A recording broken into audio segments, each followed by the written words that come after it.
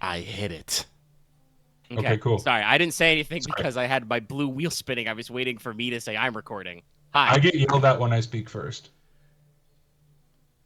Yes, usually I complain because Lucky's very good about pushing the record button to initiate the record and then not interrupting the process, whereby I usually have to do an intro because that's just how you do content. Somebody opened this for the first time ever. Hi, this is Rain. This is number 41. Woo! I know this because I just posted 40 today. I can't say my consonants correctly. It's one of them days. We shall speak. We're starting slightly later. Not that much later, but slightly later.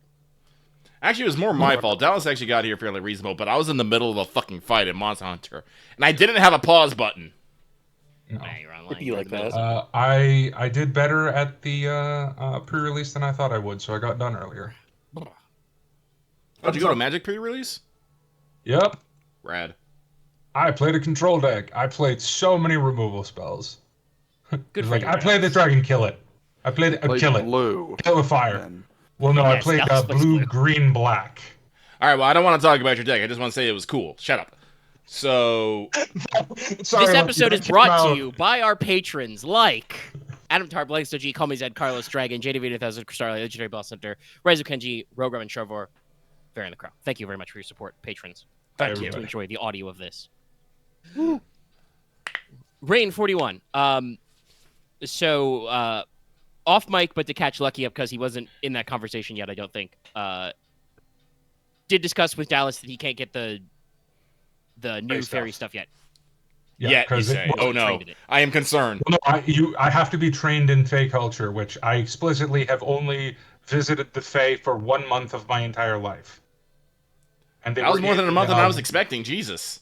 Well, no, it's because they were. I visited parts of for the parts of Ferretti that Ferretti. are near the Feywild, Yeah, so there he, were he- Fey he there. basically just went to the Glintwood and probably saw some fairies there.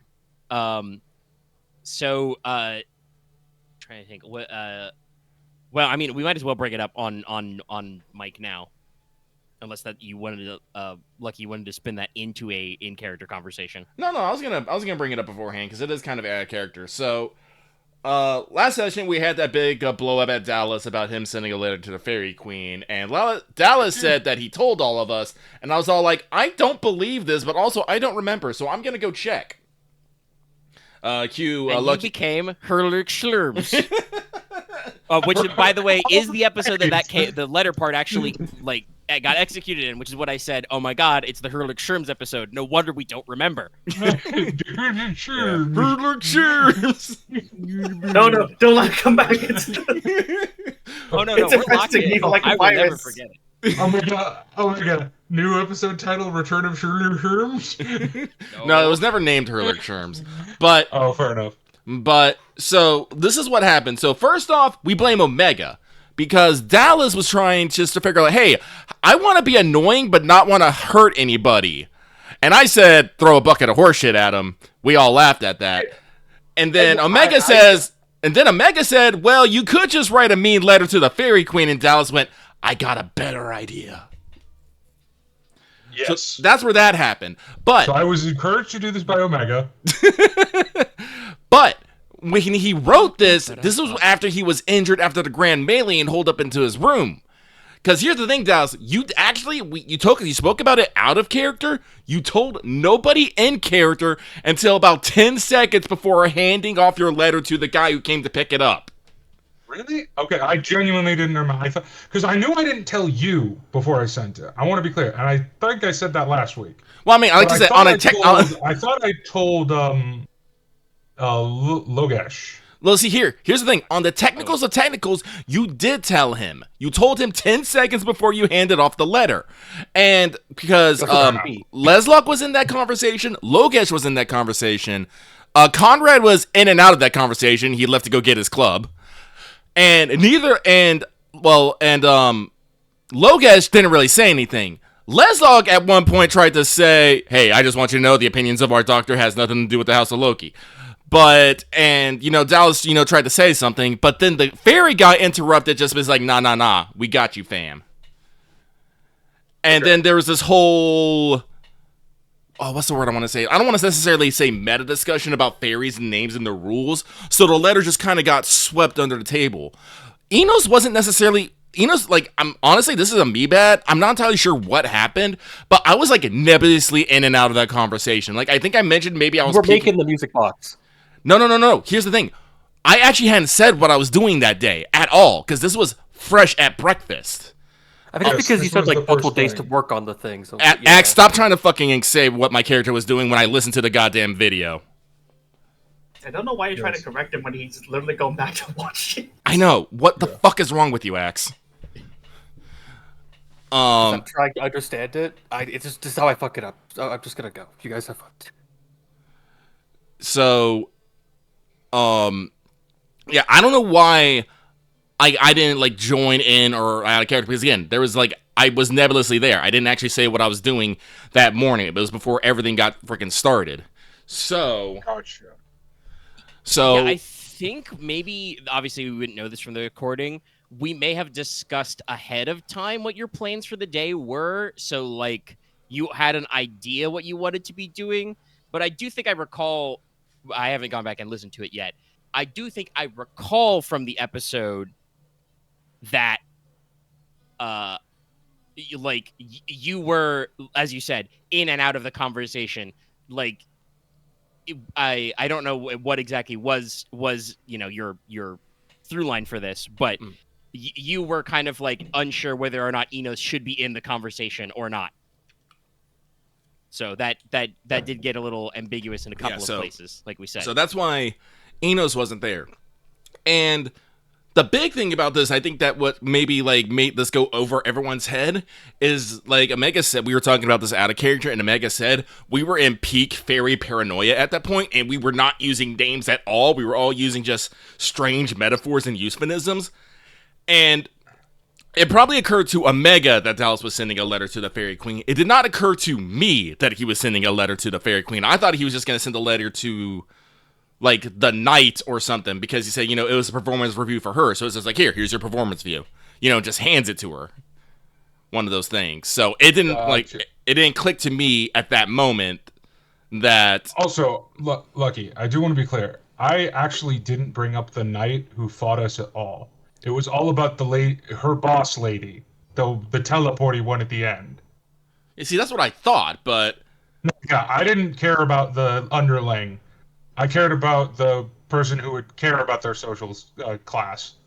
Yeah, but like all in all, I can't, like, you know, looking back at all the evidence, I really can't be fully mad at Dallas for the thing, because, like I said, I think it was like a little bit of everyone doing something to just let this situation happen. Like I said, I didn't do anything. Konrad didn't do anything. Logesh didn't do anything.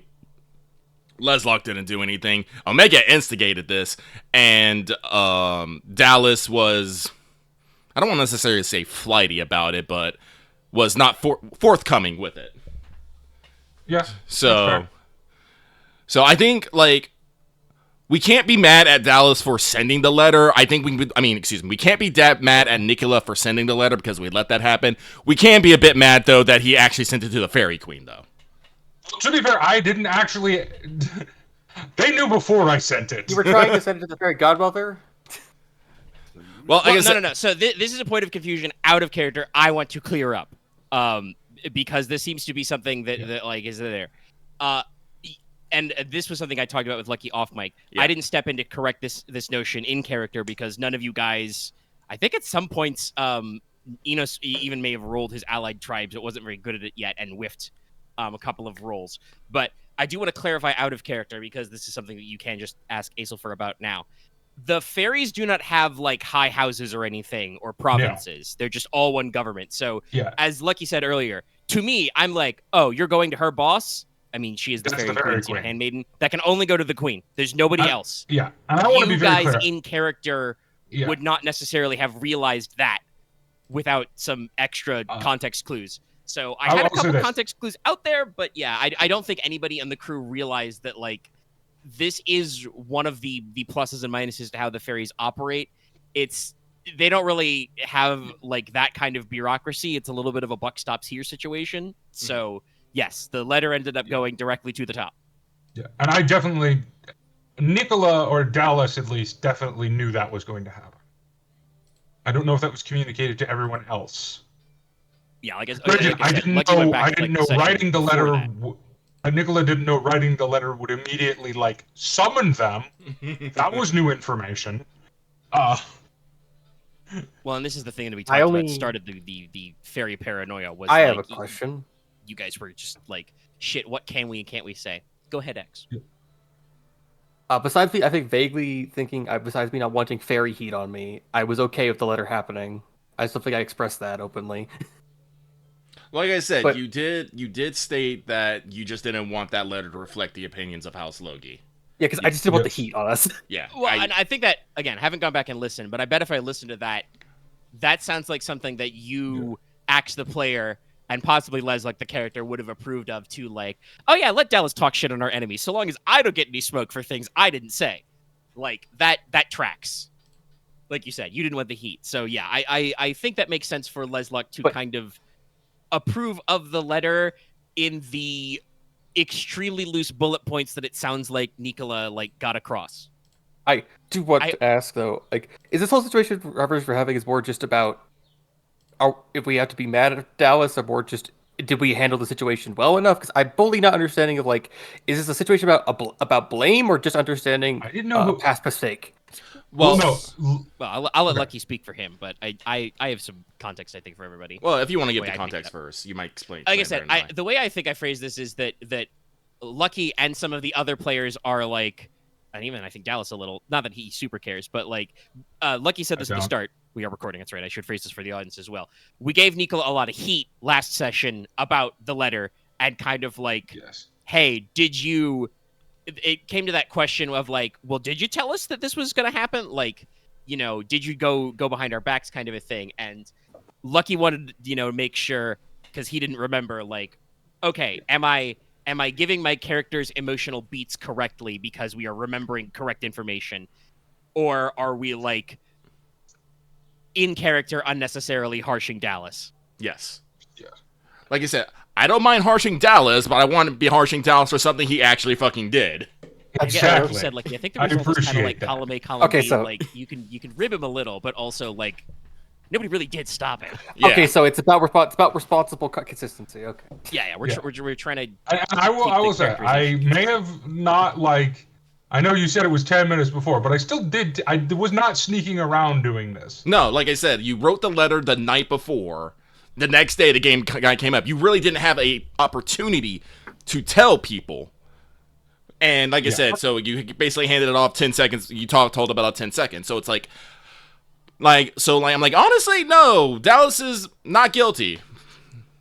Pretty much. if you want to be real, like you said at the Yay. start, you should blame me. You should absolutely blame me because between those two sessions, I came up with a guy's going to show up at the door to pick up the letter because I did not 100%. want you. I to cockblock vaguely Dallas out remember of you sending guys this letter. talking about this happening. I vaguely remember you guys talking about this Yes. happening beforehand, or No. Dallas saying he'd baked the letter before, like a session or two before that. I think he mentioned it before. Yes, I don't know it if we was, saw it was that. Like as like you said, he wrote it the episode before it got written, and then it got sent in a follow-up episode. Which is Yeah, it was written episode 20, sent episode 21. Yup. So, God, I feel. like I said, it was weird to go back, especially since we got to heal Herlick Sherbs. Again. That must have felt like a flashbang. That was like this. There's a period of like 8 to 10 episodes where I feel like you just kind of like weren't moving fast enough anymore. We were just like stuck in our own things a bit. Well, that I was didn't that. actually talk about that. I was like, I Yeah. feel like that was the point where you guys were kind of like, We need to I don't move want to say on. like complacent, but like there was a lot of killing time, and like I was writing opportunities for like you guys to like skip events, but you would skip events and then not really do anything. That was Enos. That was Enos so much. I think I mentioned this. Like, I mentioned obviously this. Inos was you were working on something, but you weren't working on something. You know. Yeah. That No. was also. Well, no, I don't know if I was that. I think I'm like 50-50. No. So So yeah. I did just want to get that out of the way. So again, we can be surprised and upset that the Fairy Queen responded, but we did know that Dallas sent the letter. So I just want us Even to. Nicola was surprised by this. So I feel like we need to retcon our reaction a little bit to not so much surprise at the letter, but what the fuck, Nicola? Why are you writing the Fairy Queen? How did she get this? What's going on here? So I would like to basically just retcon our reactions to more of that. We can still be mad and yell about Aesopher and all that other stuff. I just wanted to recontextualize that a little bit. Being mad at the proper things. We still have the good elf Mostly here, Konrad regardless. just glared at Nicola, so that's probably the same. I mean, that at least I think is character consistent, regardless of whether or not. Yeah. No, that's just how Konrad says hello to people, right? Glare. No, it's grunt. Grunt is hello. Oh, right. Besides, we have a meeting to get through, and I want to do something past the fucking meeting today. That is my fucking...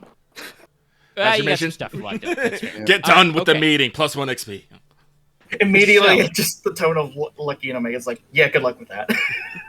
I know, we'll see. I got the stuff. I got some of the stuff. I don't know exactly what you'll do, but I know there are questions to ask at least. But Yeah.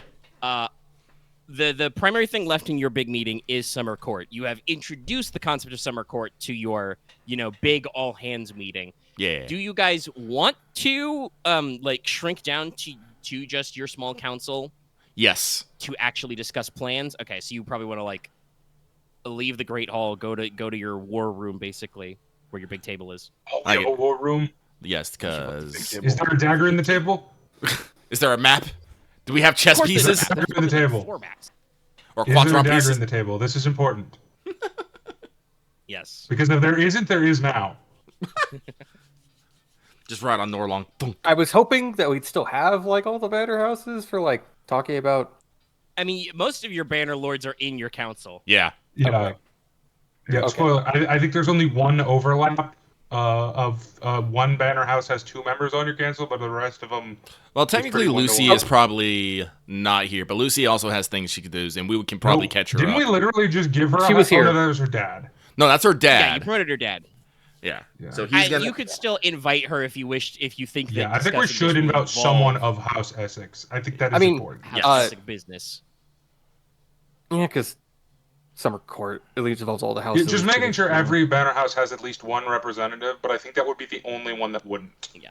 Right? That's fair, yeah. I I don't think we need all the knights. I don't think we need all the knights. I mean, we definitely... Gridarvol has 2 on the council, so that's fine. No, see, I Foreign. I like. Yeah. Yeah, I'm pretty sure that's it. Our Archbishop still hasn't is there arrived a, yet, has he? Is there a, I think we talked about this last time. He's in Teine, but he's probably either in transit or just settling in. So the bear people? The mate. Yep, Godwin. Sorry. It's your Huntmaster. Mattian? Oh, yeah, no, she is the hunt mistress. Yes. Yeah. Okay. So Hunt. You got House Wayland. You got House Amir. Yeah, no, that's everyone, I Ryan, think. Alex. Everybody should be here, and you got a couple of nons. You got Yeah, Conti. so if we just get Lucy in, that would represent all the banner houses, right? And we might as Yes. well. Yeah. And her dad is supposed to be you on the promoted High her dad to Council anyway. shipmaster. Obviously, her dad can't magically appear at your small council, so you could basically have her be Yet, I'm him by working on proxy. it. Yes, we will have Lucy be his proxy for this moment. Yeah. Okay. I'm working on Aether transport. So, let's not necessarily get into the role play, but Inos will take command as the newly minted Master of Ceremonies and briefly explain Summer Court, explain that we haven't had a Summer Court probably here in several generations. So, we don't have a much of a plan, so we're going to have to come up with a new one. Gonna wing it. Well, we're going to do better the than summary wing it. is that you're gonna bring your High King, and you're probably gonna bring representatives of all the high houses. You don't know for sure, because that is something I know Enos has on his to-do list. You do not know if every peer will appear, as it were. But representatives of all the high houses should be present because it is Summer Court. So it's one of those things that's like, if the High King needs to be like, and what does House Espada think of this? There needs to be a guy. Otherwise, the whole government thing starts to break down. Yes. So the first step that's on everybody's minds. I don't know if it's Inos' first step, so feel free to correct. But the first thing that's on everybody's minds is going to be accommodating everybody. Yeah. The king is going to be staying in your guest quarters. He is your guest, so he will be in your guest wing. Yes. In Stoneheart's Keep. If you poll everybody here, they expect that Lord Espada will also probably take the same courtesy. And when we say the High King, by the way, that also means the royal family. So that means you got the Queen. You got any number of princes how many and princesses. of the princes and princesses will be? Did I just say princesses? Princesses. Yes, you went all very German all of a sudden. German. It's not your accent. No. You can be reasonably certain as well that the Lord Marshal probably will show up because he is also the Lord Commander of the Blood Shields, and also his daughter is affianced to your Marquess. So Yeah. No, I imagine. One seems like that'll track. But do we think that what's her name? I'm the one Lucky's obsessed with. I'm not obsessed. I'm infatuated. There's a difference. Sorry, infatuated. Correct. No one hears Estelle. Question Estelle. Do you think Estelle or the hot young one will show up? That doesn't narrow it down. Where's Alice's mind's at? So you don't know if the second or third will show up, but you also don't know what they would be doing if they didn't show up. Yeah, the Estelle second is only prince. like 16 or 17. Or she's So 19 now. She's 16 to start, so like 17, 18, 19. Okay. So it's not entirely sure. I'm going to spoiler. Nicola is going to try and get the second prince to show up. I don't know how you think you'll be able to influence that, but we'll see if it matters. We'll move on.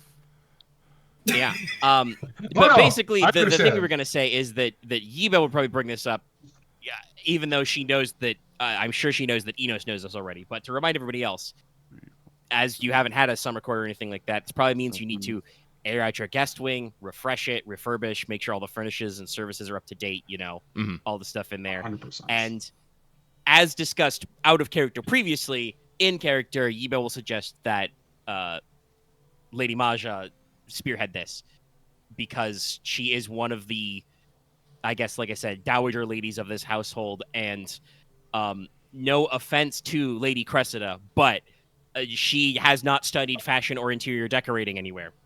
No, definitely put Maja in charge of this because, like, Lady Cressida, very skilled at a variety of things. At best, she is effectively a foreign noble. What, the adventurer goth witch lady is not a fashion expert? I am shocked. Yeah. It's fine. I created someone that's just unhelpful. But there's a couple of run-throughs about like people you don't need to worry about. Obviously, House A does have a residence in Stonehearth in the township they can use. They have a manor here because you guys are in now a very close alliance. Yeah. And aren't they like our cousins? Because isn't Maja the House A's sister? Yes. Or Lady A's sister? That's what I mean. You've got a very tight alliance. Yeah. So yes, they have a manor. Yiba has discovered that on paper, House Verity does have a manor in town. They have paid for land to be operated, and technically there should be a caretaker somewhere. They haven't actually used it probably since the time of Leslok's grandfather. So that'll be something to handle, but technically that is House Verity's problem. I guess that's where the professor and... No, that's where House Verity gets to stay. We're probably going to be putting the professor up in our place. Well, I mean, maybe Kefis will reside there when he comes with the professor, but that's because he's technically still the heir of the house. You could drop Kefis a note and say, by the way, you guys have a manor here in case you forgot. Yeah, because if he comes with the doctor, because he is her apprentice, we could probably help him fix that place up. Yeah, I guess that makes sense, but like I said, it's like that's on Kefis. Well, yeah, your scholar, the professor, right? She is you are patroning her, so that means you are responsible for where she ends up. That's you pay her enough of a stipend to rent a room in town, or you set her up with a room in the keep, or whatever. Yeah. So basically, Right. that leaves then that you've got 4 high houses you have no ideas on so far. Cheval, Ferretti, Marin, Oro. Nicola will definitely suggest that he will work with the House Essex to help find accommodations for Marin, as they will probably be. Wouldn't they be more comfortable? I mean, I'm sure they would be more comfortable by the sea. The sea is at least a day's travel, Right. like I a keep full day's forgetting. travel Sorry. away. You are very central in Stonehearth. Well then, yeah, no. Nicola will definitely work helping getting Marin accommodations. I can send some letters. I'm sorry, who do you know in town with accommodations? Oh no, I was gonna send letters to Marin to be like, what kind of accommodations would work best. Maybe you should leave that to the master of ceremonies planning this event? Fair enough. I was like, Or you could ask the Master of Ceremonies if he needs assistance. Sorry to interrupt you there, Lucky. no, it's Okay, I'll have fine. the interview after the meeting. Now, sorry, I grabbed my water real quick. Yeah. Something broadly mentioned at the meeting before, but can be brought in more detail. Since you put her in charge of it, Lady Cressida has been making strides to refurbish and maintain the Tharfield Manor. That is more of a holiday home for House Logi. You know, it's at least a couple hours away. Probably not suitable to like put an entire high house up in, but you could use it to make sure that, you know, guests of the house, like you know, banners and cadets, have some place to stay. So you're not necessarily overpressed with, you know, local guests. That's an idea. I would also say, just again, general reads on the crew. You guys have been interacting with Baron Oro a lot specifically. House Oro can probably be expected to be willing and able to flaunt their wealth to accommodate themselves. Yeah. Basically wherever they feel comfortable. I don't know how you guys want to, like, if you wanted to try and set up any courtesy on them, but you can be reasonably certain that the Baron will figure something out because he means he can spend money and look cool. So the main thing you're going to have to figure out how to field is Cheval, Marin, Ferretti, as brought up. You do not have time with just like 3 months till this thing goes down to build new anything. manors. Yeah, we No. don't. It's just not going to work. Yibel and your other stewards can probably see if there's anybody in town interested in selling, letting, or just lending, basically. Not even for money, but just like, you know, you can try and tap local nobles and be like, So hey, we got some people coming to town. Do you want to just put them up in your house? So I would then offer, because I think we discussed this previously, but Nicola was going to buy a manor house in town anyway.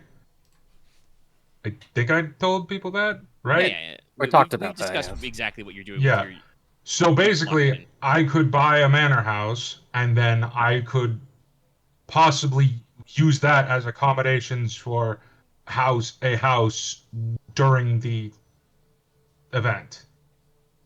that would work I'm if not you can saying fund it. I'm biased towards any house in particular, but I That would offer to could put up work. House You Marin.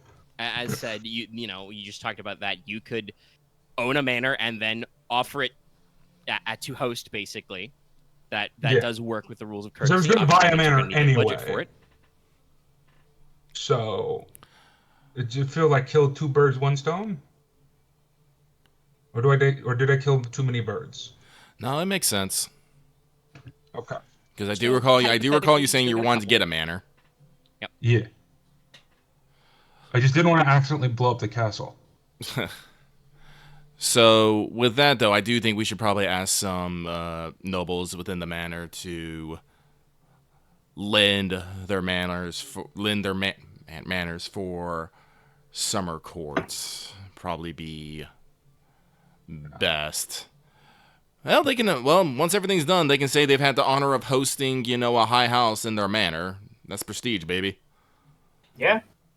The other idea I was thinking of, if we can't get that sort of thing going, is we could potentially subsidize the nicer inns in Stonehearth and literally have, Oh, sorry. No, finish, please. subsidize, hopefully not too many of them, but depending, like subsidize them, get them fit, and maybe offering them some upgrades for doing this, and then hosting them there. That is like would be if like no other nobles wanted to host them or anything like that, just as a final option. It is definitely a final option because we honestly don't want to be touching whatever inns and rest houses we have, because we've talked about this. While this isn't necessarily like particularly like a festival / holiday, it kind of almost is. Where the High King goes to do his summer court, people are going to be showing up, not just the high houses, other merchants. It'll other be a lot people. of it'll be a lot of people's only chance to ever see the High King. I mean, we kind of the novelty is worn off a little on us because, I mean, we are who we are. And it's like, and I'm half expecting Baron Oro to either throw money at a noble or throw money at an end to occur. I can hear Prince Ali in my head as we lit- talk about Baron Oro. It is literally that. So So that's already probably like, whether it's you have a wealthy merchant house in town or whatever your finest inn is, somebody's getting bought out. As I think like an extreme backup plan, it works, but it's definitely one of those ones where Lucky is correct. You're going to be looking at a big influx of knights, courtiers, and merchants anyway, because all of the high houses of Troycrown have a lot of hangers on, not all to be, to use a real world example entirely. Yeah. To refine that idea, we might want to potentially offer like to help the inns upgrade and clean themselves up anyway, if we are going to be getting a lot of foreign guests. We're remodeling I definitely most do of think anyway. It might be a good idea anyway. to run a little public works. I don't know what your budget is exactly, but well, again, we got a lot of money we got to spread all over the place already. We got events to run, security to take care of. We might not have the budget to give inns an upgrade, because remember, we still have, not only with like what's going to come up, but we got to basically house, feed, and entertain the king and give him a place to hold court. And the Logi bros both want to do a big event, which is also going to cost money. So this is... Oh, sorry. Please go. Like, we've discussed this out of character, but my overall plan is to basically hold summer court over 4 weeks. Week 1, we have a lot of court appearances, big fist, maybe a dance. And week two, we either do the technology and culture fair or the tournament. The next week will be the opposite. We'll also use those weeks to get the High King out to, tour our lands, do some hunting, do some fishing, visit the hot springs over and I want to say Drakesburg. Drakesboro. That's what it was. Drakesboro. Scottish. And then come back from the vacay in week 4 for a few more court appearances and a farewell feast. We're already gonna be scraping maybe some barrels for like feeding people. Like I said, we're not gonna be able to. We don't get the grain from Cheval until fall, and while we do have money, like I said, we can't just like. Not a lot of people have the stuff. You can't keep spending money on your problems because you only have so much of it to go around. Yes. And also, you owe literally 1/3 of your net wealth back to House Oro in a year. Yes. Currently, like we do have plans. If we can deal with the ogre problem and find the silver mine, we might be able to boost our treasure rather quickly. And if we can pull off the crackdown, we'd be able to supplement our food. But we can't rub money on every single one of our problems here. Yes. Right. Yes. Speaking of which, the thing on everybody else's mind after, where the fuck are we going to put all these people? Mm-hmm. Which it seems like you've got a decent run at ideas. Would you, because packing 3 other high houses into your castle might get a little cramped, but you can, like I said, relocate some of your other normal courtiers to like Tharfield Manor or elsewhere. would you want to invite any of the other houses into your guest quarters?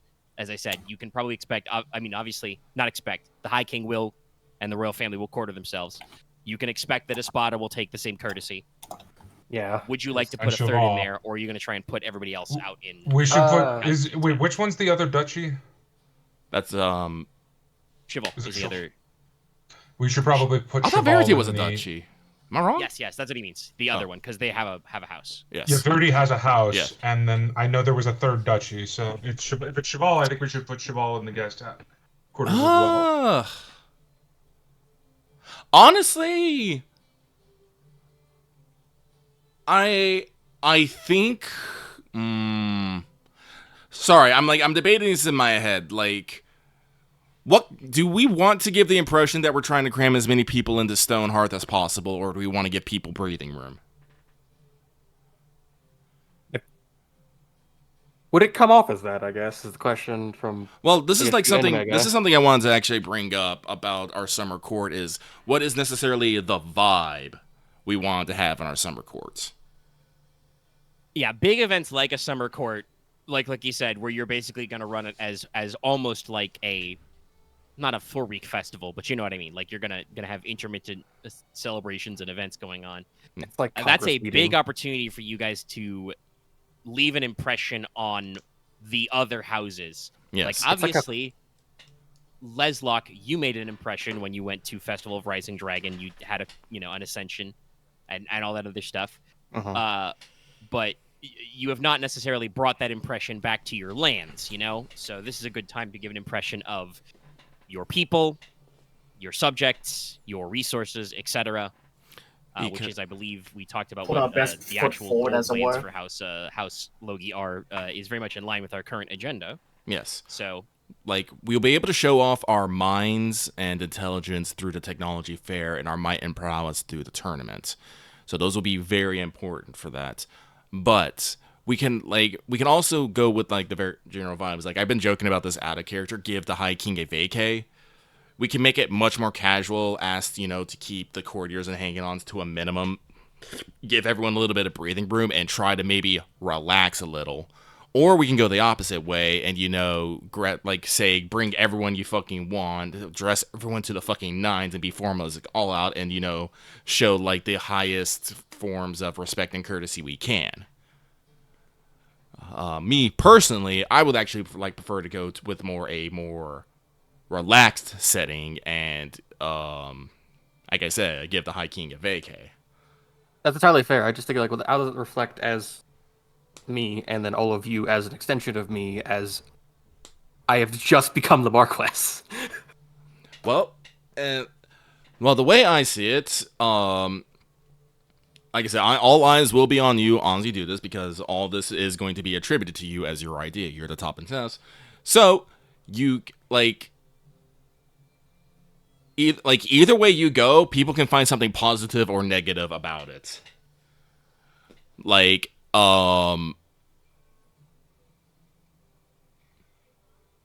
If we go the casual route, naysayers will say that you're being lazy, but other people will say that you're being, you're being respectful.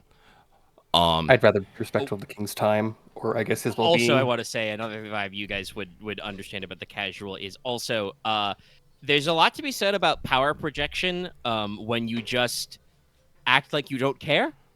Yes. That also says a lot. Like, if you give the impression that the High King visiting your lands for 4 weeks, which is about the longest length of a, usually even one of the great houses can tolerate a full iterant court. Mm-hmm. That says a lot about you, that you guys were just like, oh, ain't no thing. Mm-hmm. On the converse, if you do go super formal and pull it off, that also says a lot about you as well. Yes. But, it depends on what kind of image you want to do. But, I would okay, also add, since we are here's thinking about your political image, think not just about what impression it sends your allies, but also your enemies, which definitely exist and are definitely real. You know this. You Yes. you do not keep getting attacked by bandits and monsters and shit for no reason. There's a reason. Have The reason we've said the word conspiracy as not a joke. But Yeah. so question. what vibe would you like to spread to friends Aren and first. enemies? I had one quick question. Did the king have a winter court this year? Past winter, yeah, he would have had an iterate court. That would probably have been either like at home but not in Lampclear or in Celticy. Yeah. Okay. Because it would be somewhere where it's comfortable. So I was just thinking if we need to kind of have a tie splitter, we could try and be the opposite of whatever the winter court was like. I think we should. You Personally, guys probably, I don't think would have attended a Ax, winter I had a court. question. Well, if it was in Probably. Celticy, I might have because I was there, but otherwise, no, You would have probably popped not. in, yeah. Maybe they were passing. I just wanted to know Ax, if he had a winter court is all. So. Ax, There, I you do have a probably question would've for had one, you. Mm-hmm. Is it important to you to follow in your father's footsteps or set a different tone? Because I'm pretty sure I know which one he would have picked. Leofic probably would have done it casually because he doesn't have time to make it extremely fancy in his own mind. I don't know. More- I think he probably would have been more formal. He was, he was running Okay, I himself guess we're not- He was this is- running himself ragged, because he was, sticking up with procedures and whatnot. He probably wouldn't have been as like anal as like maybe the Lord Chamberlain or whatever, but no, I think he would have gone for something formal. Yeah, I would have said he would have done a little formally. Yeah. Probably not as formal as some houses, but definitely more formal than, like, say, House Oro or House Marin. That's fair. I think we need to run the actual like court part as formally as we can. Well, yeah, no one's telling you to break protocol. Yeah, no, we're not gonna break protocol, but like, because here's the thing: Do Summer we want Court, chill beach vibes? Dallas, No. shut up. Summer Court is basically the main thing. Is the king basically holds court. He basically is gonna sit in a place somewhere in Stonehearth or wherever he decides to hold it and hold court. That means people will come talk to him and they'll discuss policies and whatnot. The more formal, the way you can put this is, the more formal the event is, the more days he holds court. The less formal is, the less day he holds court, and he can go do other things and relaxing. If he's holding court often, that is, him displaying his authority and whatnot, and you are showing, the king's law is important to the land and all that good stuff, because, you want him out there doing his job. But again, if you go casual, you are saying, maybe the king needs a goddamn fucking break, let him relax. And you're showing your loyalty in a different way. It's, again, just the vibes. But no matter what, the court will be run like court is supposed to in its, in its specific protocol. I have a box text for this. Oh, Okay. Because I knew this was actually going to come up. So technically this is lower down on my notes, but I have like pre-written some stuff for you guys to prep to structure Summer Court. So Okay. Summer and Winter Court, or any kind of iterant court, it's just that Troycron has distinct seasons and climate zones, so usually you guys do a tradition of summer and winter. Technically, the king can decide he wants to go anywhere for court. Spring But court. on paper, the Summer I'm Court, voted the to do iterant that. court, is just the king's Curia Regis, the king's council, moves. He visits the courts of his peerage. You guys have attended both. Leslok has attended both the actual the private council, and you guys have all been to a big Curia Regis. That was the big meeting you had at Parliament Hall, for instance. So basically, this is an opportunity for the king to receive the petitions of his citizens who can't travel all the way to Crown. That takes a lot of time and effort and money, so he takes there, so he goes to his business abroad. That means that he needs to bring obviously enough courtiers in attendance for his own comfort, but also enough to do business. Like I said, expect, the entire royal family who's free, a decent mix of blood shields. I would say you probably don't need to worry about literally entire companies worth, because all of them are traveling together. So, maybe like a dozen men from each company. But Yeah. this means while he's out there, the king is not officially, as Lucky said, on vacation. He's not officially doing that.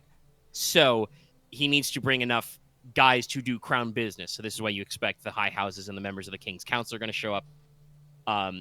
You can also expect like spouses, children, other courtiers, depending on what kind of business they want to get done. The king will expect, though, because he is touring his realm, some outside time, no matter what. Right? Right. So no matter what, you should expect to, take him out for, hunts, tours, some things. But yes, in general, the purpose is for him to visit the other courts and, as like you said, hold court. So that means he will be receiving petitions, doing crown business, etc. And the kind of the crux is, if you wanted, you guys could do, as an example, we like the 4-week plan because that gives you enough time to accomplish your other agendas. But as an example, Also, we give them 2 weeks for the king to actually. You could do the 2 weeks and have him do nothing but hold court, basically. Just be like, well, Your Majesty, you're here for 2 weeks. We're going to throw a couple of big feasts. We've got a couple of afternoons where we plan to take you out on the hills. And then the rest is just, he's in Stonehearth. Your doors are open. He is taking meetings, basically. Whether that's, the public come to him to be like, Your Lordship, my wife has died and I have no money. And he's just like, crown money. Throws a fistful of coins at him. Or Money bomb, the go! other stuff you've business, criminals, legal matters being settled, other petitions, crown patronage, etc. All that kind of stuff. Sorry, getting a Steam notification in the middle of this recording. Flashbang. Yeah. Well, now I have to tell the audio listeners that's what you heard. That was on my end. I didn't mean to press that. Fuck me. God. But It was. That wasn't me, but just something else.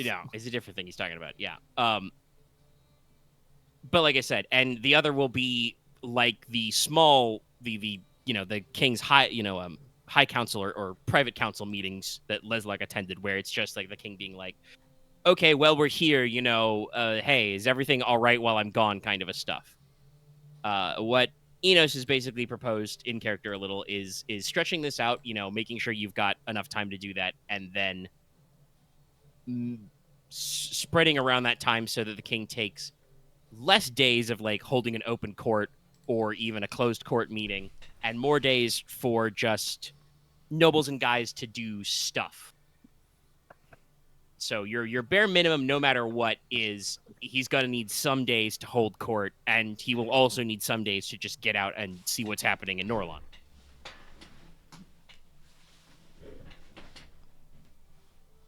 So, that takes us back to the origin point of the pitch of, well, do we want to try and make those days, longer and more relaxed, or do we want to try and cram as much crown business as we can? I'm not going to say anything else, Axe. It's up to you now.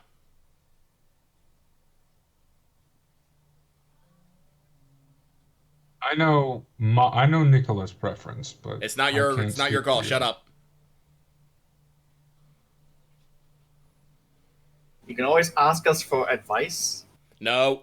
However, We have given him all the- Also, no, I will say yes, he can. If he wants to ask his courtiers their opinions. Yeah, we've already given our Generally, opinion. Are we just going to keep saying the same things over and over again? Well, you have been doing most of the talking along with Dallas. I don't know if anybody's actually asked Logesh and Konrad what they feel. I tried to get my opinion up earlier, but... Oh, well. Axe?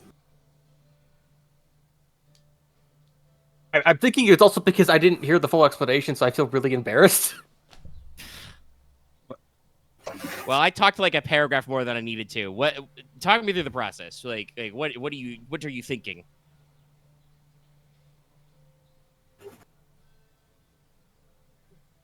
I'd rather it be more relaxed, because if we're already going to have 2 weeks where we're cramming much business into it anyway, unless if we go relaxed entirely, that doesn't work. That's not how that's going to go. No, yeah, spread out the weeks. Because if we just Have some bookend it of all the actual work, so he has time in between, I feel like that works more because he still has to travel back anyway. It's true. It does take a while to travel. He gets to get all of his people and all of his things and all the extra things he got along when he got here to go back. Yeah, that's another important part of court. People will probably give the king gifts. All the king's horses and men. So because of that, I think it's better if we actually do we bookend it.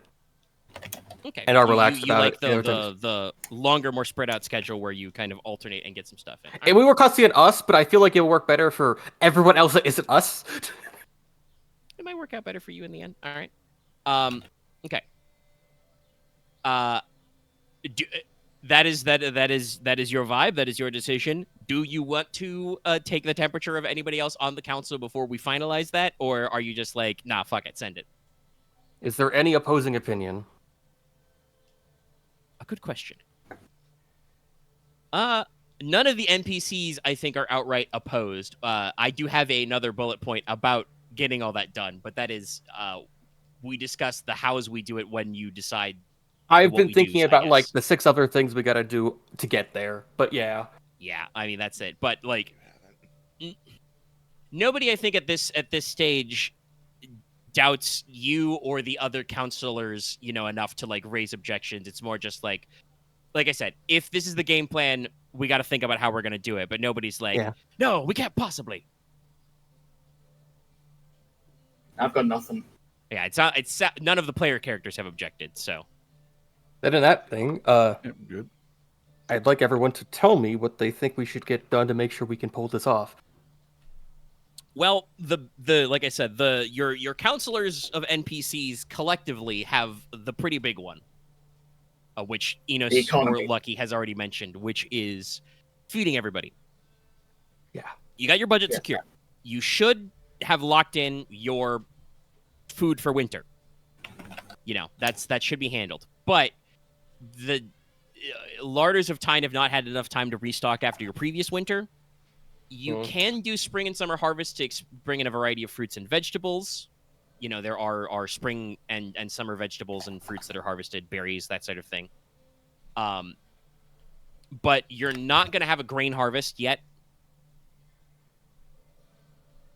That's like not going to be fixed. Some of your production of the usual, wine, beer, and mead should mature. Like obviously, you'll have time to vint or have previous vintages to go on. And no matter what, because high quality spirits are aged, you'll be able to move those. You can preserve dairy.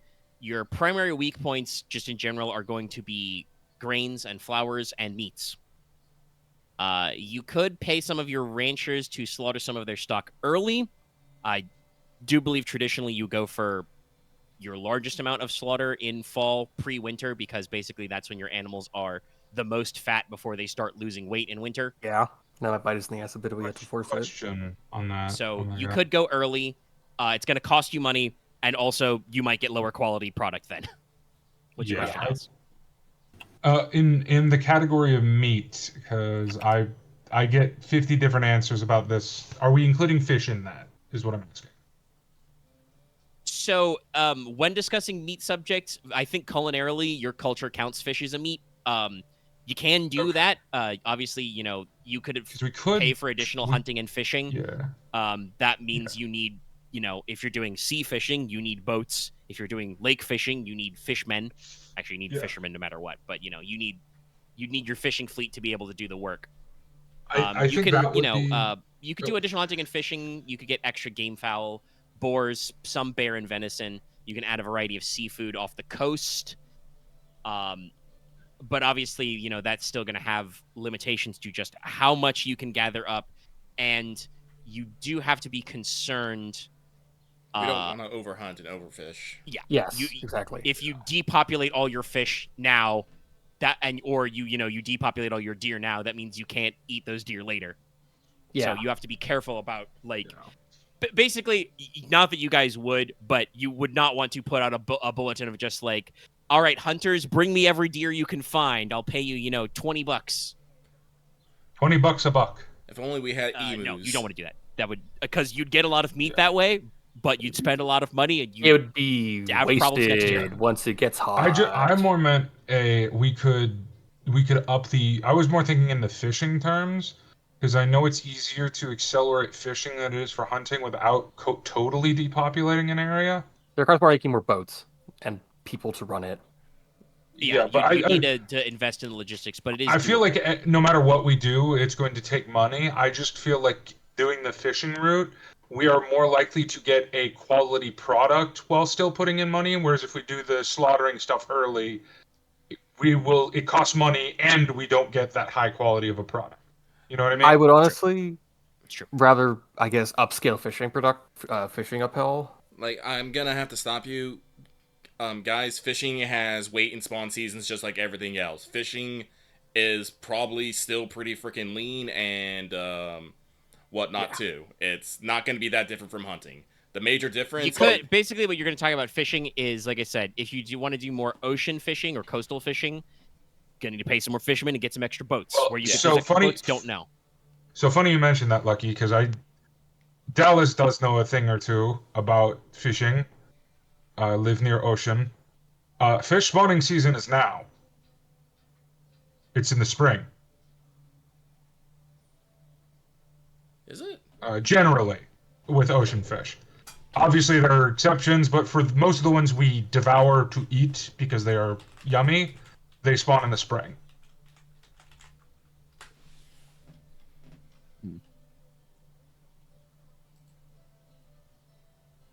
Yeah, I'm double checking, and it's like freshwater can also spawn in spring.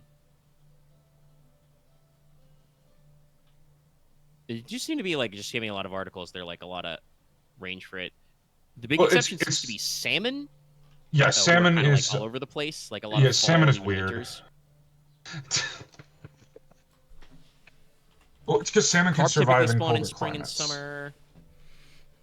So yeah, I think it is the right season for it. Again, the question though is the logistical aspect. Like I said, if you're going to do large scale ocean fishing, you're going to need to if you want to bring in more product, you're going to need more fishers.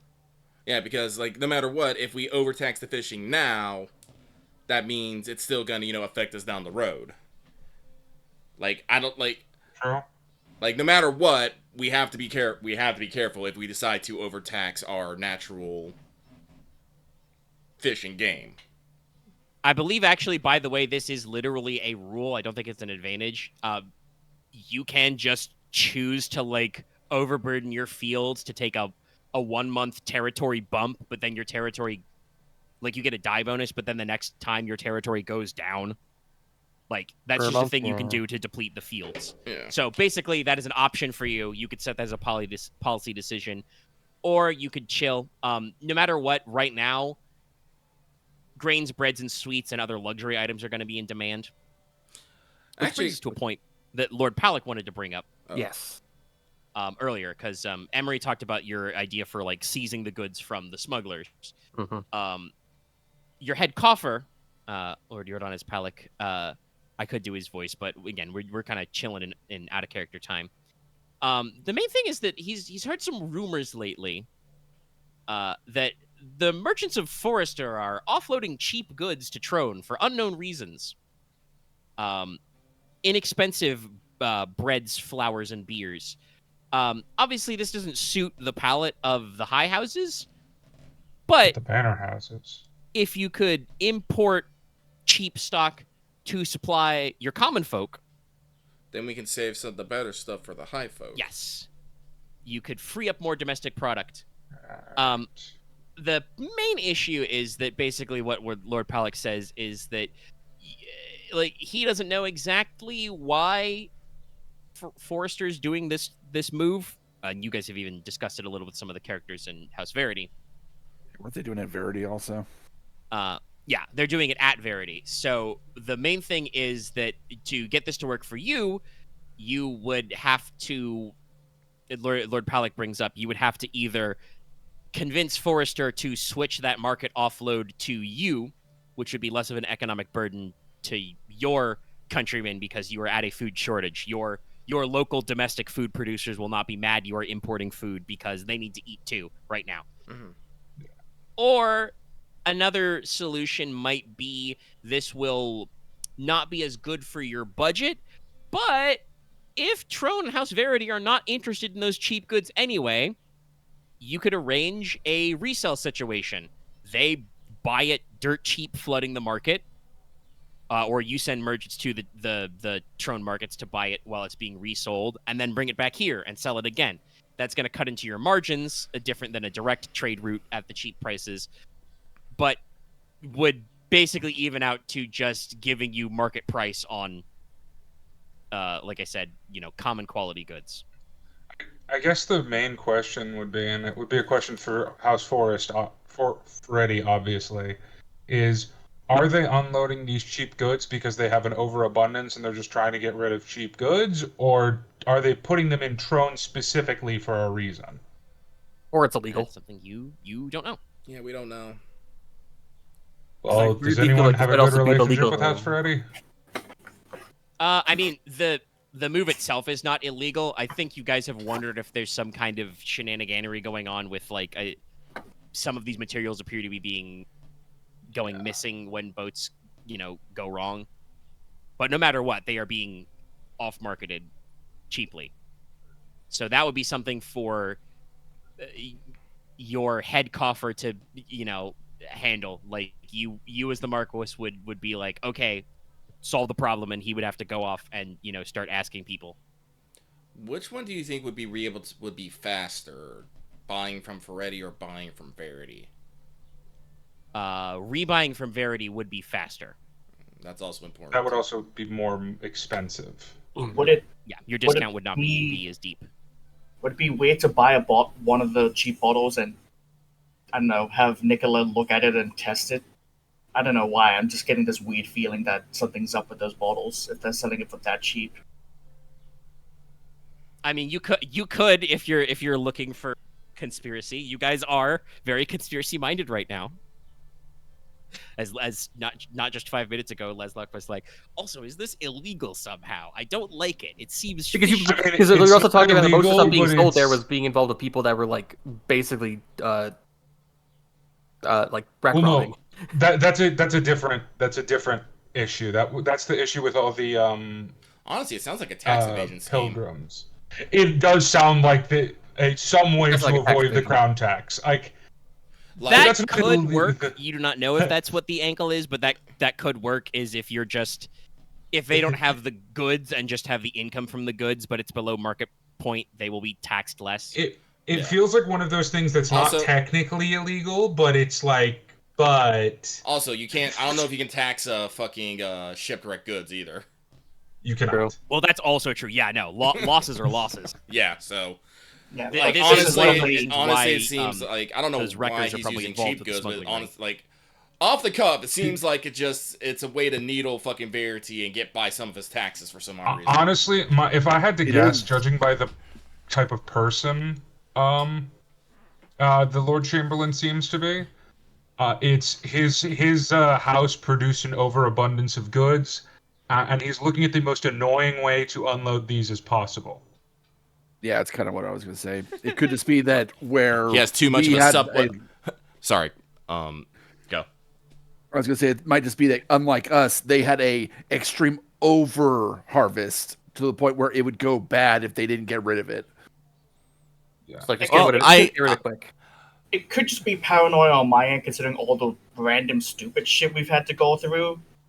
But it is just only if we decide to go and get these cheap bottles. It That's might why be I'm an overabundance of subpar goods. Yeah. Like I think, I don't think Lord Freddy is evil. I think he's just greedy. but The goods that were described to you based on like urban rumors and stuff they were already lower quality, so they were coarser grains and breads, cheaper. I didn't even know what the description is. I guess lighter beers, like not as strong, not as high quality. watered down, baby. Yeah, Watered and down beer. low quality, like not very finely made, So Bud less Light? labor intense cloth.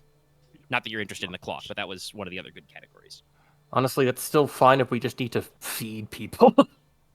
Oh no, I think getting these for the like what he said, getting these goods, supplying them to the common folk, and basically taking the higher quality goods for the summer court is the best solution. It's just how are we going to go about obtaining them? Do we deal with Ferretti to save money, or do we deal with Ferretti because we don't like Ferretti, or some people don't like Ferretti? Don't say it like that. We deal with Verity I know, so we it's can faster. For it's faster. Yeah. Yeah. Because it's So- quicker to get there and take it back. It's your so that's kind of the to avoid talking in circles forever. That's your kind of like Yes. policy fork, Yes. This is like a 4X game where a little pop-up event occurs. You have two ways the strategy can go. You can send Lord Palak or one of his representatives to go meet with Ferretti directly and be like, hey, we've noticed you're moving these goods in this market. Would you prefer to move goods in our market instead? We will... Lord Palak probably wouldn't phrase it that way, but basically the diplomatic version of we will bitch less than Lord Verity about it. Or do you go to Verity markets, not even necessarily Lord Verity, because you guys don't know how he's going to take that one, but just go and be like, hey, you guys have a shitload of cheap goods. We'll rebuy these off you, at normal market price and take them off your hands, kind of a Hello, thing. we're here to buy all of it. Wouldn't it likely be a lady? Please, no, Oh, God, please, I no can't- more distractions. I want us to make decisions and move on. Yeah, either way, we'd be dealing with the house, so Yeah. who exactly we're dealing with might not matter. Nicola would vote for Ferretti on this. Obviously. Noted. Well, no, it's because we need money for other shit. It's true. I'm Yeah, gonna hold mine until I hear the other guys' opinions. He's got to ponder. I Yeah. think I agree with Nicola. It's because that way it might take a little bit longer, but there's less chance of someone getting angry that we're short-ending them or anything like that. Also, we can leverage that we can say Ferretti helped support the people while we were repairing the court. Lord Ferretti does kind of owe us one. Uh, Not Actually, officially, can we? but, We like, might. Maybe we can get a little bit cheaper. Yeah. On top of that, we can mention that we have a lovely new friend here, the good elf. Like he's technically already repaid his debt, but like, I'm more talking about like we could phrase it as like he could get off of our, not shit list, but like annoyance list. We can remove the black mart off the record. Yeah, we can forgive and forget. But I mean, Inos literally did in his speech this morning talk about how there was a black mark on your relationship with the house. He said that in front of everybody. So. yeah. I ain't forgiving shit. Well, you don't have Konrad, to. I'm not expecting us to actually forgive and forget. I just mean in the social sense. Yeah, politics. Yeah. Yes. In the So political that's sense. what forgive we're and leaning forget. like 2 Ferretti wise. What is No, Logesh? I'm gonna like now that I think there's definitely a more political angle. Yeah, I'm leaning for ready as well. Logesh, you are concerned about economy and feeding people. What are your thoughts on this? Again, it is technically the cheaper option, but Yeah. I'm just concerned, because the one thing I don't want to do is like, if we get this to feed our people, if the quality of the ingredients is going to make everyone sick. kind of Well, Don't, the problem, don't you worry, I'll check. like we can check, but like here's the other thing. The other option is to not take this food, and then we have to come up with another source. Yeah, that is the dilemma I'm currently debating at the moment, and Well, Yeah, that's not no. a situation we have a solution for. Like I can understand it, but I think you need to pick between one of these two options. And if it turns out that the food is magically poisoned or regular poisoned, well, we will go start slapping Ferrettis until we figure out what the fuck is wrong. Also, that If also it's would be on poisoned, you to sue if them. it's poisoned, I can fix that easily. Yeah. That would be poison would be easy. I could do that. No, if it's spoiled, I don't know what I would do. I don't know, Well, like, so- I'm not going to assume that fucking Ferretti is, mixing their fucking food with, the flesh of Monstrum and feeding it to people. But, the thing I'm assuming is that it's not Ferretti who's done this; it's just a third party who's taken the things and done this. Again, That's fair. total conspiracy brain. But also, so Otherwise, Logesh will no, I say, get it. I'm fine with this. I'd feel much more confident in our abilities to host everyone and do all of this if we take the silver mines and also solve any other overlying issues we have. well, one thing at a time, my dude. We're gonna get there. Though. I know, but So- it's just a compounding issue. How about this? We send. I forgot the role. Whatever. Send third Pal. We said Palak. I know. We said A our coffee. representative. We said representative deal with Ferretti, and then Logesh, Nicola, you'll be in charge of how the distribution is handled and to make sure it's actually not going to cause any problems. Gotcha. I'll taste test everything. I'm joking, by the way. I'm not actually going to taste everything, I know. but I can alchemy it. But regardless, an inspection of the goods upon arrival would be good nonetheless. Yes. So, Honestly, I double checked. I don't think this is technically a company action because there's not a great one for it. Like It would just like- be Palik's own roles, I think. honestly, because there is improve the culture and rise in stature, but that's not really what you're doing because you're not really like rolling to It's feed the people. improve yourself. You're trying to negotiate a trade deal. So I think that's just that.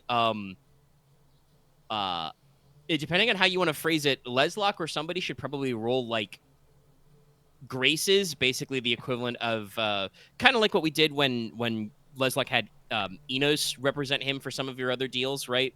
Mhm. Like just make a graces roll to write a like letter of introduction, like saying like, "Hey, this is my representative. Here's what he's here to represent.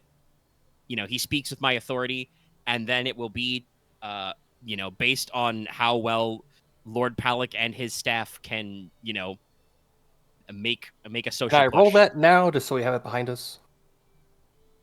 Yeah, if you would be willing to write the letter, probably sometime in the next day or two, yeah, you can roll. I will graces now. probably will. I'll be writing probably 8 different letters. You got a secretary, so you can start drafting. Yes. Right this second. Yes. Let me just...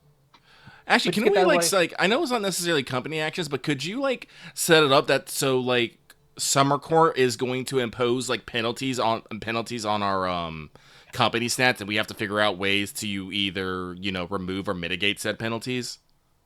That's a good idea. Possibly. I don't at this No, stage I don't think maybe I Summer will. Court is going to actually burden your company stats right this second. It's just Um, like one of those time. things of like I'm realizing this, like we're trying to solve problems ahead of time, but there's nothing like mechanical in it. I'm like, Well, yeah, a lot of this is narrative. yeah. I definitely think that probably no matter what, whether you like it or not, I think I'm gonna have you guys roll rise in stature after Summer Court. Yeah. Makes sense. Because I think that one just works. So let's see. Rise in stature is sovereignty plus treasure. Yes. So. Yeah, maybe super culture, showing elegant or yeah. I'm gonna go do my roll now. If you want to temporarily raise your influence, yeah. So I guess the question of whether there's a difficulty on the rise in stature roll at the end of Summer Court is if you're actually trying to raise your influence stat then, or you're just like, we just want to make our vibe known. But yeah, so and I will say, again, it's probably not actually like a straight up issue right now because you guys have your situation secured. If you guys didn't do anything, I guess to answer your question, the answer is kind of lucky. If you fucked this part up, and like had to take away food from your common folk to feed people, there would definitely probably be penalties to sovereignty. Yeah. Okay. Because you haven't actually had to working do on that step yet, there's not like food riots going on. So this is still a preventative solution where there's not actually a penalty yet, but if it does not succeed, that will be a thing you will have to mitigate in future. Okay. I can say these are like clocks to crises that will happen eventually. Yeah, no, that's a good way. Yeah, we have the crisis clocks. If we hit fucking midnight, we take a penalty, so we have to Yeah. solve it before It's- then. Yeah, no. Yeah, And like I it's- said, a food riot yeah. situation Very would good be a way hit of to dealing with sovereignty. Yeah. Like Okay. in the RPG games, it's like at the end of this month, you need X food, X blank. If you don't have it, you get one of the bad events. Yeah. Yeah. Commander, this country's about to leave XCOM. Yeah. So I'm gonna roll my roll now. Just to Yeah, go ahead and roll your graces. 9s. Nice. Okay. Very well written. But please let us continue hammering out details. Okay, next thing. So that is for the moment, the like primary concerns your crew has. You have pitched and or rather I should say, Inos has pitched and Leslok has accepted the 4-week strat. And so your current plan is that you're gonna do like, is it just like 2 overarching events, or do you have more stuff to put in the weeks? Because you want to do the tech fair and you want to do the fencing tournament. Well, those are the 2 big ones that we have. Again, also, you mentioned this out of character, but I think it's good. We should also probably have a big mass. Yeah. Yes. Have that. A couple With of our new feasts. charter. We'll have a couple of feasts, big ones on the first week and the last week, and we should probably have some sort of other major social event. I You should I've probably, still been. should probably also definitely make sure there's space for other houses to like schedule their and plan their own events. Well, yeah, no, that's what the middle weeks The are core for. part is, yeah. It's also why I probably need to Like send letters the to turn, all like houses anyway. unfortunately, I do not expect the High King and the Noble houses to sit all day, every day at the technology fair and or the tournament. They might want a jousting tournament. I don't know. Nah, I some of mean, the that houses if House definitely Cheval was will. a jousting tournament, they're gonna figure that shit out. That's fair. That's why we should probably send a notice to all of them if they have an event they specifically need to have at the thing. Please send notice. I mean, No, I think very in true. general, Enos is just going to send out letters that are just going to be like, "Hello, yes, we are House Logi. We understand you're sending somebody to Summer Court. If you could let us know, if you could RSVP, let us know ahead of time how large your party is. If you have any special accommodations, anything like that, and just write blanket letters, basically saying, okay, how many people you bring in? Anything we need to know beforehand." yes, I am not going to open the house for them to run their own events because this is not their show. This is our show. No, that's fair. What is a very traditionally Norlonic event? I'm trying to think of something that would be culturally, traditionally significant to Norlon. That isn't just killing things. Well, like I said, we probably got a pretty good hunt.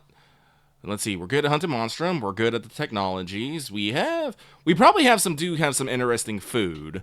We were actually looking into this earlier. We could do a. Oh, I have an idea. I do have an idea. I'm listening. We could do a cultural festival Well, celebrating different. So, Oh.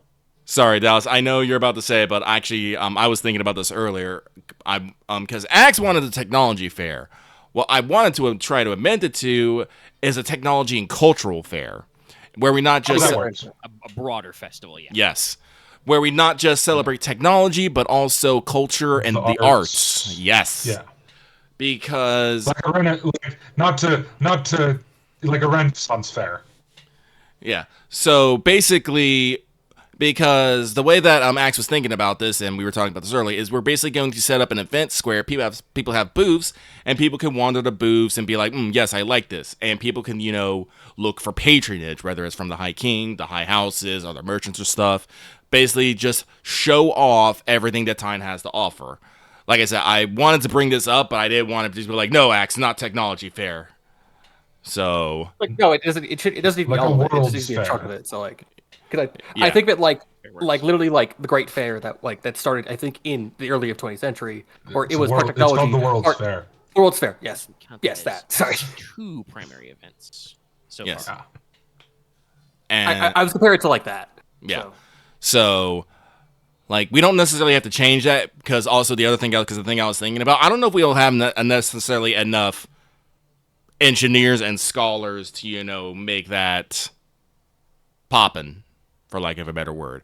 If we include artisans and artists, though, definitely.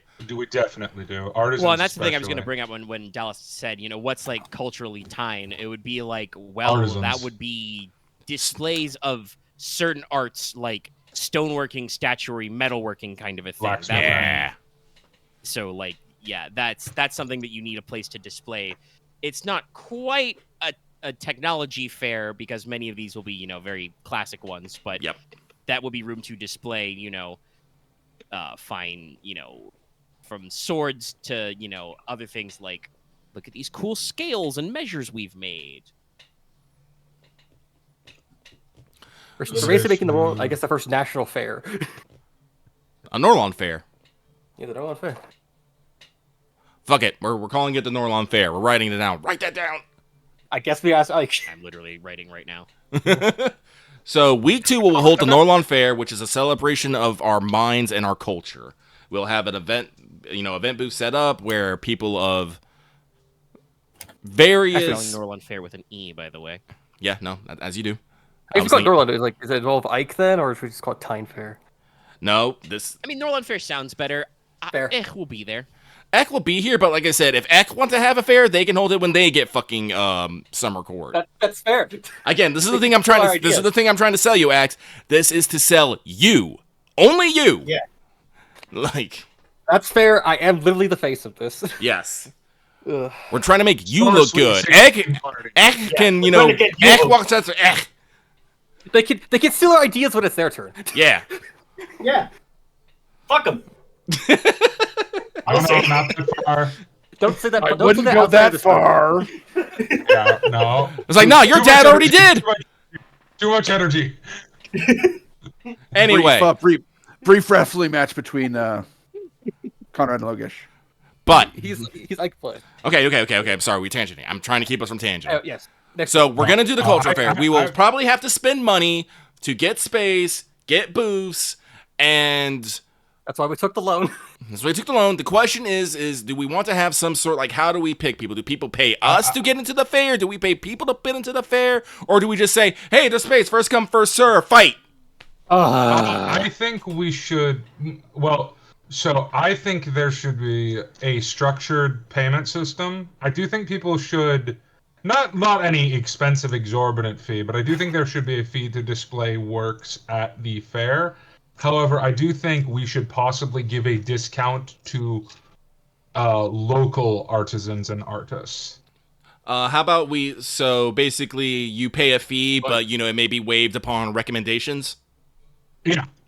And obviously we should give, like, I mean, it's not right, but it's what we should do if we're trying to sell the house. Wrestling term sell, not, I mean, you know what I mean. an easy way if we're to- trying to sell the house, we should give preference to people from Norlon. Makes Well, sense. I was thinking to make it not seem like we're not playing favorites. Is like, oh yeah, it's a first come first serve. And who are going to be here Yeah. first? You know, obviously the Norlands. Yeah. Yeah.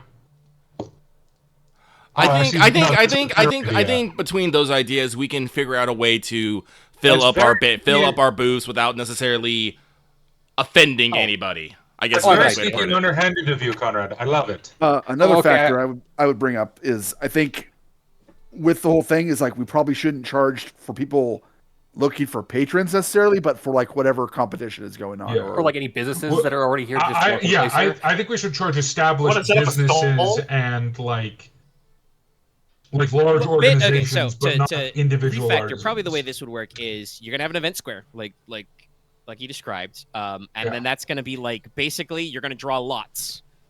So if you want one lot, you know, it's one fee. If you want a big fucking booth, that's more lots, more fees. Yeah. Because you're not just obviously going to have, like, it's not just going to be, like, one stall booths of, like, hello, I'm Jim the Sword Maker. Here's my good Jimmy swords. You know, some of those will also be, hey, here's the local theater troupe. They bought 4 lots and set up a stage so they can do performances, kind of a thing. Yeah. So, you know, you're going to have different people at different tiers, basically, as discussed. Yeah.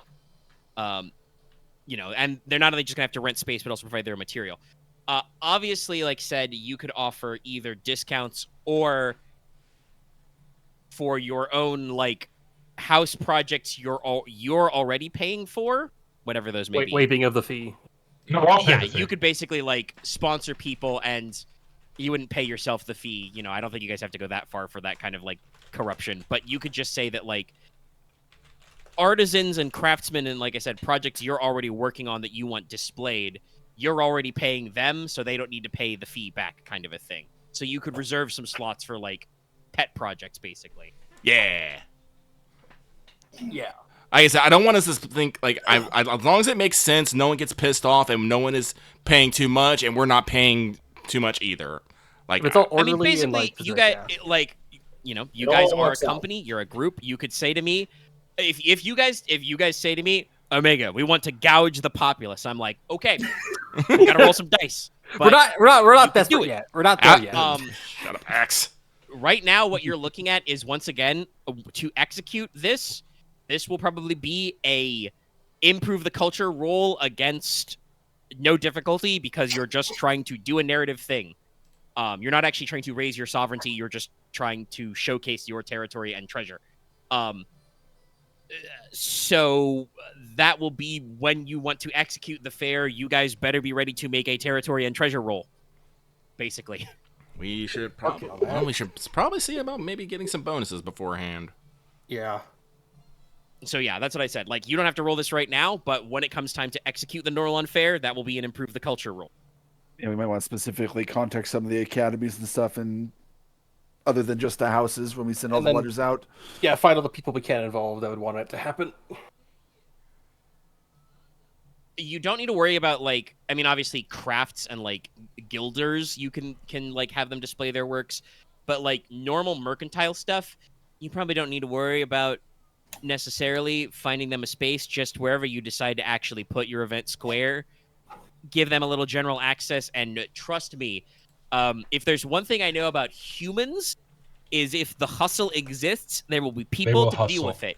So like, you put up an event square and you rent the squares around it. Wherever that stops, wherever like it goes back to public business works, there will be booths selling, berry pies and fruit tarts. There will be people, with lemonade stands, and they'll figure that shit out. Someone invented the corn dog. But no, like I said, like we hot dogs are like super dog. processed, but like breading, like breaded sausage rolls. Sausage rolls. Let's not talk about sausage rolls. Please let us keep moving. You're gonna make me hungry. Save that for later when you guys want to plan a feast. So Yes. I do have an idea. Let's hear it. For another event. Because we have something martial, we have something artisanal and cultural. What about an event display for like? I don't know if obviously it would be a different term because he didn't exist, but like a Socratic forum for scholarly and magically. I don't know. Well, Meeting of the minds? Source, like basically like a Socratic forum is what I was thinking of. So But Socrates doesn't exist. I know what you mean, but I think that personally will actually be done in courts when the king has his court and people are in there and he says, "Hey, what do you guys think about this?" And people will start talking. Yeah, and I want to point down, I just instinctively wrote down when talking about Norland Fair is like, you will also probably have space for like I said, theater space for performances, but also that space could be used for lectures. Like you could have outdoor or indoor lecture spaces as part of that to have people like discuss theory and philosophy. I did have the idea because I still want to do the giant Quattrum board, but I was thinking about that. But I think what I'll try to do is I'll try to maybe after the fair and martial tournament is done in the last week, I'll set that up in the event square. Or So you take gotta a part make pieces. Well, that's Yeah, you gotta craft all that shit. Yeah, I gotta craft all that shit. That one I think is not gonna be a. That's definitely not a company role. That's a get some magic wizards together role. You need to get the tower to help you on that one.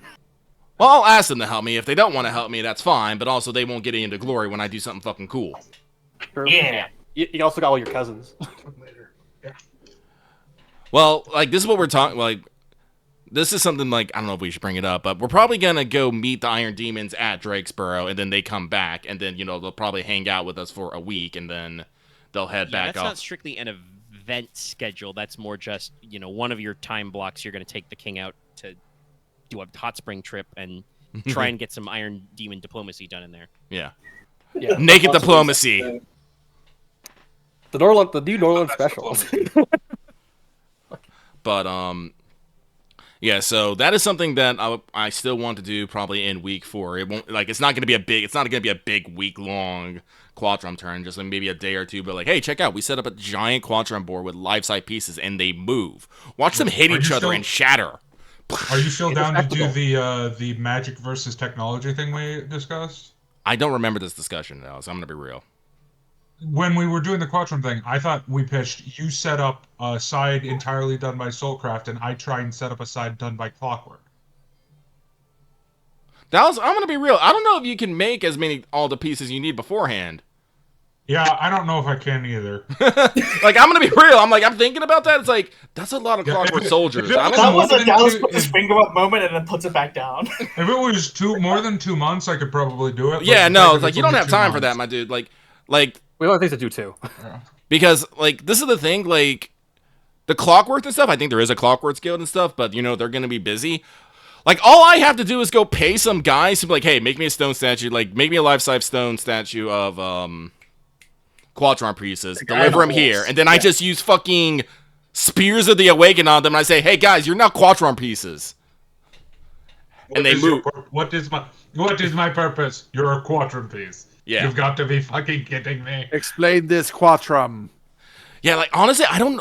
I'm gonna be real. Like, I know I'm Talk to tangenting. Logesh. I know I'm tangenting. I really shouldn't, but I gotta get the thought out. I don't know how you would program your Clockwork Soldiers to follow Quatron rules.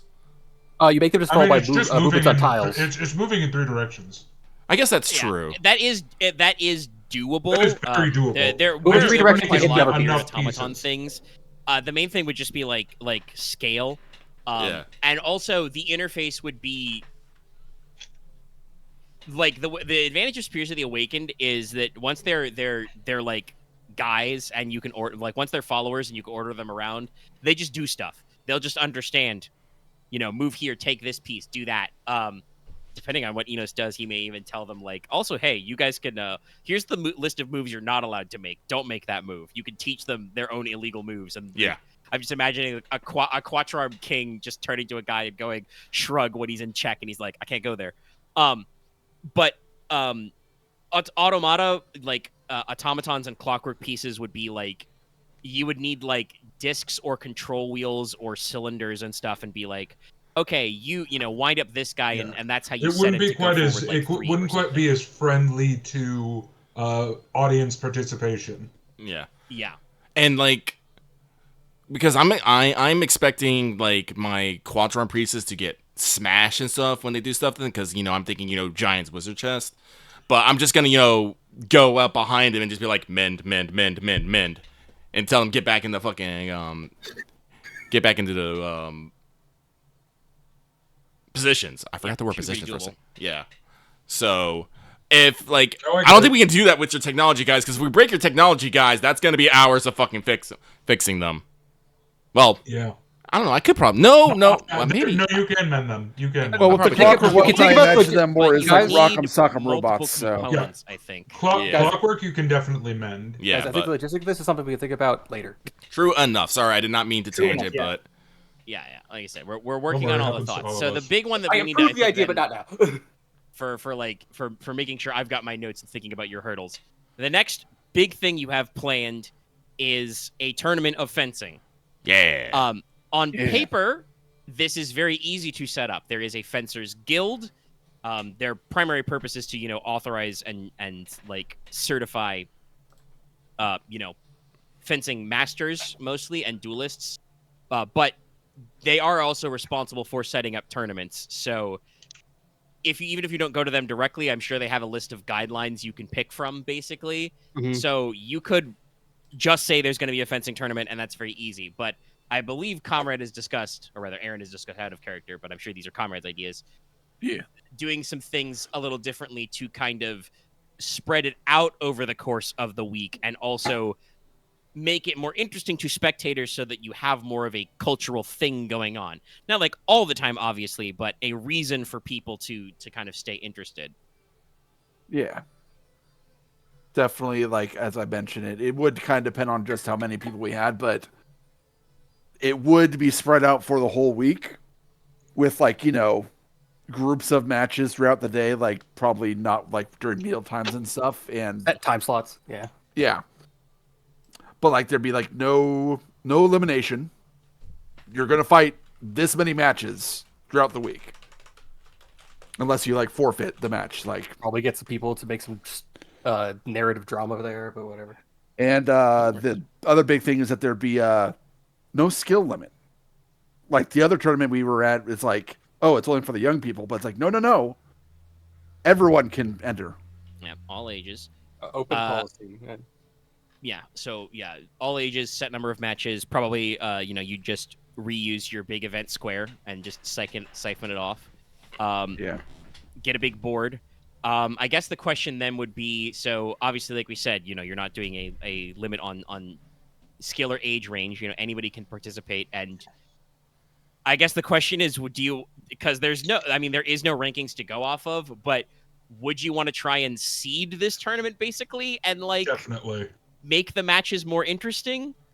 We should definitely March it's more Madness skill bracket paralleled. this.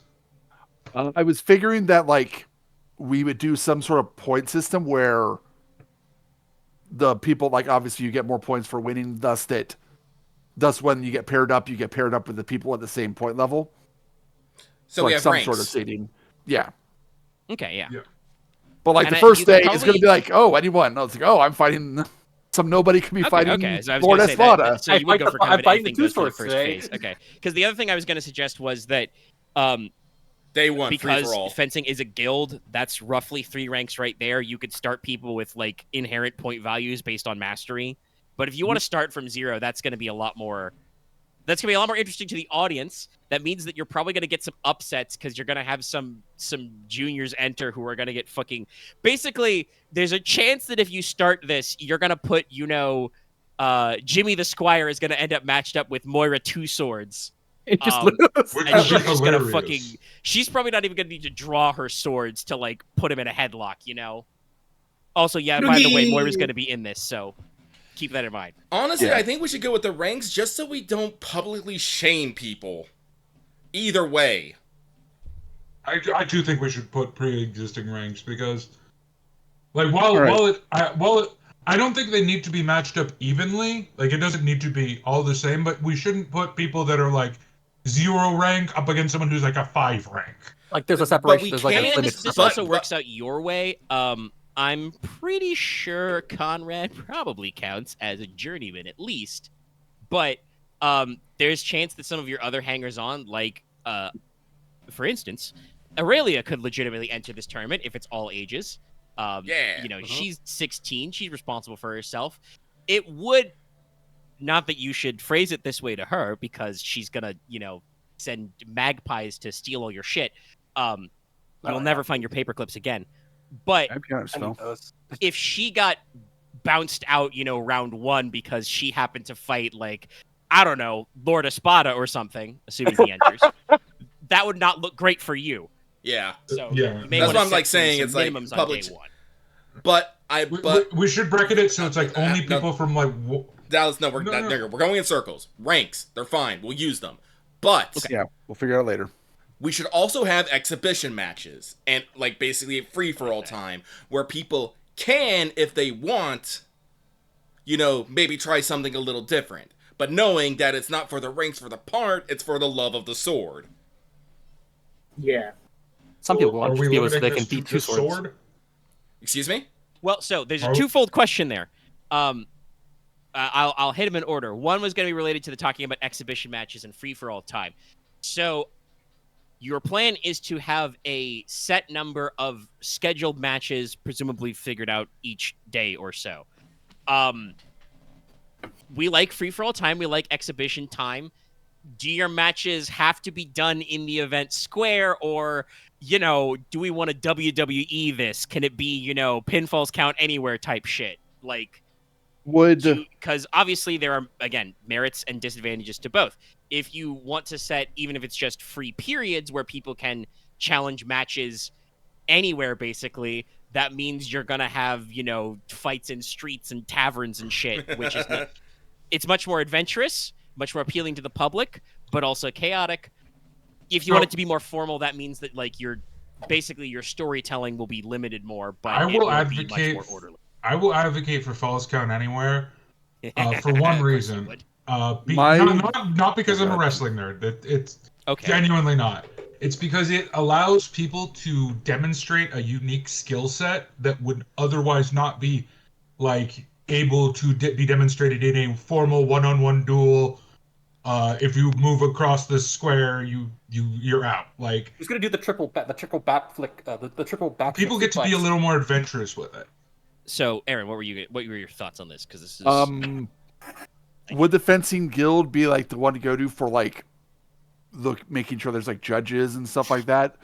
Yes, that would probably be the easiest way for you to handle that part. So I was thinking that like we can do some of the free for all stuff, but there has to be a judge. Oh yeah, no, there has to be a referee. That's fair. I think so. Well, I guess that means again then to double back. Do you want it to be that the two fighters can arrange their set fight anywhere, so long as they have a judge, or do you still want to schedule a certain amount of your matches to be in the ring, center stage kind of a thing, and then when you're doing your exhibition flair, that can be anywhere, anytime if you've got a judge? I think the exhibition flair of anywhere, like as long as it's agreed upon. I think the tournament should be formal, and then the exhibition is anywhere, anytime. Bring your referee. Well, then that goes to the second point that Dallas raised, but I was also going to raise. So, we've called it a fencing tournament. There's a fencing guild. There's already a lot of variety in swords, but is it swords only? Is it going to be fencing only, or are we going to open it up to other martial skills? Because you can do point scores with quarterstaves, spears. It's a little hard to do mock axes, but you can do batons and stuff, and obviously barehanded. Like, what are the kind of like weapon and form restrictions? Konrad doesn't care. He just wants to fight. Okay. I think we should allow. I think we should allow a variety of more experience of a variety of melee. I think the restriction should be they have to be melee weapons. That's fair. I wasn't thinking there'd be range. So melee competition. Just bring a gun. Sorry, I just want to I'm just slightly laughing because I know I think I said this back when Aren first brought this up. I was like, Konrad just wants us so we can fight more, and Aren's just all like, And I posted the Shrek glyph. Spoiler about this. Nicola definitely wants to join. But if you open it up, I'll punch someone. I am going to punch people. Let's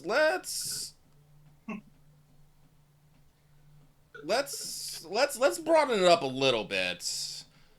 I'm writing this in my notes right now as all sanctioned melee weapons allowed. Yeah. Because, like I said, I don't think you can dummy up an axe for like training, and also there's no such thing as a training version of a warhammer or a flail. They tried that.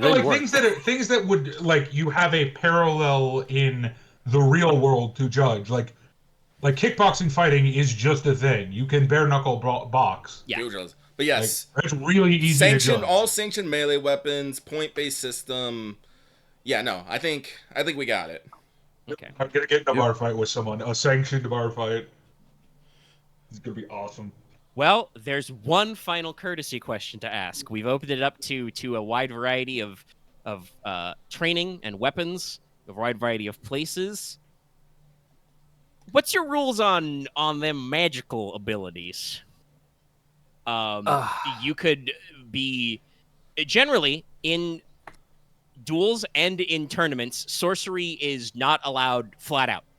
Just not. It's considered at the very best probably cheating, and at the worst is like unwholesome to wield magic. I would want to allow it if they explain what they would be using during the match, but I don't know how that would make that work. The question would be more like you can set it to be tiers. You could allow artifact and enchanted items, like that. Works around the fact that you guys are going to know some guys with awakened swords and other weapons.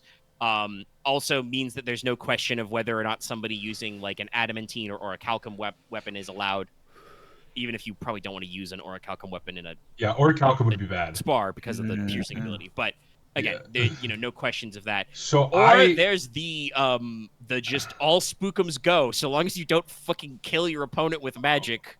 My vote is permanently damage them. My vote is definitely no for the tournament.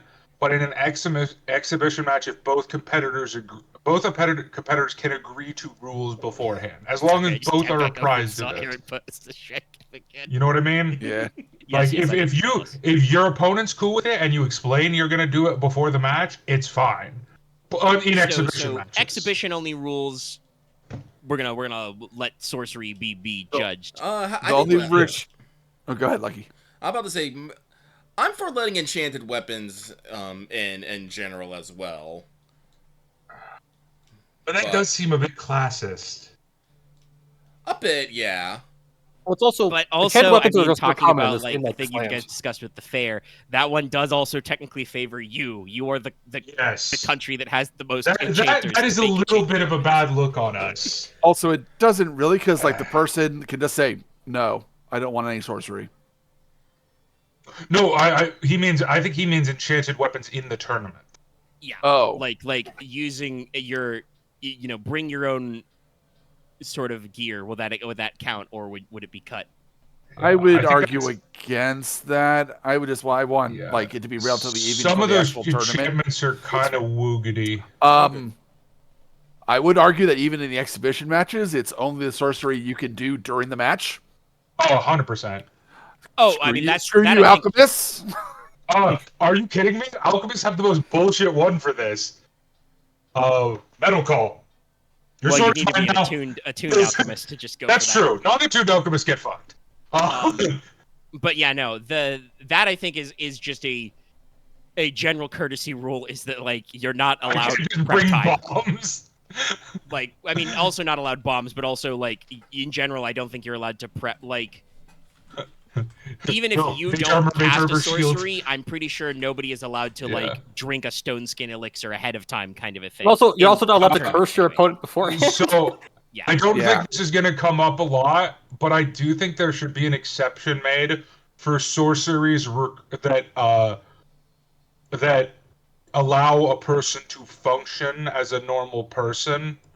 I'm basically just saying lifeless limb. That's separate. That doesn't count. I mean, I Well, think no, that but would that's go still under like the sorcery. enchanted arms kind of a thing, as like, hey, I've got a lifeless limb on my body. I can't take it off I can't real not easily. have It's an kind of arm. fused. It's kind of fused Yeah, to the arm. I can't take it off now. All right, but I think we got that. Write it down. Let's move on. Yeah. We can narrow it down Yeah. a little more later on I have if we returned. need to. Welcome back. Returned. So yeah, that's your two core central kind of events. A big fair, which will include cultural, technology, and mercantile efforts. You guys don't necessarily have to open it up, but I will tell you, probably no matter what, those are probably going to be big market days. Yep. So it may just behoove you to just have your market square be open as well while you're running the Norlon Fair. Yep. And then fencing tournament, which is going to be again a series of structured matches. You will kind of assign points and like starting ranks based on their relative skill level. Again, just for kind of like ease of use and to avoid seeming like you're trying to publicly embarrass anybody. Sorry. But you will also allow like basically non-scoring matches, exhibition matches, anywhere, so long as you got a judge. And even in sanctioned scoring matches, all sanctioned melee weapons count. So you will see, like I said, quarterstaff fighters, all different kinds of blade work, probably a few like, dummy spears and that kind of a thing, maybe a few And batons. of course, the pugilists. Yes, no, there will be some guys who will be like, I can do this barehanded. God, that means, Hey. sorry, I'm just thinking, that means Mateus Gladwood's going to get to do some fucking bear wrestling on some boys. Oh yeah. I hope he suplexes the guy. I hope he suplexes like with spear You're dude going or to throw a something. guy through a table. I am going to suplex someone in a bar somewhere. That is my goal. If you get your magic arm, you might be able to do that. But you're going to long as you pay for not damages. allow Oh hell yeah. sorcery in scoring matches. Exhibition matches will allow enchanted items and sorcery. So like long as they enchanted are tools. upfront about it. Yes, so You long can't as you just, like, reveal, hide and shit. also we are not that you would have to make this as an explicit rule, but since we did discuss it, it would be an explicit rule that pre-casting sorcery before you go to a fight counts as cheating, just like, again, not that this is already not illegal, but like you would be disqualified from a match if they found you, slamming back like opium before you started or something to like dull the pain and shit. Yeah. And we don't have to discuss the exact way, but I'm assuming the way that, since we are talking about point scoring, is going to be stuff like, legs don't count, head so many points, chest so many points, that kind of shit. Yeah. So many points in a round. Probably a mercy rule kind of a thing. Again, we'll hammer out the details exactly. I'm gonna be honest. Unlike the Norlon Fair, like I may, depending on just the kind of tone goes, like may need to have you guys roll some things to kind of like keep the peace depending. But strictly speaking, I don't think you guys have to roll anything at a company level to organize this. It should just kind of like flow. Because I'm gonna be honest, your local fencing guild probably thinks this is a great idea because, like you said, oh, you're gonna arrange it so it's just gonna be probably all of the either best or the most like socially ranked fighters from other houses, and we're just gonna pick whoever the fuck we got.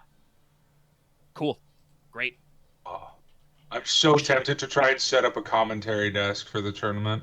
I think that would make it more fun. The actual scoring matches should be in the square. So yeah, I think Nicola is going to set up a commentary desk. I guess we're making the first ever mixed Mixed martial arts tournament. Yeah. Yeah. Whatever happened to the wallflower, Nicola? He obtained power. Dallas is really bad at doing they're it. coming over towards the commentation table. No. I think that's correct. Dallas is bad at being a wallflower. Also, double that.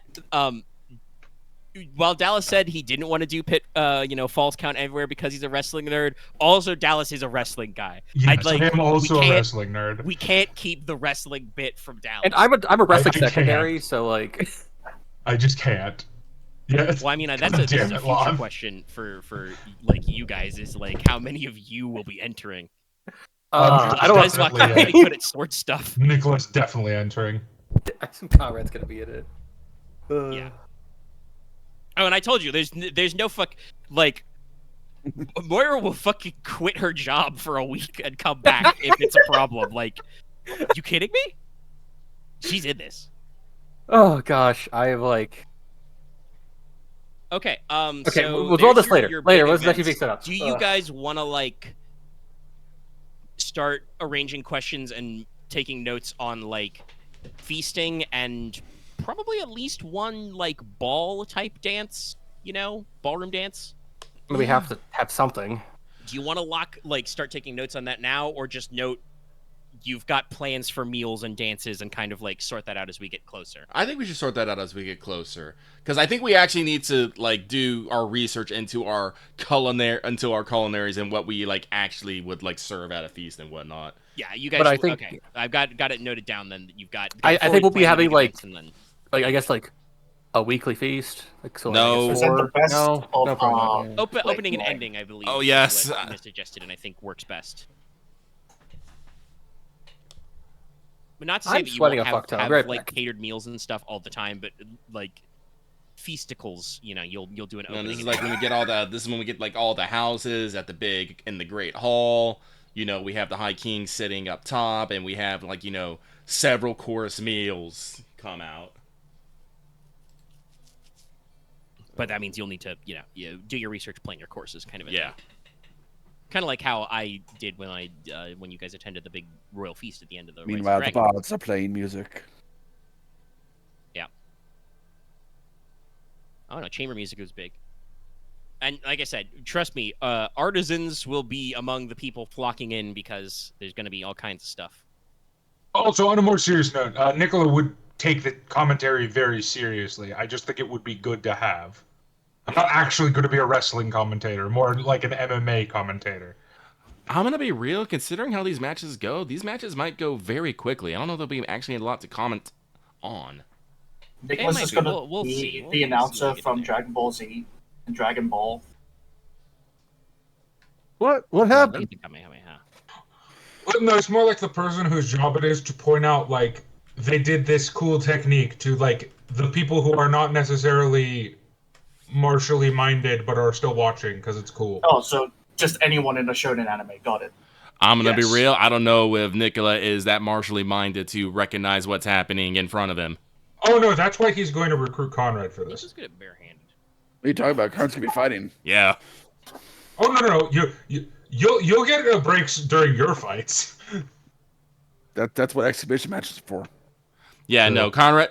Like, you don't understand. Konrad wants his tournament fight so he can fight basically every hour of the day. Yeah, no, fair enough. He wants new people. Nicola will study up. Fair enough. New people. Student of combat. I mean, Konrad has started to take ranks in other fighting skills. Genuinely, Well, no, I'm talking about might Nicola start finding something to spend it. You know, Student of combat. Nicola might, Oh, yeah. might actually start taking that.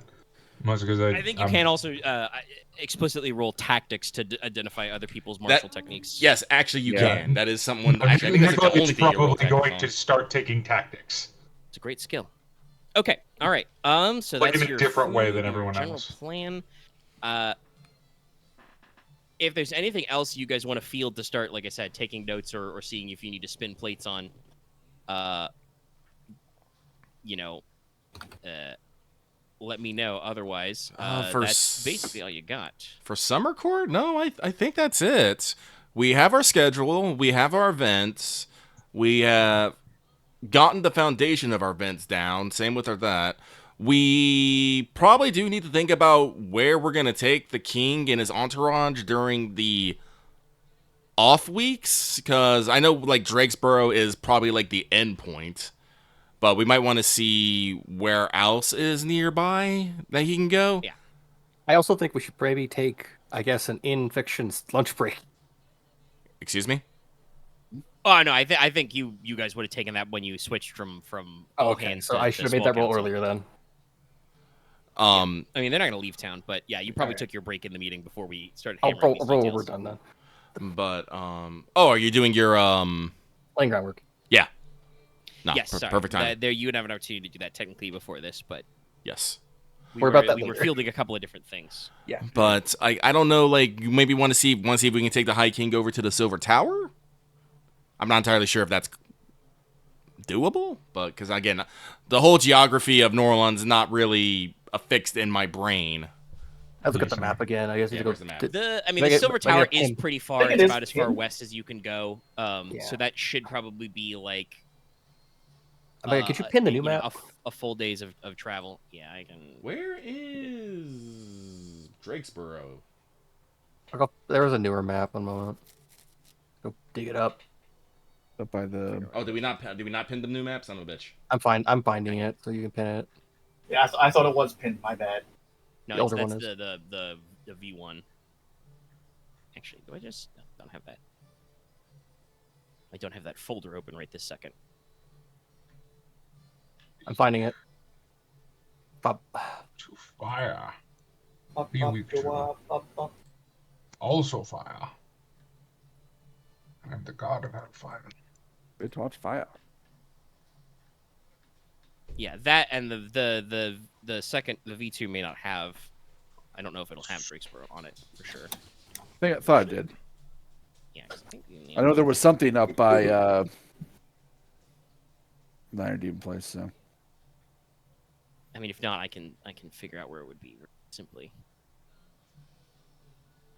But yeah, like during the 2 weeks, we can probably spend a couple of days out in the field as long as we plan ahead of time where the High King and his entourage can stay overnight, because we should probably not make the High King camp. That's too much vacay. It's like that's too far. Unless he literally wants that, who knows? Found it. She might be an outdoorsy type. There you go. Let me jump to it. I don't think we actually know the High King that deeply. Where's Pin? Oh, he bent it. Yeah, Okay. so Drakesboro is not added directly, but that would be basically like due south once you get past like the borderline from Dragon's Eye. Yeah. Well, actually, shit, that's closer than we thought. Yeah, maybe not. It's Rookledge that I was thinking of. Okay. Yeah, Dragon's Drakesboro is like within the core lands of House Logi, but it is definitely like, probably a few hours away. I think you guys went straight north to Logi's Labyrinth within like a day, on foot even. So you should be able to get to Drakesboro within like a day easily. Several hours. All the way to Silver Tower, like I said, that's as far west as your lands go. We are the west. That is probably a like full day's hard running march or a couple of days Although- if you like make sure to stop in Rookledge and back. Didn't what's his name? Didn't Alias specifically say he wanted to visit the Silver Tower? Or am I crazy? No, He did, but Alias is currently doing a. It's not announced yet as that, but probably will be the time Summer Court goes around. Alias is embarking on a grand tour of all quarters of Troikarone, so. Yeah, he'll probably. I don't know exactly Yeah, when he'll he'll do get that. there. He'll probably show up during Summer Court, but Yeah.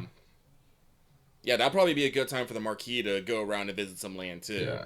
I will. Yeah. I will imagine. I think- He will start his Teine portion after Summer Court. I think you might be thinking of the second prince. I think someone tried to tease him to Norland by talking about the Silver Tower. No, both of them expressed interest in the Silver Tower, although Nicola does not know about Prince Menace's interest. He would be happy to show him around the Silver. Interest in the Silver Yeah, Prince Tower? Menace mentioned it. I think he said it to Enos, yeah. Yeah, he Well, said it this, to is you. lucky. This is lucky not remembering. So Once again, Nicola would be more than happy to show Menace around, if you know what I mean. I'm pretty sure it's Menace. I don't actually. No, it's No, it's Menace. Oh, it is Menace. it's Menace. I hate this name. Minnesota. I remember. My memory isn't. I my bet you ability before, to- You remember the name of the guy you want to figuring out bone? the three siblings is very simple. Alias's name is from Sun. Menace's name is from Yes. Moon. Estelle's name is from Star. Yeah. Is I anyone developed named- a pretty simple three name system. Whose Marissa's name name actually has to do with the sea, but Is anyone with Solstice yet? yeah, well, no, Oh, okay. 'cause there's only the three of them. But like I said, it's a pretty simple system: Sun, Moon, Star. Anyway, Next thing. yes, yeah. Well, like I said, I think you've got all your summer court, and that will be this will be a note phase I will be working at the bottom of my document for a while. I literally have a section called planning for summer, so I will be as time goes on, I will hammer out more stuff and be like, okay, here's what your calendar looks like right now. What do you want to put where? sort Then of I thing. should probably just say all the lingering things I have in my head right now, just so it's on the table. Doesn't take Yep, too you have long. the floor. Let's see where you talked Kinda about. Love and stuff. Where you talked about the track, the Quattram. We should go do that ogre hunt so we can start working on the silver mines.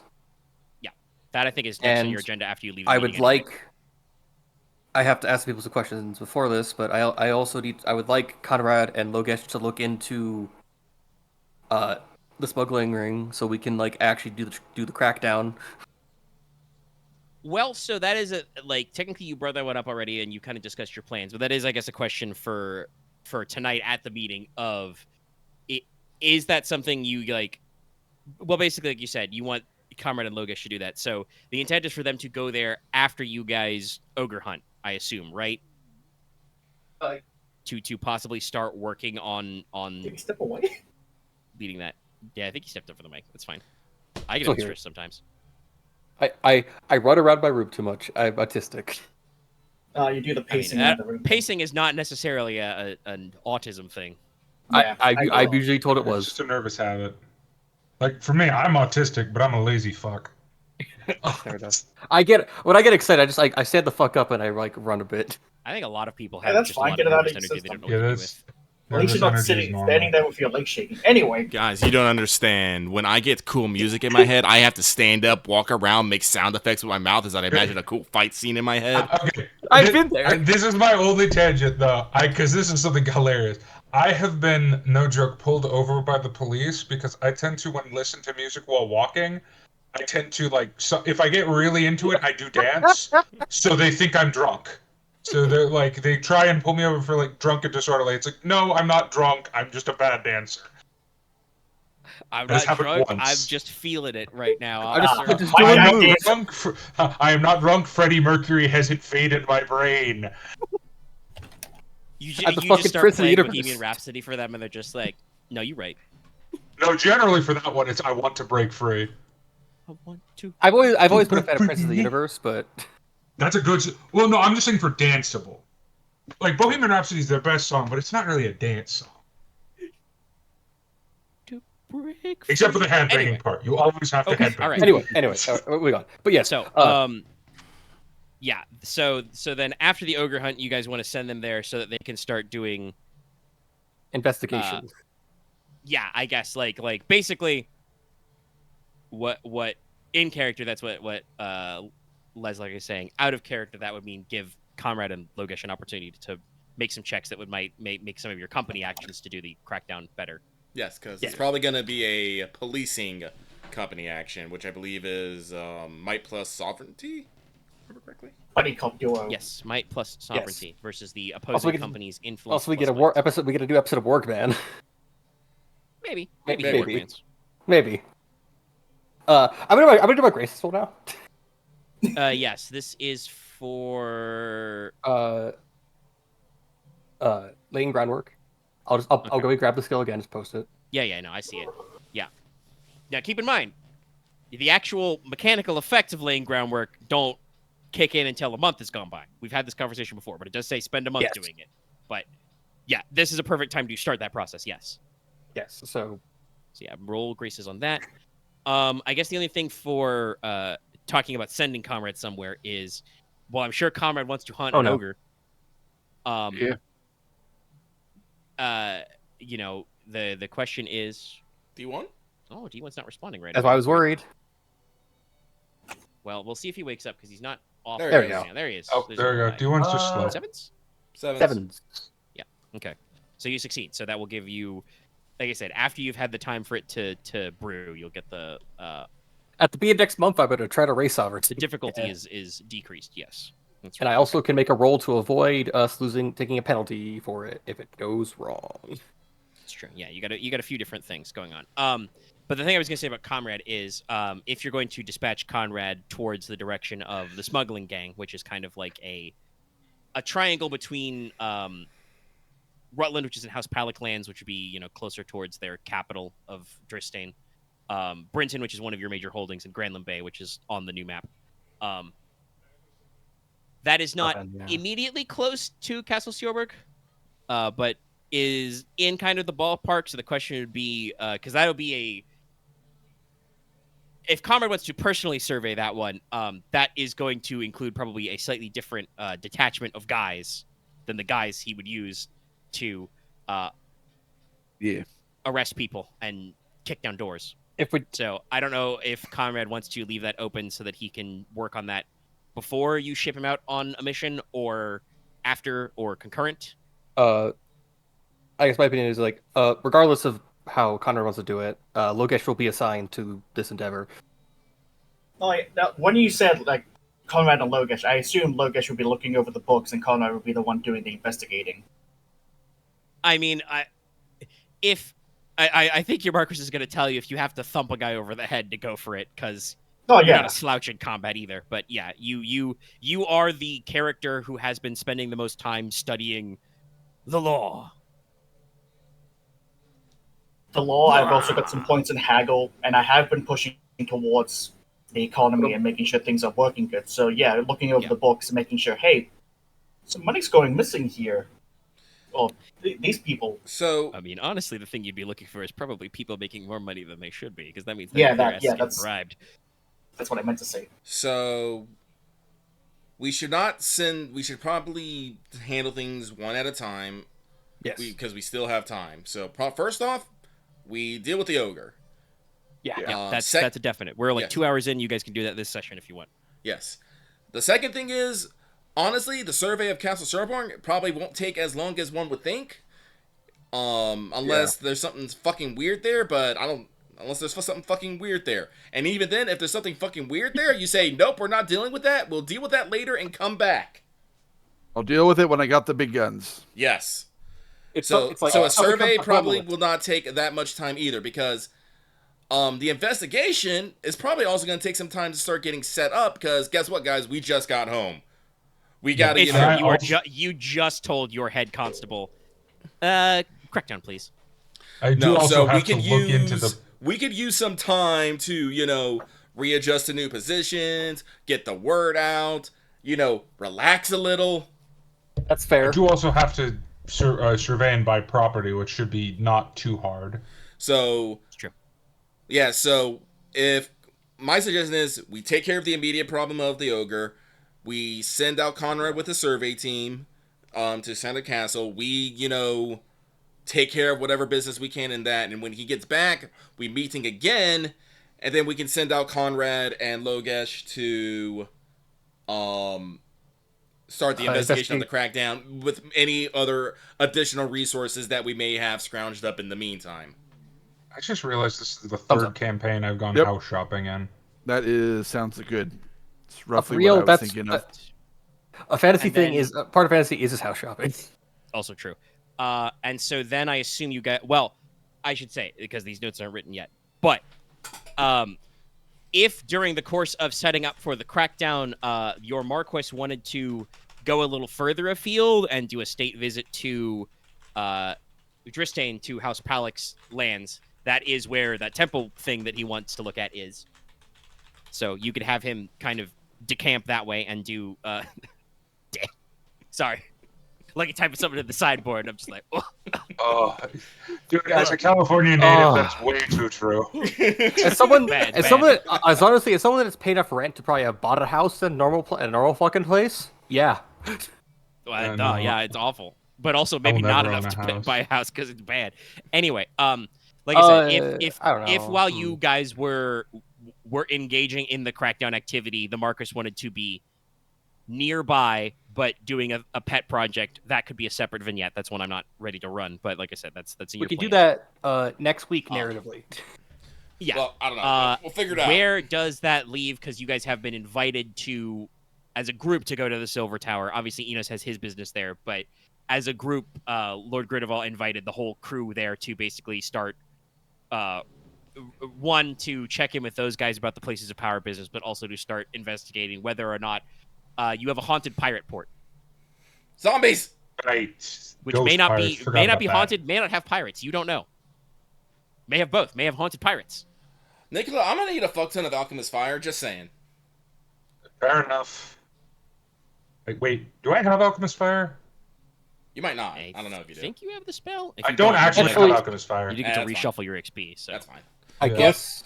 I have Fire Sand. Yeah, that question I think is that, because that's not, other than Enos' own impatience, that one's not time sensitive at all. No. So do you guys want to make sure you're locking in the smuggling ring before that? No, I'm fine. And I also want to get the house bought before we leave to go to the Silver Tower, because I want to get it nice and fixed up if I'm going to use it to host a noble house. We can just say it's House Mar. Honestly, if you want to work on that one right now, what's your wealth right now, Nicola? Wealth 5. Okay. Well, technically it will be Wealth 5 once I finalize the deal with House Motherfucker. Not House Motherfucker. Waylon. Thank you. So that is technically a separate issue. Like I said, if you wanted to establish a trading company or hospice, and there are some, I should not let you forget, there are some long-term mission meetings that I believe the Marquess should have with the crew as well. I was going to get the questions now, but we'll do it after the hunt. Technically, I think that would be a separate meeting because you don't want to call them out in front of everybody. No, that's fair. That's after you close the council. Yeah, if you call me out in front of my father, I will ruin this meeting. Because he's gonna start crying. But basically, do much worse than that. Right now is screaming. Yes. You could afford, but taking a wealth hit, a pre-constructed city home or a country manor, like I said, for your possible business plans. Those are both wealth 5. You could reduce the city home to a 4 by rolling haggle for. If you want what is described in the books as a city mansion, which would be a large, high-quality building, that's normally a minimum 6. So if you want to try and pull that off at your current wealth level, you would have to roll haggle. If I were able to produce a treasure, would that give me a bonus on roll? Nope. Okay.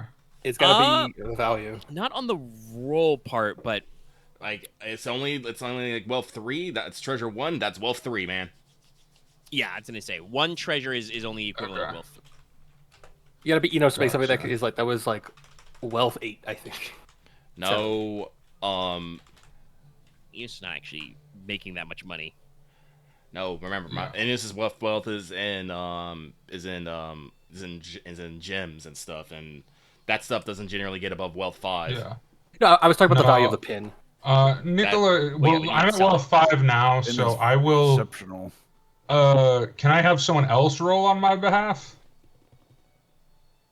Who would you have roll? I'll ask. The person who has haggling in our group, which is Inos.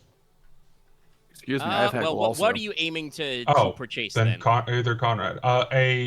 A city manor. Okay. Because I am wealth 5, so you said to get a wealth 6, I would have to haggle. Yes, you would have to haggle, and you're also, even if you succeed, that's equal to your wealth. So I believe you would go down 1 immediately. Okay. But yeah. So go down a wealth. If it succeeds, yeah. So don't knock it down yet. But I believe. Okay. Let me double check how spending wealth does. But No, I'm pretty no sure problem. if it's at your wealth level. Okay, Nicola is willing to do this for his plans. Plus, I can spend the XP to get it up at another time. So buying things. I didn't If your even know wealth you score could is get greater buff than up the the object, it's XP. fine. If it's less than, But I was you just can't get it. If your score is equal, you have a choice: pay in full, you get it, but it drops by 1, or bargain. In this case, you need to bargain for it, period, to try and get it. Okay. So would my wealth drop or no? It would, if you can pull it off, because basically you're negotiating it down to Gotcha. 5. So you will have no choice to double bargain. So in that case, I would ask Konrad to assist me because he volunteered. Well, I was just saying that I do have haggle also for actual business methods. It might be, Enos might still be better. Well, so this is, Or as I was going to say on Logesh. the subject of asking Inos to do it, this is to purchase a like you said, a city mansion. It would be a modest city mansion, but still a city mansion, which is where Nicola is planning on inviting one of the guest houses. So, Inos, would you be willing to try and find somebody to sell that thing with Nicola's money? I would be willing. Okay. Thank you. Then please think roll also- your command plus haggle. Actually, what is Nicola everyone's can command never plus make haggle this roll. pool? What is Sorry. everyone's command plus haggle pool? Because I've heard Logesh having a good one. Mine is 2. 5.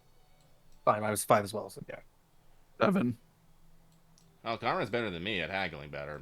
What the fuck, 7? I have a good command. Yeah. Not command. No, yeah, it's command. Yeah, command. Yeah, Command plus no, haggle. because mine's 6. Oh, actually, sorry, I lied about my pool. My pool isn't 2. It's 1. You just have one command? Yes. Oh, never mind. Actually, mine's 6 also.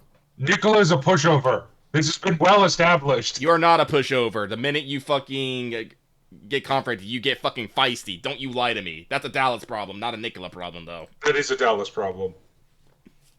On paper, Nicola is not very good at resisting. I also think it's correct that I don't think Nicola is very good at intimidating or inspiring right now.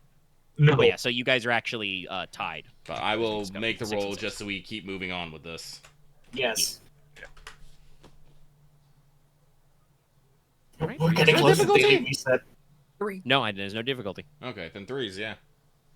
Yeah. Yeah. Now, Nicola, your wealth goes down to 4 because you spend a shitload of your That's money. fine. Once I hit another economic milestone, I'll bring it up with an XP again. But yes, Nicola is now the owner of a house. We'll probably have to wait for a session for me to think about what questions I would ask about that. But you have a That's mansion. a later problem, but we have the Could you house. find me in the? Could you find me in the book where it says you can use XP to up wealth? I mean, it's Later. for advantages. It's an advantage. Yeah. As usual, I believe the way the book says about advantages in general is just a blanket, like, Yeah. if you're spending EXP on them, you should have a reason for it, kind of a thing. Gotcha. Yeah, and 'Cause it also that's talks why about I that with, like, only spending it for up company my spends. wealth once. I started at wealth 4, but I only upped my wealth when I decided to start just being an orichalcum dealer. Anyway, dealer. that's settled. So that probably means that that's fair. Like I said, we should do the Marquess meeting with the characters, while also you guys prepare to go ogre hunting. Do the Is there hunt, yeah. anything else you would bring up to Smile Council? Oh, Oh, I'm telling you, Marquess, I'm getting I would actually request a private apartment on the second floor for my new position.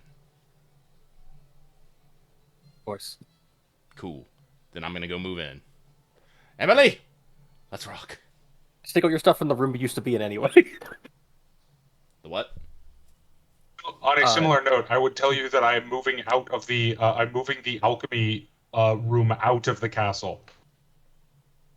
That's fair. Okay. We're gonna move it too. Also, because Inos, as a ward of the family, used to have a room here right. anyway.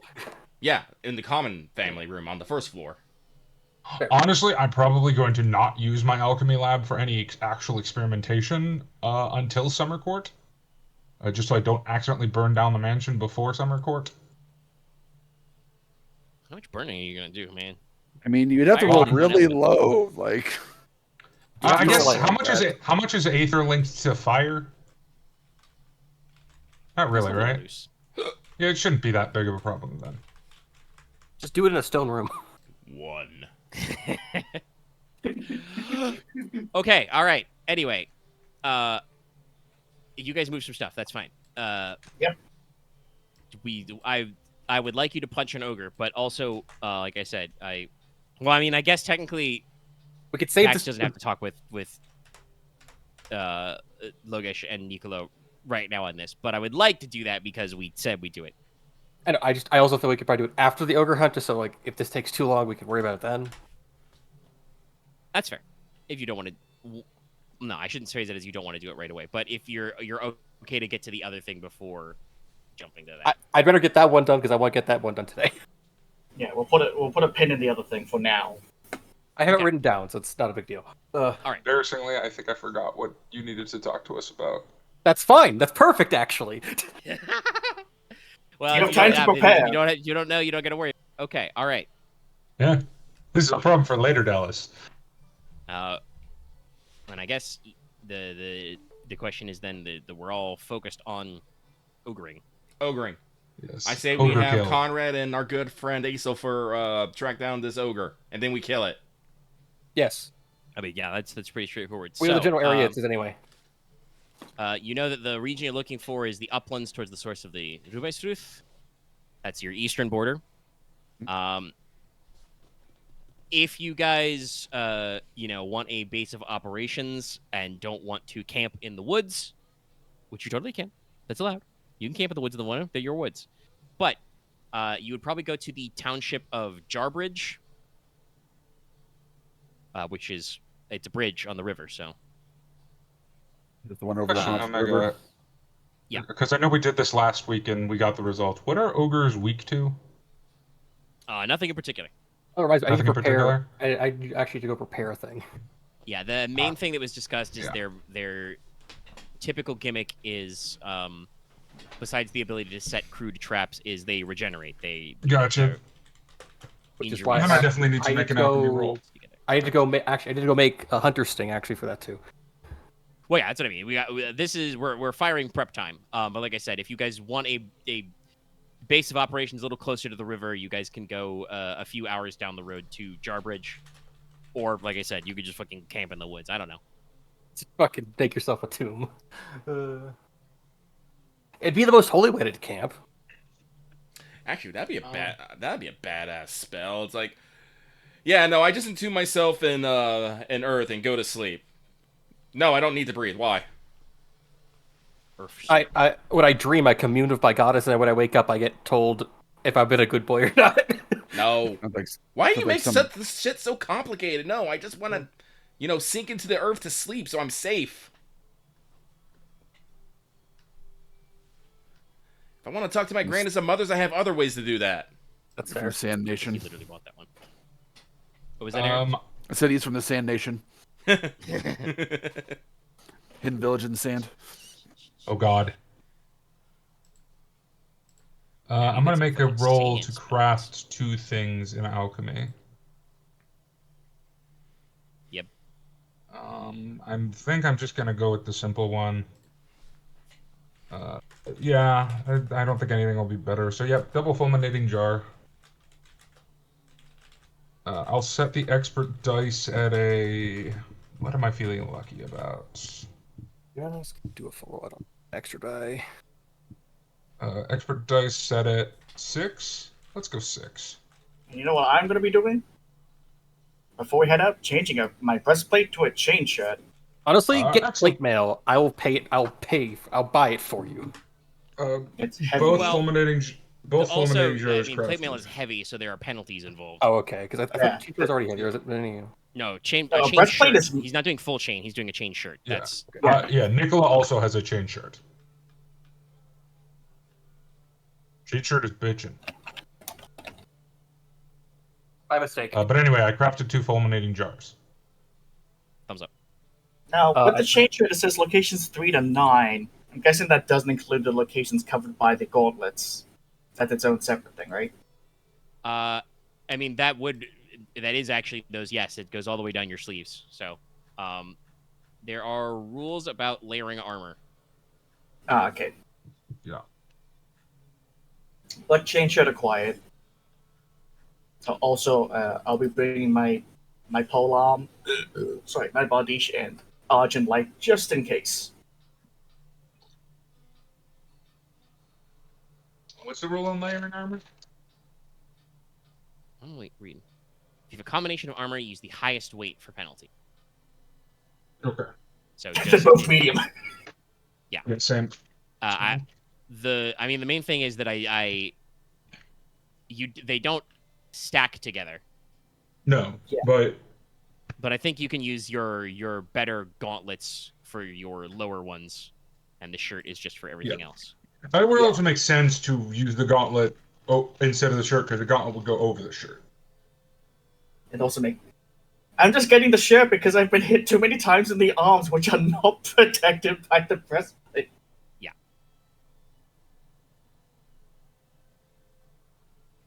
Anyway, that's me done. 10s for Hunter Sting. All right. Any other preparatory rules? I'm probably gonna give the Hunter Sting to Konrad, so when he hits the monster, the poison will get applied. How much? Hold on, I need to check the casting time of something. What's this? Okay, so Monster poison. I have made poison that affects specifically Monstrum, and also affects things that even are immune to poison.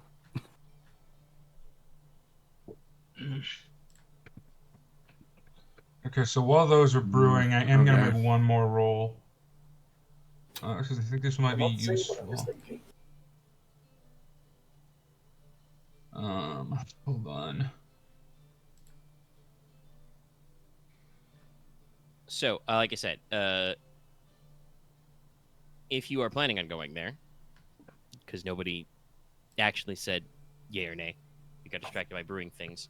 Like I said, Jarbridge is kind of to your due east. The Ruby Straits is a pretty big river, so the township there is important for shipping and milling. Not as good for river fishing or painting for gold or gems because it's very swift, but there is also a big fortified bridge. Not as big as the King's Bridge, but you have a big fortified bridge here. So it is a major trade hub because it controls silver and iron come in from Wayland lands mostly these days anyway, and charcoal and blackrock coal go out. Go fuck out yourself. The land around it's also moist and flat, so there's a decent amount of your agriculture here. And also, they, I guess the correct term is they cut and gather peat here. Eat. Pete! But while it doesn't have like a castle per se, the township is fortified because the bridge is a strategic point. Strategery. Urgerum. Because basically your choices for crossing into the Logi Heartland are either take this bridge, go through the river, which is fast and deep and is sometimes considered to be spooky because of it. It's very easy to get sucked under. Or go miles out of your way south to where the river stops. In the undertow. So, yes. Would you guys wish to like I said, work out of Jarbridge. Yeah, it sounds like a good idea. Yeah, that's fine. Let's do it. All right, so you guys Let's do hop this. on over. Your head there is it's headed by a mayor and a knight commander. Just added her to the Dramatis, but I will type as well. Yep, we're cooking. Pretty good for getting the meeting done. Lisette Lefebvre. Lefebvre. Le Fabre? It's a little. It's in real life. It's French, but it's related to the whatchamacallit, blacksmithing. Brett Lefebvre. So basically, she will catch you up on what's been going on since it's reported to her. You guys already know because Leslok did roll it. Ogres are pretty uncommon. They are not like a regularly spawning monstrum. They tend to dwell in places that humans and others find inhospitable. Small caves, swamps, that kind of thing. Unknown if they like to hide under bridges or that's just, fairies as trolls pretending.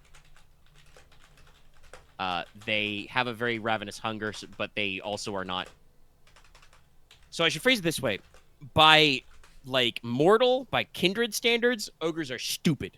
They can technically understand human languages, but they're dumb. By animal standards, ogres are smart. They can set basic traps and stuff. So Yeah, they're like gorilla smart, I would guess. That's probably a good way to think of it. Orangutan. Orangutan. I'll give them orangutan. Like one of the great ape species type smart. So they don't like to pick fights they can't win, but they're very hungry. So they usually start by picking off livestock or children. First, like I said, the Lady Mayor will catch you up. First indication something was wrong was a couple of bighorn sheep from ranches went missing. They thought it might be an unseasonable bear attack or maybe a pack of wolves displaced from the warg thing you guys dealt with at the start of spring. But then, since then, a couple, exactly 2, local hunters have gone missing. And Lord Wayland and Lord Palak were trying to find the silver vein, So one of the journeyman miners they dispatched to locate the silver vein has been found dead, mauled and chewed on by a great force. The locals and outlying farms have also spotted, a few crude snares, pits, and deadfall traps, which is that's like Ogre 101.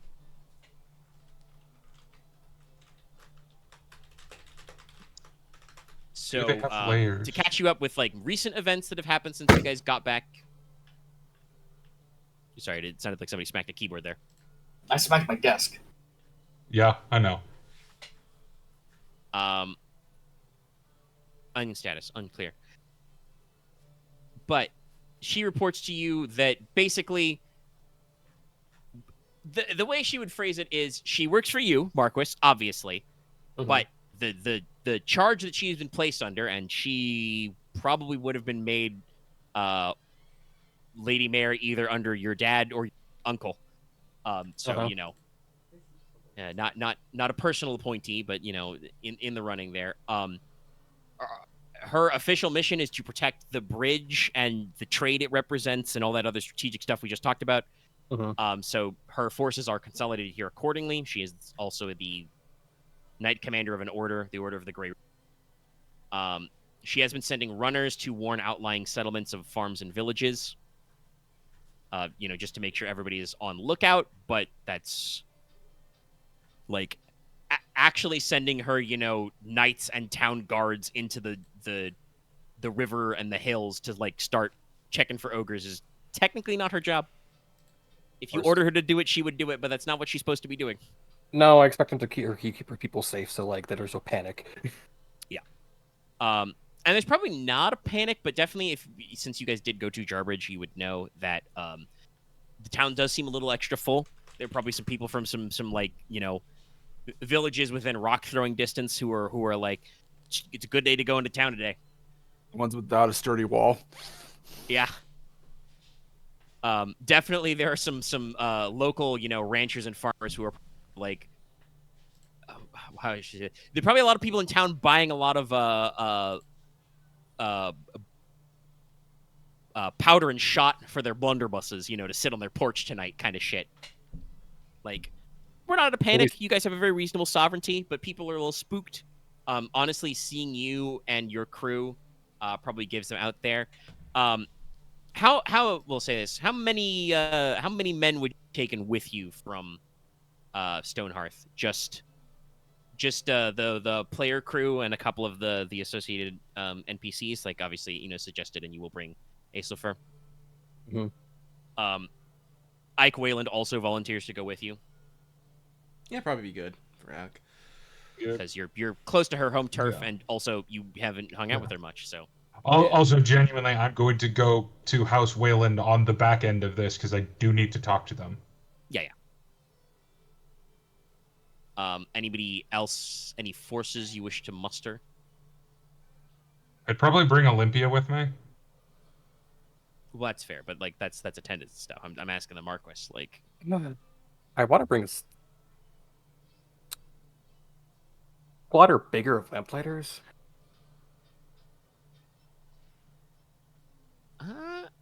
You probably have a detachment in the capital. You guys just came back with some guys. I don't need them to be directly in the hump, at least to so we have area coverage. I'm gonna be real. You at least have the squad on hand that you guys came back with mustered in town. No, I'm not gonna say anything.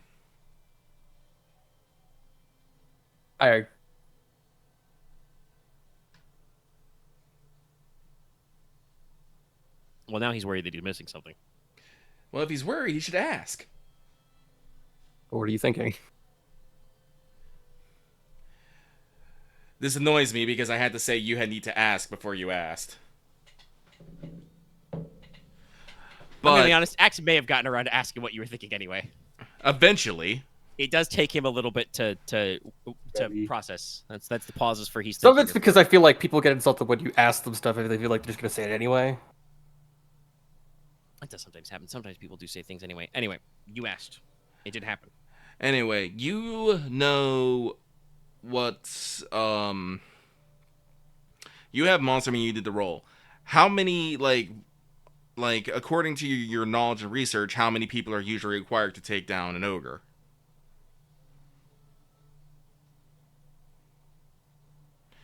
More just in how you actually kill it. It's not just. Well, I mean that's the.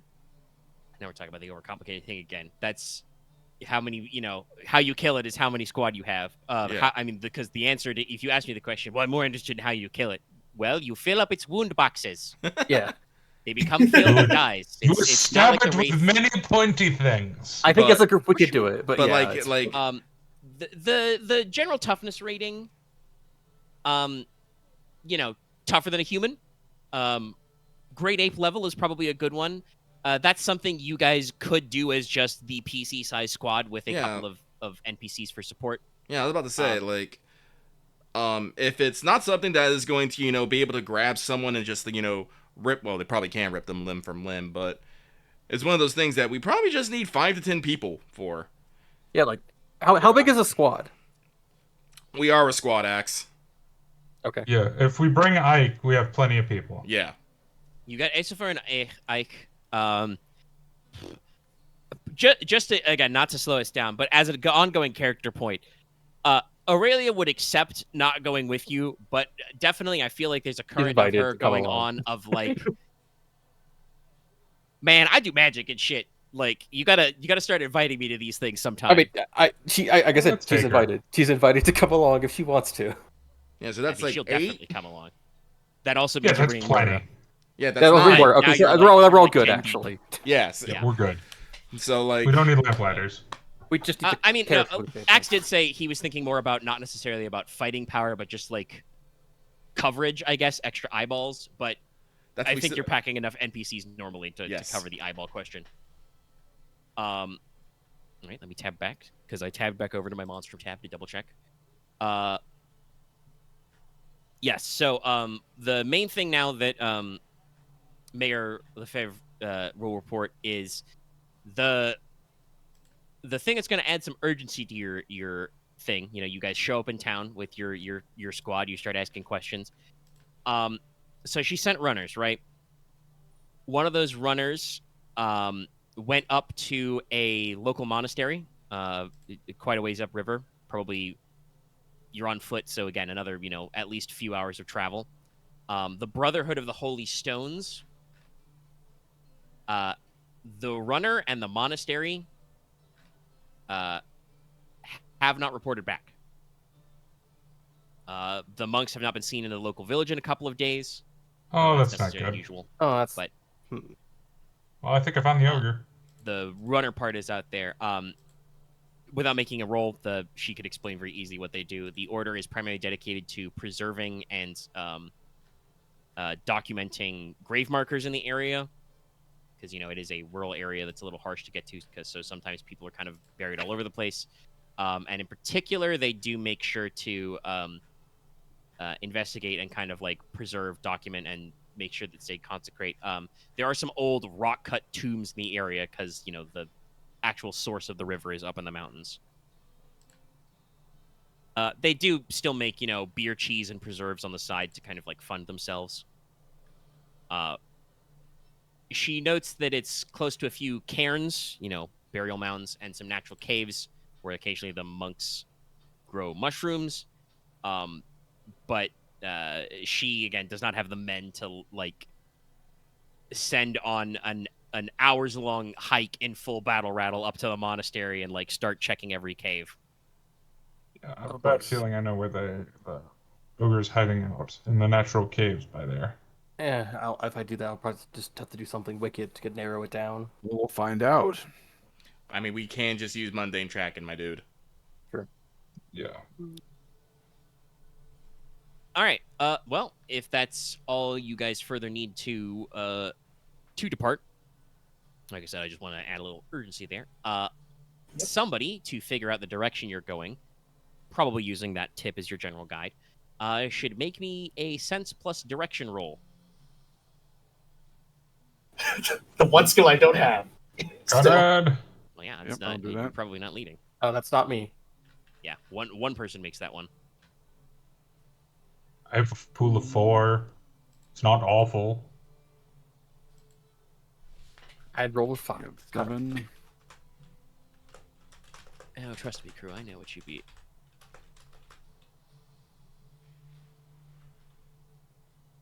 For the record. Holy shit, 4. Ace of All right, well, Oh, that's yeah, 4 4 fours fours. since, and I'll use those rather than 10s because urgency is needed. All right, yes. All It's right, very yeah. funny you get 4 4s and the total equation is 44. Does Ignis help with that, or is that just like specifically hunting? That would be more for hearing and hearing Yeah, I insight. don't think for a direction roll, Ignis would help directly, because this Okay. is basically Conrad needs to, like, look at a local map, figure out where north is and be like, okay, if we want to get to the monastery and not fall in a swamp, Oh, okay. It's plotting, trip in a plotting the cave, course. etc., Pathfinding. basically Pathfinding. direction to find the right direction to go and make speedy travel there. Okay. You guys are not under any particular onus of harshness. You guys don't need to roll anything even to start making like double time. It's it's wet, but mostly flat terrain, small stands of trees, reeds, that kind of thing. You're not in a serious danger, so you don't need to roll like endurance or anything. It's all right. What I would like everybody to roll is your sense plus sight pool. Oh, The sight, difficulty not hearing? Is 5. Yes, sight. Oh. All right, then.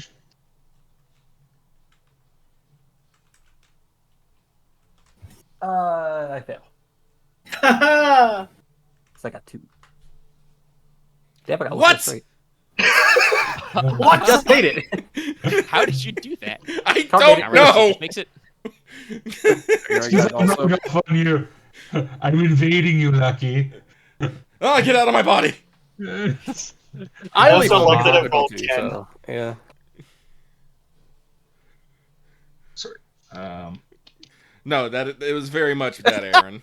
I also made it. Number does not pass. With the same 2 5s, let's go! A lot of people It's just barely difficulty making that 5. difficulty. So Asafor does not pass because she does not make a set of 5. Let's see, hold on. Do I have an That appropriate? crazy is really That is Yeah. I just want to point out that is a sight skill of 2. Well, at least you got some course sense. Yeah, I do have sense 3. Now hearing I have a fuck ton of, but sight not so much. Because I got them Aurelia elf does not make it. ears. She does not have any sight. Oh, this could be a trap. Oh, at least half of us got it. Well, we have a second phase, but I need to know how many people are part of phase 2. Fair. Oh boy. Rolling for Ica. Wow, 3 2s, but that doesn't work. It doesn't matter, unfortunately. And then lastly, are your stats weighed on here? Yes. Yeah, Moira's That's also almost only got straight. 5. Damn.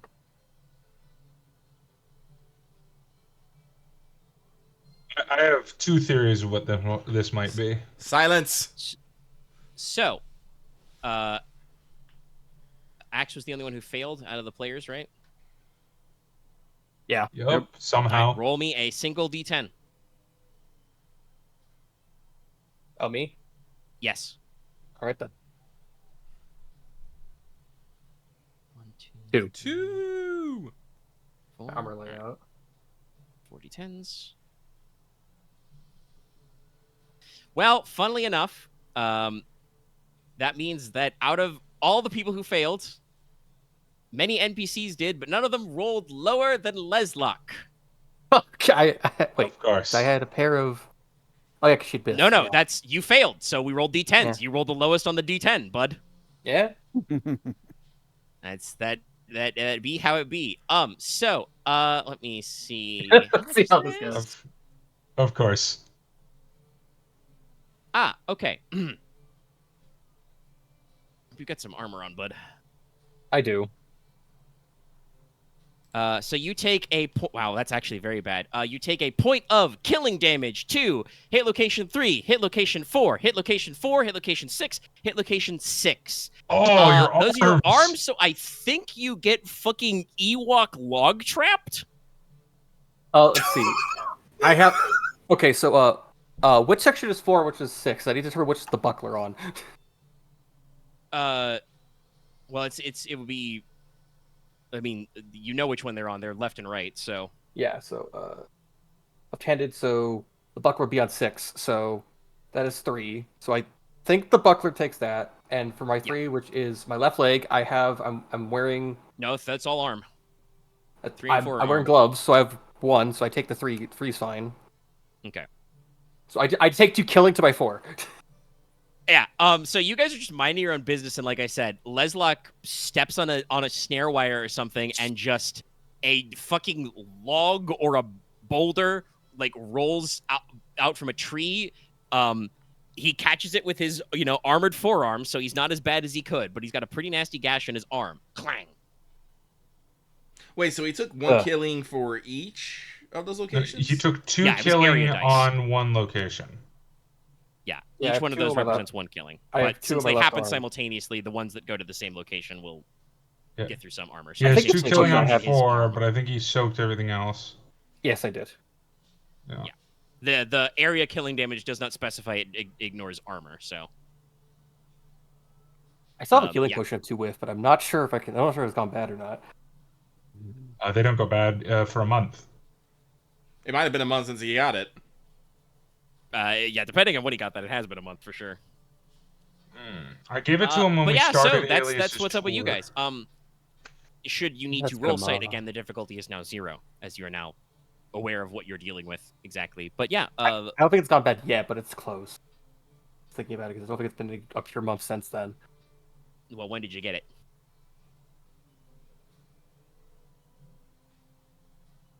Let's see. 'Cause I know we got it during. It was like during the tour. So, and I know that like it was like the 3 weeks over in like between the Throne. So like, I don't mean. I think it's been a month because at the middle of the tour, there was at least 2 or 3 I say more we days. just make an executive vision. It has gone bad. all right then. All right. I'll Yeah. figure it out So, by list. I mean, what are you guys doing? What are you thinking? How you doing? Well, that's a trap. So, I immediately take a defensive stance and draw my daggers. Or dagger. Smell anything in Ignis? I stay close to Leslok. My bad. I'll move over to where the snare is and see if I can find any tracks. All right, yeah. Roll me scrutinize to see if you see some tracks. Would Ignis help here? Yes. Okay.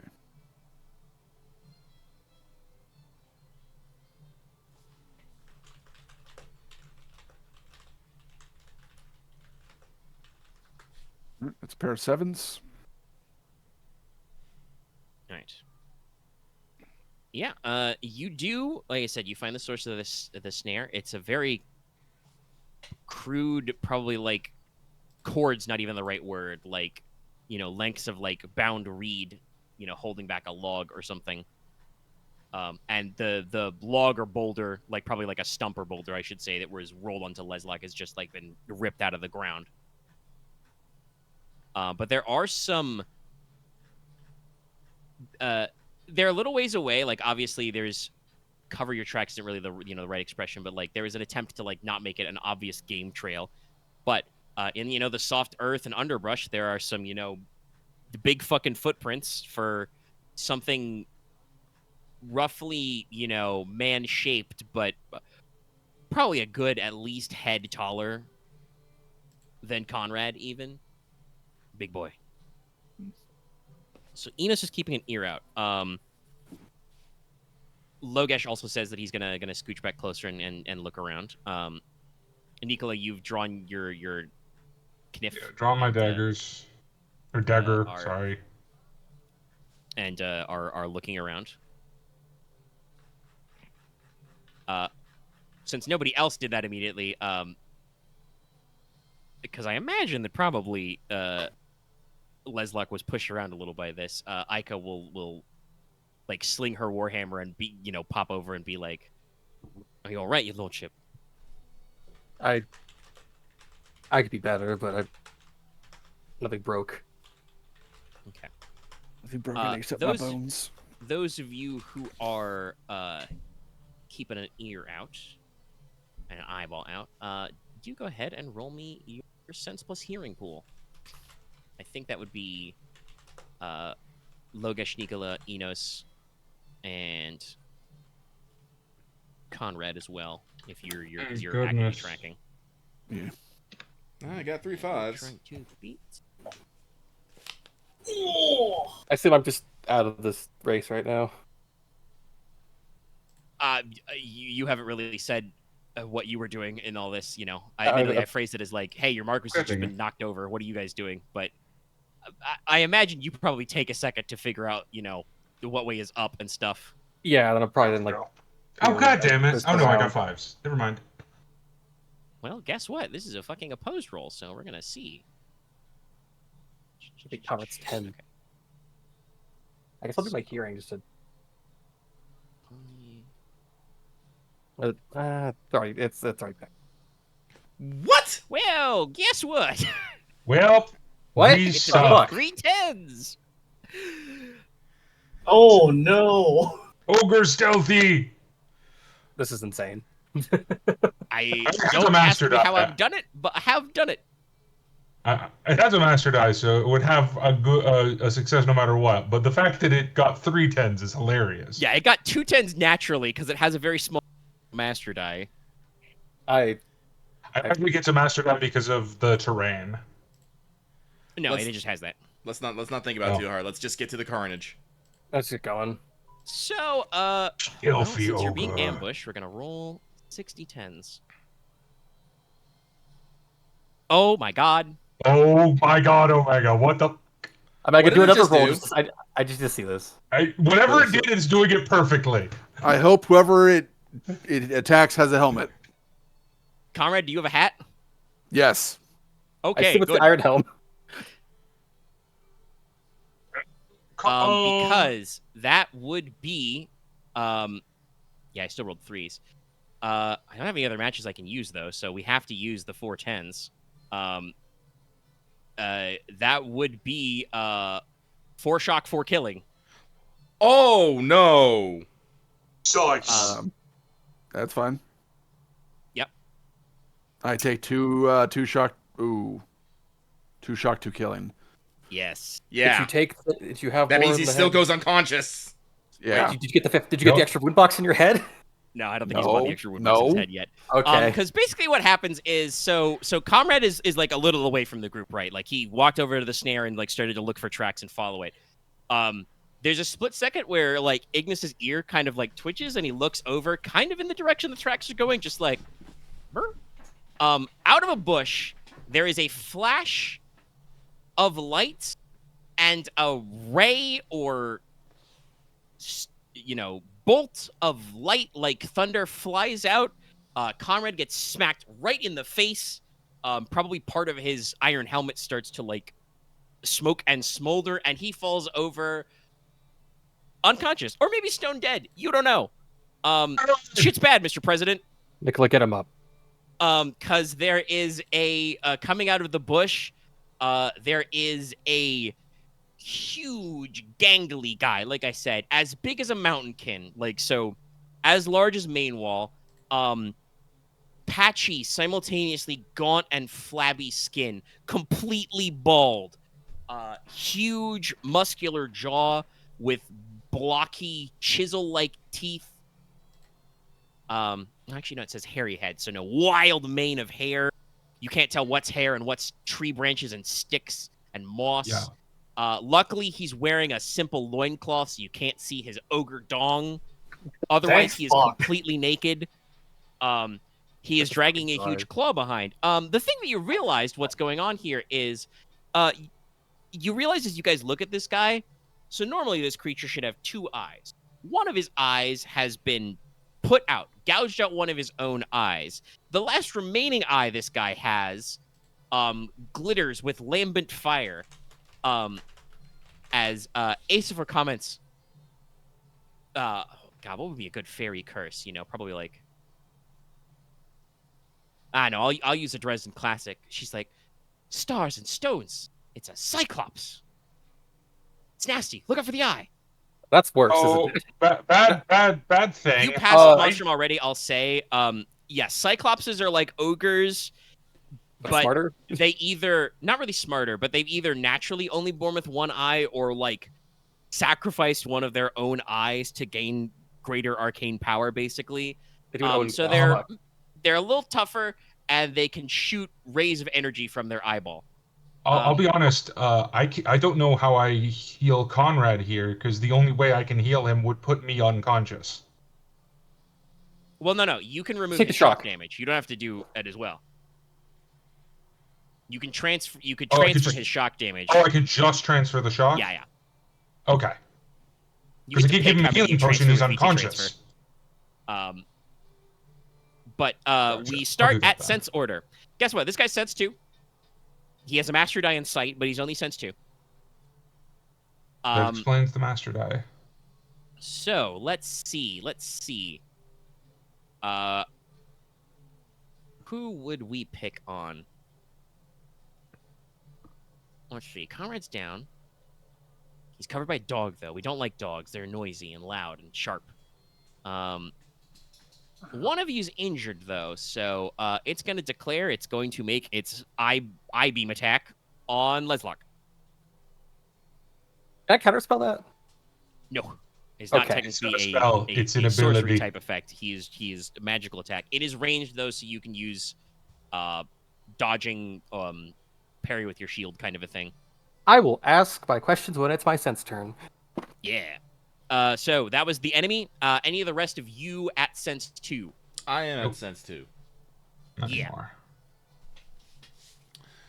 So, about how far is this nerd?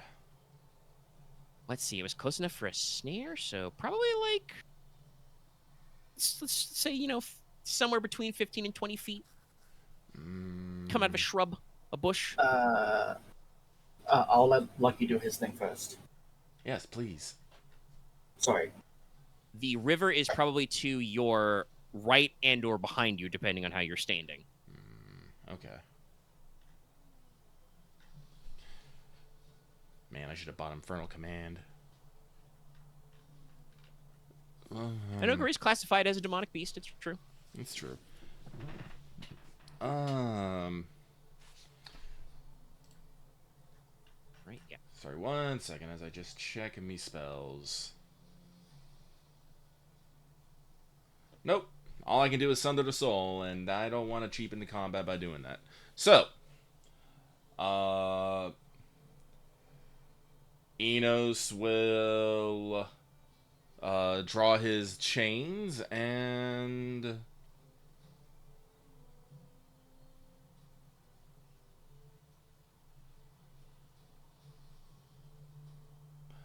I'm sorry, I keep forgetting. Drawing my chains and attacking doesn't if I get a match, it doesn't destroy the match. It just acts if it was one with smaller, right? Or does it actually? Yes. Okay. Okay. It just makes your width react one slower. Okay. Then Inos will draw his change, move in enough closes to get into more of a melee confrontation, and he is going to do a double trip attack. Attempt to trip twice. Yes. I believe the only... Actually, no. Logesh, you also still sense 2? Yes. Okay, go ahead then. I know you were waiting. Yes. Okay. I was gonna do my Argent Light's range attack, but if Enos is getting close, He's getting chained close, I believe. He's still got a few feet of reach.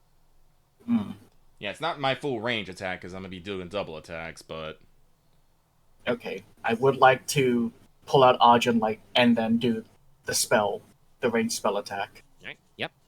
You roll 8 dice for Is that. it within 50 feet of me? Yes. No, I just said he's like If it's at 20 feet tops. I had to double check. Yeah, good idea. You're going to draw your sacred sword and fucking shoot a sword beam. You've got full hearts. You're good. Yeah, but that is what I will be doing. Aurelia is also on turn 2. Aurelia is a little nettled. She's going to draw one of her short swords, and she's going to cast Heart-Seeking Blade. And basically draws her sword, points it at the ogre, and says in deep speak the equivalent of, "I'm going to take your blood." You know, I'm oh going to sword take of mine, Take the all eye. of your blood. crease this guy's J's. Wait. Where is it? Since Threeves. That would be me.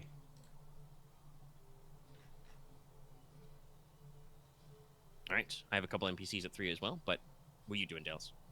So Nicola is going to run over to Konrad. I will put my hand on his temple. I will start channeling his essence into me, and I will take his shock damage into my head. Oh, you'll Vitae transfer cast. Yeah, I'll Vitae transfer shock damage, so that I assume he will still have 2 killing, but I will have 2 shock, so he will be conscious again. Yeah. Yeah. His head will no longer be filled if you cast it successfully. Yes. I will Keep in medic. mind, you don't get to... Vitae transfer takes 3 minutes, so it will not... The combat will be over by the time you finish. Oh, wait, really? Yeah, right there. 3 minutes. So I'll ask Konrad then. Do you think it's worth it to start now, or should I assist with the combat?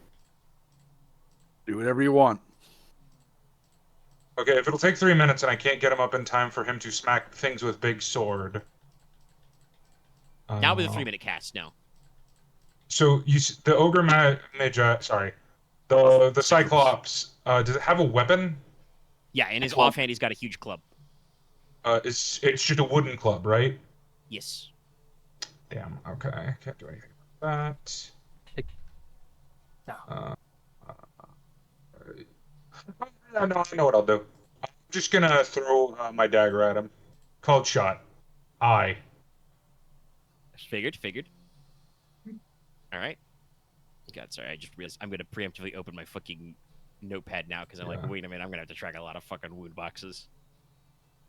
Yeah, if I could have gotten you up immediately, I would have done it in a heartbeat. But No, it's VK gonna take transfer 3 takes a minutes. few minutes. That makes sense. And I don't think you can syringe a healing potion, fortunately. Oh, I don't. No. I mean, you could Shot on him, force him to okay. quaff it. I just don't think you guys have any healing potions that are from this week, basically. Yeah, you can make it. You No, can make it a unfortunately, couple. the only potion I have on me that is a healing of a healing nature is a stone skin potion, which is not really useful now. We should have had those prepared before the hunt. Whatever. Honestly, we probably should have, but we didn't think about it. It is I what asked, it is. and Dallas was spending several hours rolling some permanent jars, but nobody Yeah, was well, like, I didn't know it "Don't forget would. to heal I didn't. us." I didn't. I'm gonna be honest, Omega. I did not expect an ogre to sneak ambush us. We should always Nobody expect- does. We should always expect to get sneak ambushed. I mean, this is me. Look, My paranoid ass is like, no, always plan for the worst scenario. this is What what if I I get for do? having. What if I do if Enos has been the ogre the entire time? This is this is what I get for having preconceived notions about ogres. My harmful stereotyping is the cause of this. I mean, like mean, I I- said, think like a great ape. This guy's a gorilla, but he has an eye laser. I mean, I was expecting us to be jumped by it. I was just not expecting to get Well, I'm gonna be honest. I wasn't expecting to roll 410s. no That's why I've scope been like, headshot. Conrad, Yeah, all right, you have all a right. hat, right? You have a hat. Also, no, Conrad, no. Stop. Continue. So Nicola's throwing. I did get my notepad out to keep track. So Yes. Other threes. Ike Wayland is sense 3. She is going to declare parry for her leash lord and will put her warhammer between Leslok and I-beams. I'll ask my turn. Yeah.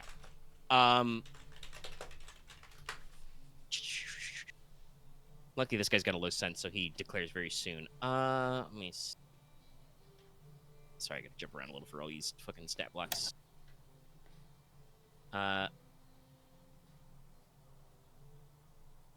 Yeah, Ainslfer, I think, will just draw her spear and not do anything else, because she's not exactly sure what to do in the situation.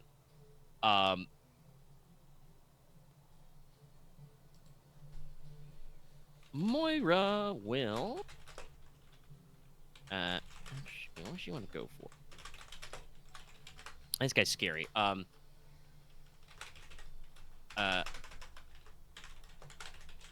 She'll draw her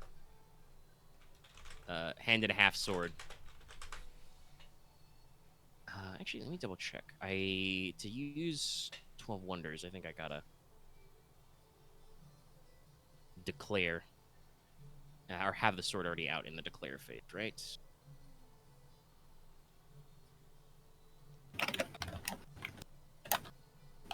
Clickety clackety, clickety clackety. Sorry, because of the way my mic is like leaning over, it's like above my keyboard. Already have in hand, yeah, so she cannot declare. She's probably just gonna run up and hit this guy then.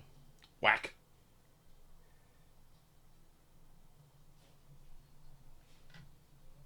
Where is? So that takes us out of sense 3s, I believe. Yeah, since Conrad is unconscious, I think we skip straight to what sense is Leslok at right now? 5? 5. Ignis guards Conrad. The Borker. I already kind of figured that one. Like I said, Yeah. the Cyclops looks at Conrad. He's down. He's not dead yet. The Cyclops knows, but there's also a dog, and those are, like I said, loud and pointy. So, Leslok, what are you doing? Can I dodge and apply the poison to my blade? Didn't you give Conrad the poison? I don't know, because I don't know if he took it or not. Because he didn't say Yeah, anything. no, you did. You gave him the Okay. poison. Don't Definitely fucking try to gave it to me. backtrack it now that you need it. You gave him the I poison. know he kind of was suspicious, but I believe he still did take it. That's why he was asking. fair. about I still it took earlier. it. Okay. Okay, cool. Then, I have this question I had in the matter then. Would the trees at all be cover here or no? Yeah, the tree's kind of covered. Okay. I'm going to dodge into cover and draw my blade. And I think because I have I pre-commence with I think I can do that fine without a penalty. Yes, you can draw your blade without a penalty. All right. I believe that's all declaraties. Yes, I guess I have to roll my dodge pool now. So yeah, So you roll I'm dodge. gonna set a die to 1. I'm gonna set a die to 2. I don't take call shot penalties, and I don't take a multiple action penalties. So it's gonna be. Man, it's a 6 good die. thing that this spell is rolled at an 8d10. So I need 1s and 2s. Jesus. We're looking to beat 8s. That's a torso. Oh, we got a width. So he's gonna lose a set. He's gonna lose a die out of a set, and he doesn't have any other. I got 9s. Yeah, I Um, will lose a width, which is a shame. so 4s are call arms, shot, right? What was that? 4s are arms, right? Yeah. Okay. Or- Call shot, Left arm, you add the dice you're calling, right? Yeah, you take one of your dice and set it to the number. Okay. But No, I add the dice of the number because of my mastery. No. You still have to set one of your dice and not roll it, but you don't take a penalty Okay. for called shots. Yeah, You I don't take remove the an penalty. extra die. So I roll 8 dice then. Yeah, specifically 3 to 4 is this thing's left arm. 5 to Well, 6 is this thing's pair right of 10s. That's head, right? Head is 10? arm. 10, it also So, yeah, yes, pair of it has 10s. it has a hit location 10. That's the head. So I have call a- shot I worked. I have a set of 2s, which is my trip, but it It's gonna goes be at one of your with, trips. but it goes at with 1. So it'll be the last thing Okay, so to if there's proc. not really anything, since I'm way down But here. with 2, technically? Yeah. Got 3 4s. Well, yeah, but because I'm attacking the same time I draw my weapon, it's -1 width. I think that does because he requires the blade in hand to. Yeah. Well, then wouldn't it be with 3 if it's reduced by 1 width? No, I only got 3 4s. No. The Does it width have of 4 fours? 3, width of 3, because it's the width is 3 4s. Ignore me. I He heard can't something count. different. We know this.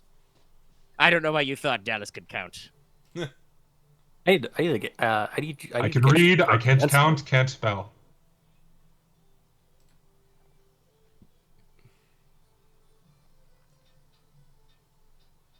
Wow, it's a real shame. I should have had more to declare some more attacks, but anyway. Shield of 3/8. Who cares? We're gonna fuck It's this thing actually up. going to be 2 8s because she does not have ability to quick draw currently. Oh. But she's going to fuck that guy shit up because that's her Damascene blade is the longsword. I thought It is Damascene also was a- width only for speed, I believe, so damage still Yeah. counts. It is. I was just checking that. Yeah, so that's gonna be mean. That's gonna be very mean. That's right. I'm looking for Aurelia's fucking sorcery pool. I'm like, what pools am I missing myself? What? I'm gonna pop some tags.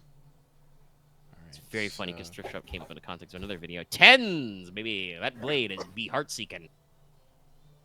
She deals +1 killing damage, and once she draws blood, she gets +1d to attack that guy. Hey, it's that guy. And I don't think it was super meta, but This is anyway, fucking awesome. Whatever happened to Macklemore? What is that noise? He had like a decent career, but Did he actually retire? I think is he still going? I don't know if he had another album, think he- but changed like the tone of his music. I'm curious. he's definitely more like. Oh god, this is so bad to say. He's like white people conscious rap is the best way to put it. Oh man, this dude was. Yeah, he's was released older than something in me. 2025. Damn. All Which is right. this year. Vitz. Yeah, he's like white common is the best way to say. Who's got big wits? Not me. Wits, no. Heights, yes. I think Axe is the only one with a width 3 on our team. I got with 5 or I think we have 3 5s or 2 9s. I think the 2 9s matter actually more here. Yes, because you're dodging. Yeah. So Yeah, so Aika rolled 2 2s, but she did not beat high enough. So she attempts to block thunder and lightning with her hammer. Doesn't I have raise to, it like- in time. But it doesn't matter speak the because right. Leslok, you're not there. You just like get a tingle up your spine. You know, your hair's on the back of your neck standing there. You're just like, nope. And you shoulder roll behind a tree. Go drew my gun, whatever. The piece of ground, actually no, the boulder that hit Leslok takes the psychic eye blast and just a chunk of it, the size of your fist, just vanishes. I mean, if that had hit you, you would have taken a 2-shot, 2 killing to your chest. I have 2. Wait, let's see. I think your armor would take it because this. My Brigadier's armor 2, so actually I would be fine. It still probably wouldn't be great. No, it would suck though. It would probably ruin the armor. I guess let me go to effective height. So that's the. That would be me. 2x10s. Yep, 2x10s. Right, what's your current NIF damage? So my knife damage is 1. It's 2 killing, but because it's my personal dagger, it ignores AR. All of it, or just one? I believe it's up to 2. What's our Calcum's bonus? I think it's just one. 1 AR. So yeah, 1 AR. Okay, that matters though. Because now you discover, before we start rolling ass stuff, actually, you know what? I need to just... Hold on. I'm duplicating my own tab so I can keep track of the monster stats and also all the NPCs. This guy has 2 AR in every hit location. Well, one of them is ignored by me, so he does still take 1 damage to the eye. Yeah, 1 killing to the noggin. You don't actually get it right in the eye, but your knife does stick right in his big, stonking forehead. Thunk.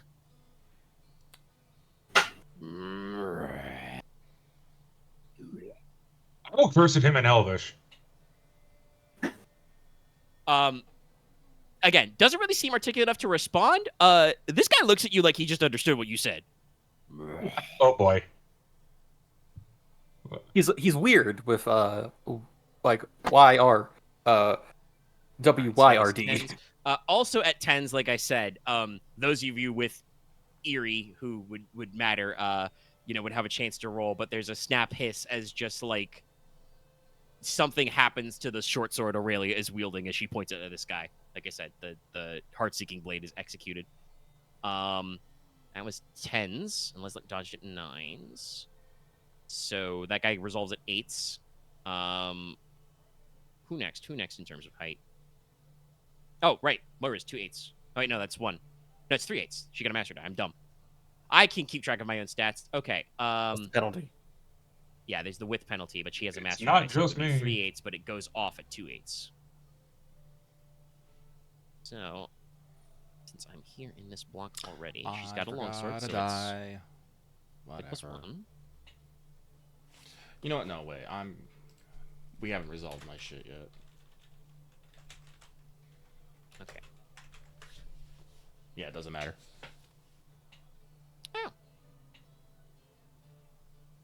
Oh, did you forget to die?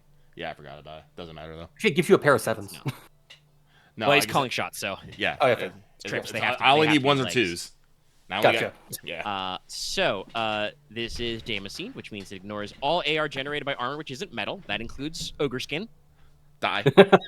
Yeah. And it does +1 killing damage. So she's doing with +2 because it's a longsword. Yep. So 5. 4. No. The width is only reduced for Oh, that's right. speed, That's right. not damage. My she's got a bad. master die.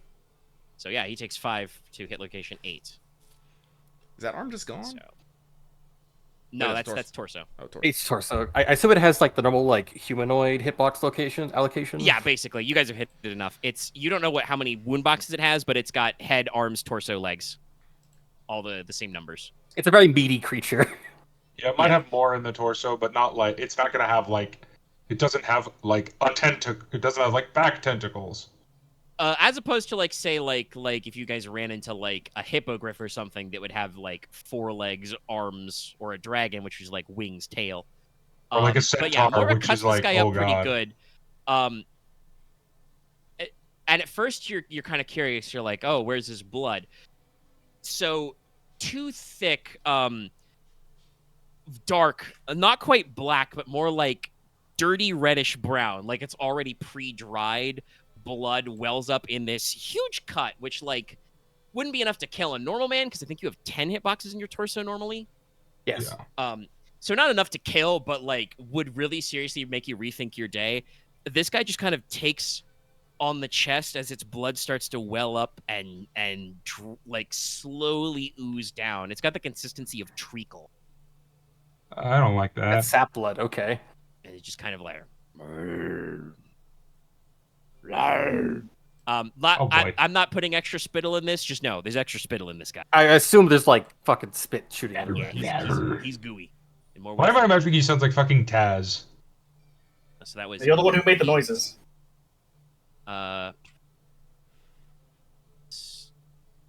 Logesh is at 4s. That's the ones I want. believe, Okay. So I think that's Inos is next. also at 4. No, Well, Inos didn't declare attacks, right? Just trips. just trips. Ah, okay. And you don't have the ability to switch, right? Nope. Okay. Yeah. So his 4s do nothing. So at your 4s, you do. Well, you recall from the spell. What's your damage type for this? Let's see. Width +2 and killing damage. So basically, 4 killing damage. This damage is not reduced by armor, but it can be parried or dodged. All right. Well, it's also once again the width reduction is only for speed, not for damage. So that's 5. Yay! So Logesh draws the blade and flawlessly just, declares Argent's light name, swings his sword, a beautiful silvery blue semicircle of energy just rockets out from the cut he draws, flies out, slaps this guy right in the arm. Once again, normal man would have taken his arm clean off. You cut this guy probably down to like the bone, and then it stops. And just, again, thick, gooey blood kind of runs down his arm as he's just kind of like, kind of glancing back and forth between a couple of you. Inos, you were the trips. No, You got I one was trip, right? No, just one trip. Okay. It was to, what was it? To 2? I think it was. Yes. Yeah. Yeah. So, as per the rules for trip, normally on a standard aesthetic, I deal no damage, but your opponent loses a die from a set. Doesn't fucking matter. But also has a -1 die penalty to any action taken next round. I do have the first step of Helpless Hooks, which lets me do normal damage on trips and disarms. And it is a bill hook on the end of my chain, so it does width and shock +1 killing, so that'll be 2 shock and 1 killing to hit location 2. All right. Do you armor penetrate at all? No. This is then just... his 2 AR eats the damage. Yep. So, Omega, I have a question. Yeah. Would we be able to tell he has wiggity armor, like wiggity armor I stuff? think I talked about. I think I kind of knew that already. I think you said he's tough. Like its flesh is like thick. But can we tell it's hard to do damage? I mean, yes, my fucking knife guys just hit him, bounced off of it. You know the difference between punching just Okay. flesh and like armor. You know he's got AR. All right, time for Hadouken. And also, it's the end of the round. Actually, I should have written this better. Let me double check in the rules Oh no. how that works for him to regenerate. Regeneration.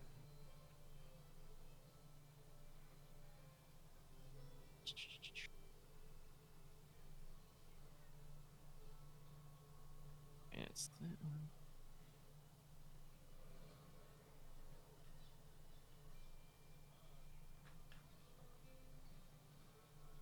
Oh, okay. So that's or. So it is. All right. So he gets to heal 1 point of killing damage or 2 points of shock each round. He's going to remove the killing damage from his head.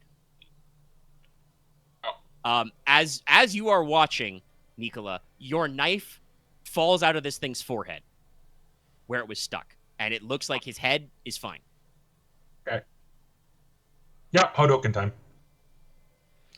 So we go Let's back to not. the round. This guy declares first. While he has a wealth of enemies before him that he's very upset about, the scrawny guy with one arm said something to him that he vaguely understands. He's going to use his Jesus. free movement Oh shit. and move 15 feet, and he is going to attempt to just fucking flatten Nicola with a massive club. Okay. Change of plans. Just gonna take his Run good away. arm up and just fucking flatten him, Looney Tunes no. style. He does take a penalty on this because he was tripped. That's fair. As he kind of like half stumbles and kind of like, because your billhook doesn't catch Inos basically. He just kind of like does a stumble step. You know, like you do when you're like walking down the hallway and there's something at like ankle height and you forgot about it. And you're just like, whoop, Yep. almost got me. Does he take an action to look back at the item to make sure that we know that he actually tripped on something? No, he doesn't care. He's big. He's too dumb for that. He's just like, "Bruh, blah." So that's what he declares. Twos. I will declare I do not want this creature going after Nicola, so I will go for a chain grapple. Play this Right. man. Play this man. Well, I'm not going to be able to flay. I'm just going to be just to chain him up and hopefully stop him from doing something. Fair. Actually, I don't. I should think about the way that.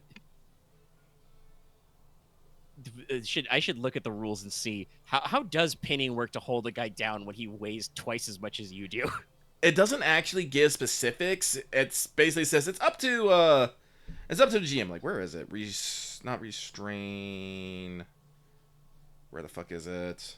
Pin. Like, I just like have this technically image this of- guy could probably haul you around chained or not, but if you wrap his arms and legs properly, he probably still can't do shit. I also because at one point it says don't pin a rhino or something. Yeah. And this guy's not rhino big. He's as tough as a mountainkin. So like I said, he probably literally weighs 2 or 3 times as much as Inos does. But we'll see what the results of your restraint attempt are. Because I just imagine like he just gets the chain around his neck and just like hangs off the back of the guy, so the chain is just going through the guy's neck a bit. Where It's like, is it? Strangling. Oh, would work, strangle. It's in strangle. That's what it was. yeah. That You you should- can definitely do. Well, yeah, no, strangle it a- says Should strangle a strangling rhino works either. best on people and smaller animals. Larger animals may have leather eyes, thick manes, definitely. It's ultimately a GM common sense call whether a given non-human is vulnerable to strangulation. Don't try it on a rhino. For pin, it doesn't actually say anything, which is like for slams, I can only do it for something that's within 100 pounds of me. But Okay, so you Stop can't this slam guy. this guy. but We'll see the pin results and figure out from there. if it was a normal ass pin, it actually wouldn't be that effective because I'm assuming he has a higher body than me and can just break out easily. Yeah. But But since you're I'm gonna using chain group him. chains, it's... You know that he's only got coordination too. Yeah, so... I think, like, looking at it, I think I'm okay to use chains. Honestly, I might not be able to I strangle will say him, though. that your chain restraint, no matter what the rules as written say, won't stop him from doing eye beams. No, I can't stop his head. Yeah, that's just you can't lock that one down. Somebody's No. got to get in there. Yeah. Yeah. No, that makes sense. But yeah, Okay. you can definitely wrap his arms up so he can't do that thing he's planning on doing with his That eye claws. is probably a very, very potent trinket. magical eyeball. For another time. All right, okay. Okay. Other sense twos, Logesh. So, By the way, I am going to do defense on my turn, just to tell you guys. Wait to your sense. yeah, but I'm just thinking, because I'm still technically... We came in on horseback, right? Just trying to Nope, remember foot. this. But Oh, on foot. The marsh. And It's a mountains. marsh. No, Yeah, you're horse is in bad. the wilderness, not good for horses. How far is the movement? You Basically, can can I get 15 a- feet for free? 15 feet. How far away am I from this guy? I said before he's somewhere in the 15 to 20 range, but he's also moving for free towards Nicola, so you're within 50 feet. Okay. I'll run up and try to hit him with Argent Light. Any fancy maneuvers or just basic attack? Just the basic attack. Okay. Alright, let me double check my martial paths. I don't think I have any special ones with swords. No, I do not. Also, at sense 2, declaring, Do something about that. You should make some sick eye-shaped iconography. That's what I'm thinking. Oh yeah, no, this is specifically a Cyclops badge. Yeah. Okay, Axe. Damn, what the fuck? Hmm?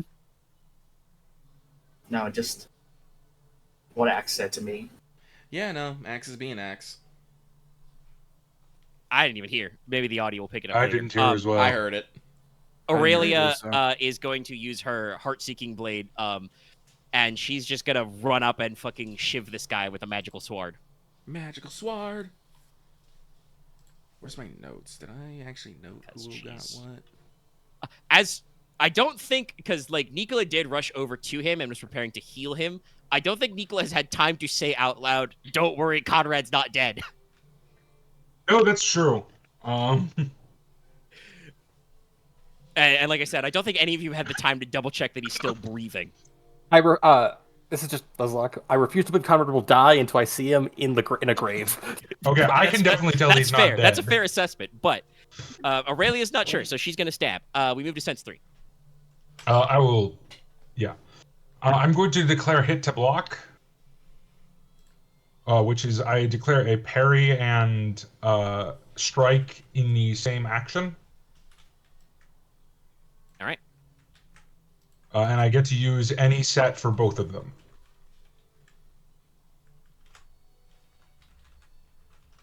Kumata. He said for both of them. So, when making a combined attack, all sets can be used for both.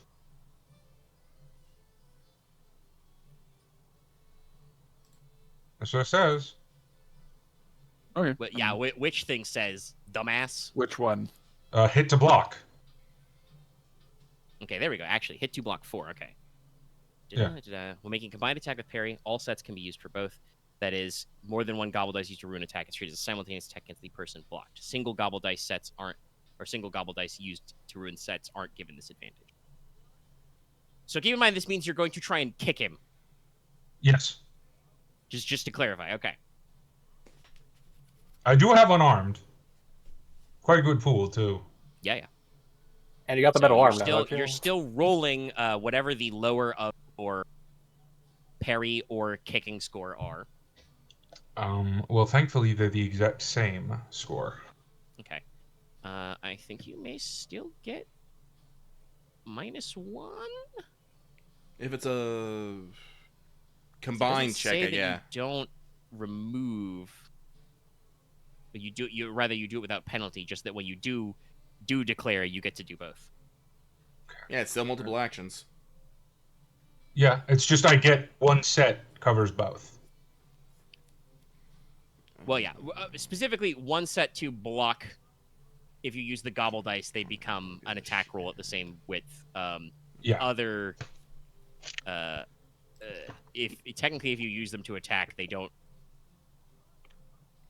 become free parries, but that's okay. It doesn't really matter that much. The main thing that matters is that you're definitely not hurting this guy. If you No, probably not, but I still get to make a parry, which is important. That's fair. You can do Also, training attack. don't say I won't. My unarmed does do 3 shock because of the same Kumata thing. It's one kicks do 1 plus S. Yeah, say that foot. Yes. Yeah. And I am in steel pauldrons, which I do consider sturdy shoes. Yeah. That should I'm count. just Yes, gonna if say you're, that if you're counts. wearing steel boots, steel greaves. I'm just gonna say those are sturdy. So do I still get a? Yeah, I get a 1 minus. +1 shock. Okay, so you might. I might do a shock. Well, I meant specifically the technique is +1 shock. Yeah. Okay. All right. That was your 3. I think it's just NPCs at 3. Okay, reading it now, I understand. I'm gonna have to make 9 fucking Cyclops Hunter silver pins, I just realized. Son of a bitch. He has left out that it's still technically an attack and a parry action. Yeah, it's Yeah, a it's combined it took me like 8 times reading that through to understand what it did. And it does at least explain mechanically how it works, but yeah, figuring it out. What had me confused, you just were like, I'm using hit to block. I'm like, what? What? Yeah. And then when Dallas said, no, the text is the thing that lets me do that is called hit to block. I'm like, okay, that's the name of the technique. I'm scrolling. Yeah, sorry. I would say you should have have it from first as well. What? That's I know what he which keeps one's saying yes. when he says he's pronouncing Kumatai I know. I know now. Yes. kumatalo It's- very fast. But it's French for like It's city. Kumatalo. Yeah. I worded it poorly. Coop Matalot. Kumata! Please continue with the game. Well, Dallas did a new thing. Let's see. What should I try and do? We're just gonna fucking go ham on this guy? Yeah, probably. I mean, he No did offense just to like Nicola. He can one look out shot for our himself. tank. He's trying to kick this guy, clearly.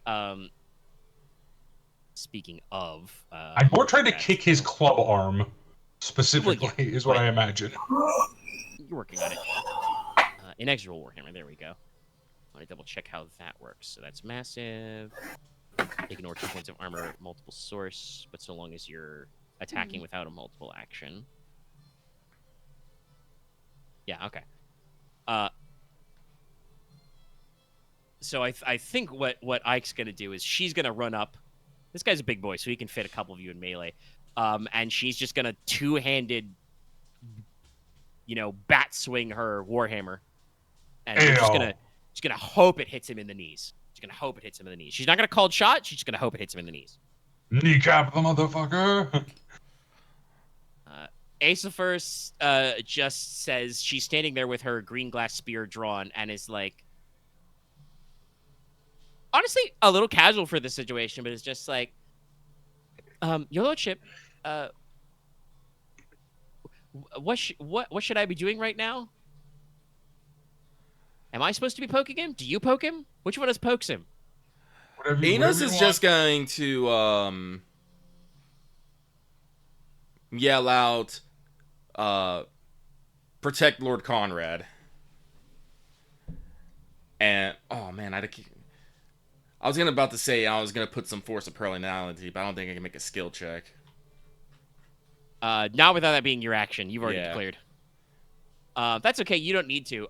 If those are the orders, and if assuming Leslok does not countermand them, she's actually gonna just jab her spear in the ground, and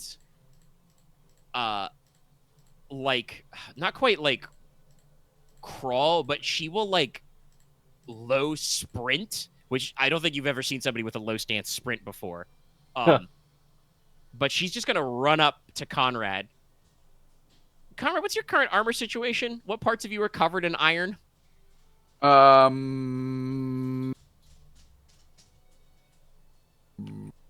think it's everything unprocessed. except. Let me double check. I'm pretty sure everything except my upper arms. Yeah, so I think she's just gonna grab under each of your arms and attempt to drag you away. This is not gonna go well for her, because she is body 2. But she will try. I And extract appreciate the Konrad. attempt. I do. It's A for effort. At the other Shut up! You're the 3 one who gave up on him immediately as soon as you figured out you couldn't heal him. Well, I think he's still technically standing over Konrad, Yeah, no, I'm in front of him. but he just Yeah, that just means that that Conrad. Conrad's also in the line of fire. I didn't even aggro. You threw something at his eye and cursed at him in Elvish. Well, I think that's meant he was trying to do that. He was trying to draw so he didn't try and finish me off. Yeah. It absolutely also sounds like something Nicola would do. Yes. Yes. Dumbass. Yes, that means you have drawn Don't aggro to disagree. you and the enter pushing at your foot at your feet. At 3, also, Moira's just gonna fucking. Actually, no, that's right. She has her sword drawn, so she can declare a stance first. Guess what? We're gonna declare low stance, so she gets +2 to this, and she's just gonna fucking Schwack at him. God, I have to roll so many fucking attack pools against myself. Why do I let you guys do these things to me? Because you give us all those NPCs that we love. It's true. You gave us family members. It's true. And then people for those family members. I find it so funny that I fucking whiffed on like 4 NPCs and you still roll the lowest on the trap check. Okay, all right. I think that's all my 3s. I haven't missed anybody. So we move to Leslok. You are behind a tree. You're in cover. This is a really dumb question, but I'm gonna ask it anyway. How would it take if I grab the poison off Konrad? How long would it take me to apply it? Well, you'd have to get to Konrad. You're currently behind a tree, so you'd have to run over there and grab it. That's probably a whole turn to like fish it off his form. All right then. I'm just gonna get to the guy. I'm just gonna stab him and hope I hit him in the torso. All right. Okay. So you're gonna Wait, pop but out from cover and slam him. Yeah. I'm hoping I can. I don't want to do a cold shot. That's fair. You don't gotta. Just. I hope it in the torso so I can get submitted kneel and single intent. So. All right. How much? You seer. Because if I strike him with the torso, he's immediately downed, which I don't know how that works for this guy. He goes down. It's just the normal rules. Okay. Okay, so how much are you rolling for smooshing? All right. I believe that's all declared, so everybody roll. Okay, 6. Okay. I was about to say, you gotta be fucking with me. Nope, 6s. 10, 5. Well, you can gobble the 6s for sure. I should double check gobble dice. Does that mean he still gets to apply his 2s, or does he have to make the attempt with the 6s and they don't make it? Now that this guy's gonna have his sets survive all the way to 2, but Damn it! Do I really just want to hit his arms? That's what the dice is telling me. I mean, hit the same armor, cut it off. No, That's not look bad. at this. I rolled 3s, not 4s. That's still the same arm. The same arm. 3 and 4 is the same arm. Okay. I thought. Sorry, my bad. I thought it was different arms. No. Yeah, 3, 4 left arm. Okay. 5, 6 right arm. My 1 bad. is one Sorry, foot, please. 2 is the other foot. I don't fucking remember which foot's foot. Let's see. Okay, all the players have rolled. Just real quick. I guess I'm gonna hit him. Hold on, while I'm thinking about it. Holy shit! Asafer pulls Konrad. 6 is on her 2 body, 1 athletics. Strong elf. I'm gonna get this. This girl deserves a drink after this. Okay, so now I will go to a different. Let's see what elf likes brandy. Here, let's just do Moira. Yeah. You mean Ferretti brandy? I think they will. I just have this feeling. We still have that box of that shit. Yes, Nicola still has the box of Ferretti brandy. It is his emotional support brandy.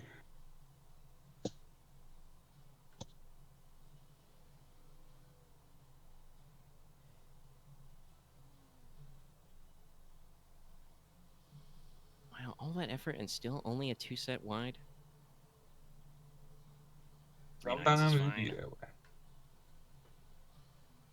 All that for a drop of blood. This guy's got a lot of blood to drop. Yeah. The problem is it keeps coming back.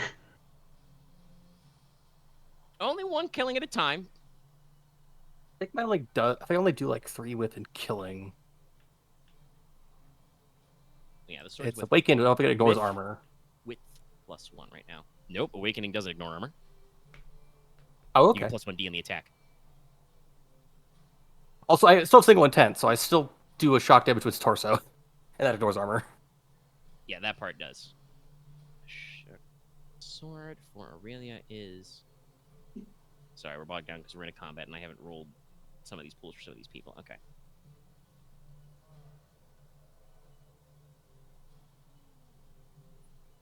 No, she hasn't hit him yet. It's only 5d10. Aurelia, I need to send you to coordination school after this. Nope, no matches.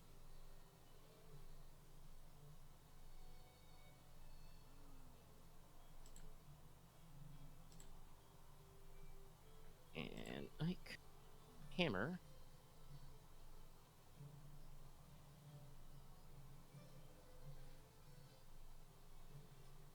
Ah, elbow, not the knee. But also 4s. So, yeah, we're going to have a fun time. Let's see. Like I said, Moira got 3 9s total. Anybody get like 3 10s? I got 4 4s. 4 4s. There you go. Okay. I got 2 10s. Doesn't matter right now. So 4 width on a pin. Yeah. I think he's pinned. That means I can't move. He can't move. Well, technically I can move, but yeah, he can't move. He can take no actions.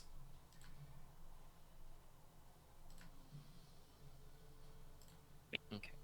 Uh, Yeah, you don't have to be downed. yes, I do not have to be downed. Neither of you can attack, defend, or move until your opponent gets free or you let go. And mechanically, they have to roll coordination plus grapple because you're using a chain. I wouldn't be surprised if it has grapple or unarmed. Whatever it is. Right.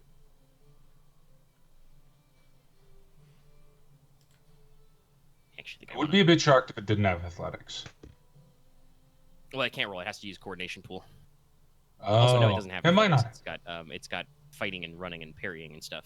Oh, interesting.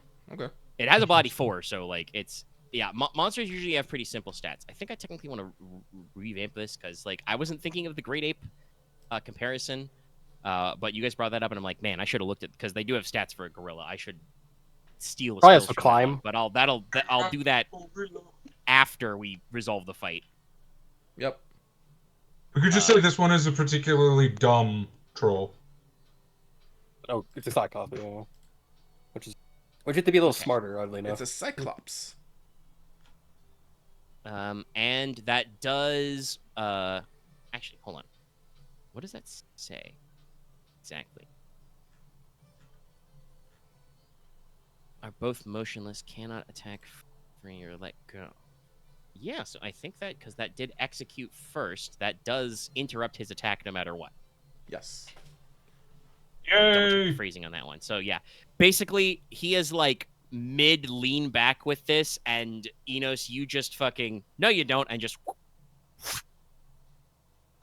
whip your chain so it loops around his like both his arms a couple times, and just hook and hold.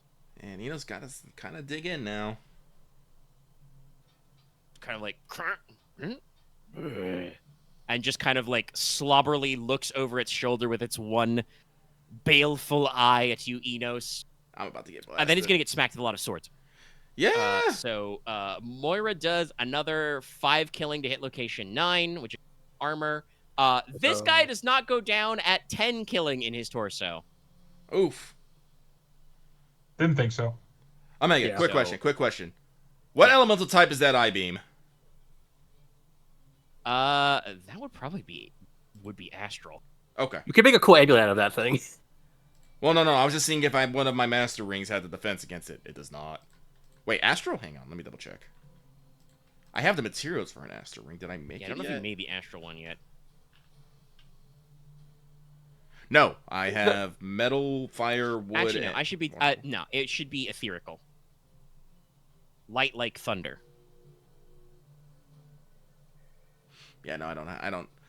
I have the fucking You got your amber diamond. You didn't settle in and make it yet. Yeah.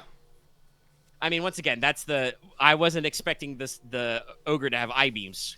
You but gave it? He does. He does. It's just in the book, huh? So I mean, the way it works is a cyclops is an ogre, but more. Yes. Gotcha. Okay, so that was 4, so we do 3s. Moira slaps. Anybody else got a 3 width?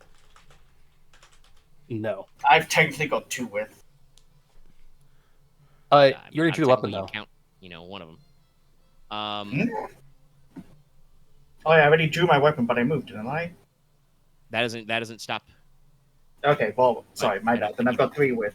Oh yeah. If you want to use your 3 3s, they're there. There's the third 3. Okay. Yeah. That's just Argent Light, so that's just width +1 and killing, I think. Yes. So that would be 4. That becomes 2 with its armor. Because the sword itself is normal other than having a spell sealed inside it. But still, 2 killing damage to the arm. That is... Or that total. took 5 already. Nope, still got his arm. Yeah. Okay. 2 Withers. 2 10s. Okay. With your sword strike. So you do width +1. I do it +1, so it'll be 3 killing. It's awakened, so I don't fully know. 1 killing. The awaken just gives you a die. Okay. All right. And then you're gonna apply Then 1 shock to its torso. single intent. Yeah. If you make a single attack and hit, you do a plenty of shot. Torso. Okay. That just goes through regardless. Yes, and is not reduced by armor. Still up at 11 damage. Not that surprised. Okay. So you were 2 10s.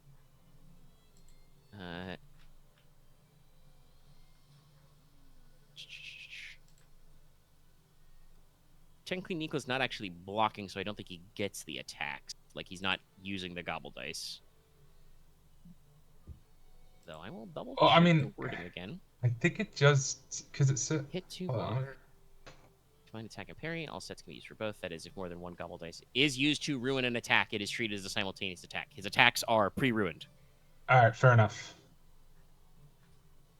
It's good, but it's not that good. No, that's fair. So I think, does that leave Ike's set? Yes. Yeah, she's the 6s, so that's 2 4s. Well, she's doing Warhammer damage, which is width +3 in shock +1 killing. Big so she's wham. gonna do 5 shock, 1 killing, and I believe armor reduces shock and killing. Yes. Straight up. Yeah. Yeah, so she ditches the killing damage, but still does 3 shock to 4, right? Yeah, fuck that arm. Yeah. Yeah. All right. So, Is the left arm as well.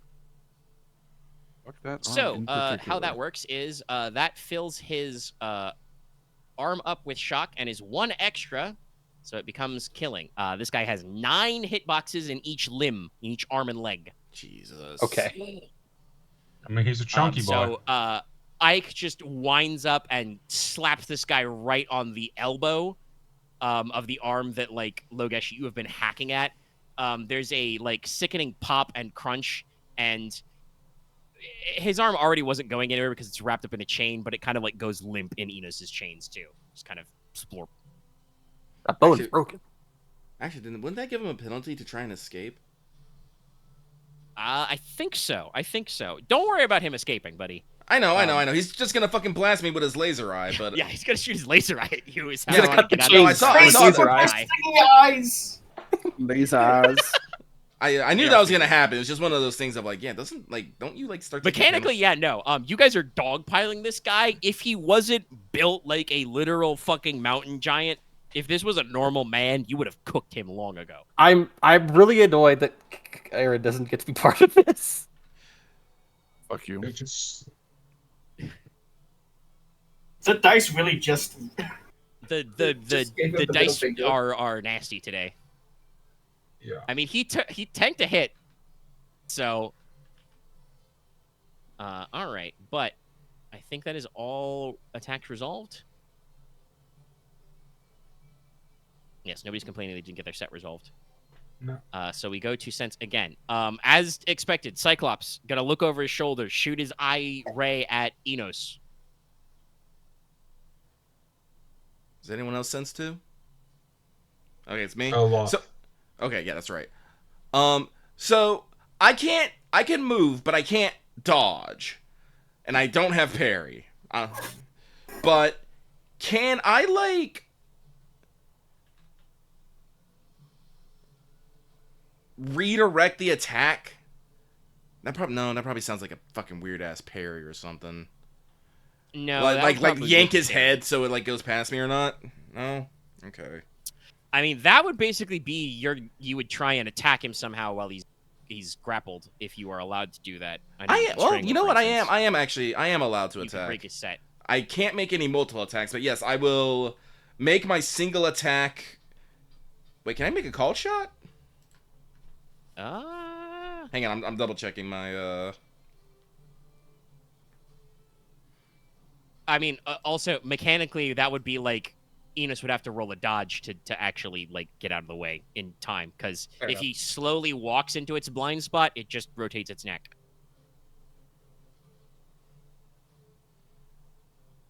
Yeah, there's not.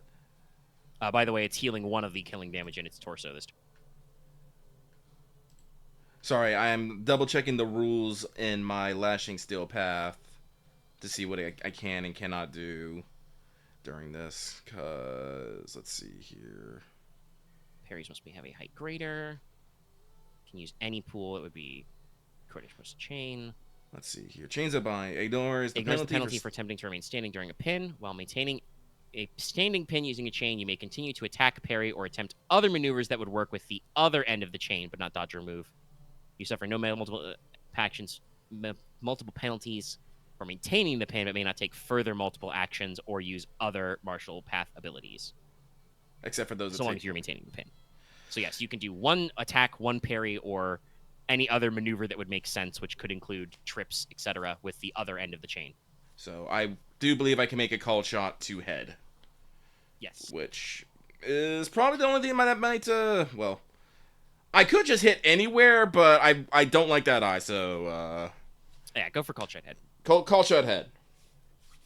That is my sense too. Logesh. Can the spell only be used once per day? I forget if there's a restriction. No, on it. you can cast sword beams as much as you like, bud. Okay, I'm just gonna pull a saber. I was looking for a saber gif earlier. I was wondering why you just didn't do it last time, but He wasn't sure. I wasn't sure, and I didn't ask. But I should have just asked. I could have just been firing sword beams all the time. But yeah, no, I'll just point blank fire this beam. All right. it's like cut it, and there's an after. Aurelia is your other 2. She's just gonna attempt to keep shivving this guy because she doesn't get a +1 die until she actually draws his blood. Yeah. So 3s? Yes. Yeah, I don't like the way this thing is looking at my cousin. So I'm going to Hadoken it. Okay. Just gonna dump sorcery on this guy. Yeah, I'm just gonna cast Azoth. Fuck your armor. Fuck your armor. Just no. All right. Hame. All right.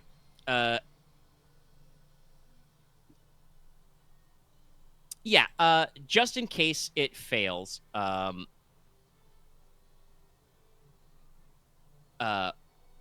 Moira is actually going to tuck and roll on Inos' side and interpose herself and her sword and attempt to parry ranged attack. No guarantee it works, but she'll try. Inos, you could probably hear Moira muttering under her breath something about magic bullshit. Inos will remember this. Moira takes her job seriously. Ironically, she doesn't really have magic items. She just has the weapon made of like the purest metal you can get. Pretty cool sword. Well, technically her job is to protect Aurelia. It's true, but Super active. Leslok also said he brought her on out loud as the house's like fencing master or fencing instructor. So, And also, you're Aurelia's tutor. She needs to be tutored. that's another roundabout way. Moira's probably not thinking that fancy. She's just thinking that on paper, the Marquess hired her to, not necessarily protect, but to look out and teach all of you.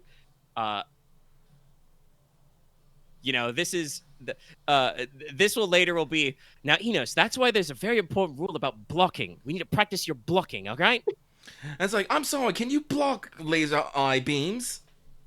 Yes. Moira, we're about to find out. We're gonna find out together. No, this conversation's happening right now. Yeah, Moira just tucks and rolls and says, "All right, Enos, this is why there's important of blocking." And Inos will just fire eye beams. We're going to find out together.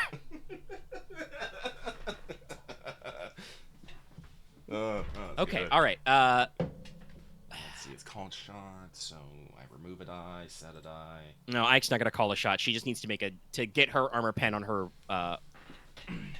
her hammer. Oh, actually, no. That means because she ignores the 2 armor. That's right. I forgot. She's making a single attack. So that guy's arm is actually filled killing. So it's definitely broken. And one of those killing, I think, went up into its torso. It's still the same where it was before the round ended because it healed one, but that's good. No, you have to do a special main maneuver to completely remove a limb. Fair. But it's filled with killing, so it's like fucked up. The bone is destroyed. Yeah, I mean, like I said, she's building a warhammer, which I am using the mass rule for, by the way. I imagine she crushed the joint. Yeah, so this thing's elbow blasted. Yeah. Okay, all right. So Ike is she's just gonna fucking whack him. Actually, very good question, me.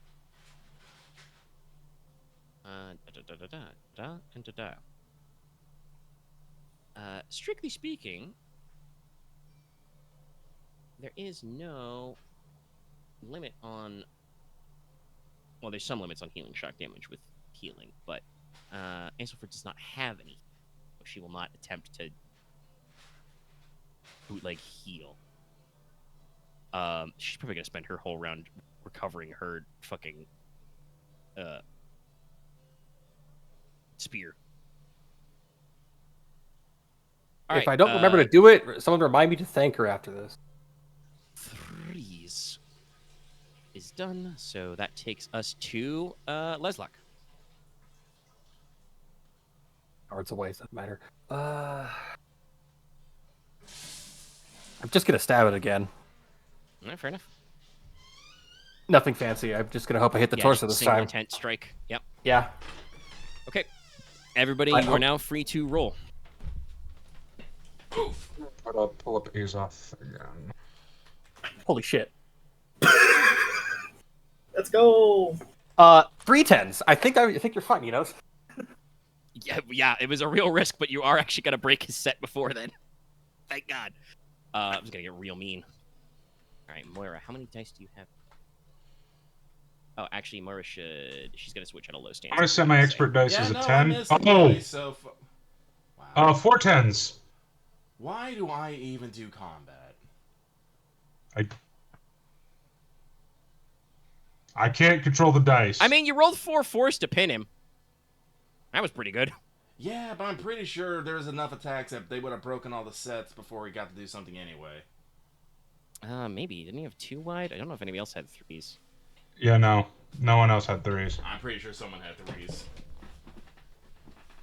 Did... I mean, just being Nicola, yeah. Because I'm pretty sure, Well, yeah, Moira makes 3s. That's right, 'cause she's got a master die. And I'm pretty sure, Logesh got 3 with last time because we were talking about the width thing and stuff. I also just got Yes, 3 that 8s. actually I remember for... So, for yeah. I just got lucky because I called my expert dice, so... Well, I don't know about that one. It sounded like you said that after you rolled. No, I said it while I rolled. I mean, you can... If you want me to just have 3 10s, that's fine. Nah, it's all right. We've been going for how long? 4 hours? Let me Yeah. check the recording. It's fine. You're the one who takes the shock damage everywhere after doing that. Yes. Yeah, we have just passed the 4-hour mark, by the way. Yes. There will be a little cleanup after this. But right, I'm in the wrong doc. That's why I'm like. I am the cleanup. Don't you worry, I'll get you back on your feet. People don't mind that I might stab this thing's corpse a bit. Well, How about you Don't- guys don't ruin your worry sword. about Konrad first? Yeah, no. Like, why? Okay. I will say this. Axe should Leslok should verbalize some concern for Konrad. I feel like Axe is the kind of person where he's just so assured that Nicola will fix Konrad because that's the whole reason why Nicola exists. that he's thinking about other stuff. The thing that is not like super impactful is that he is super obsessed with like stealing this dead guy's eye. That I wasn't thinking about the eye, I- actually. I was more I'm just warning, angry that I'm it warning killed you right Konrad. now. His eye may not exist after this. I'm gonna Yeah, I don't know how his relax. head's You have gonna not be 'cause he mentioned didn't get along. Konrad much. You have mentioned that eye at least once around. Oh, that's Oh. fair. I'm about to do 6 killing to its head. Its eyes might be gone. Bro. Oh, you're really good. Yeah, okay. I With soul fire. Hey. Well, Moira would parry. Nice.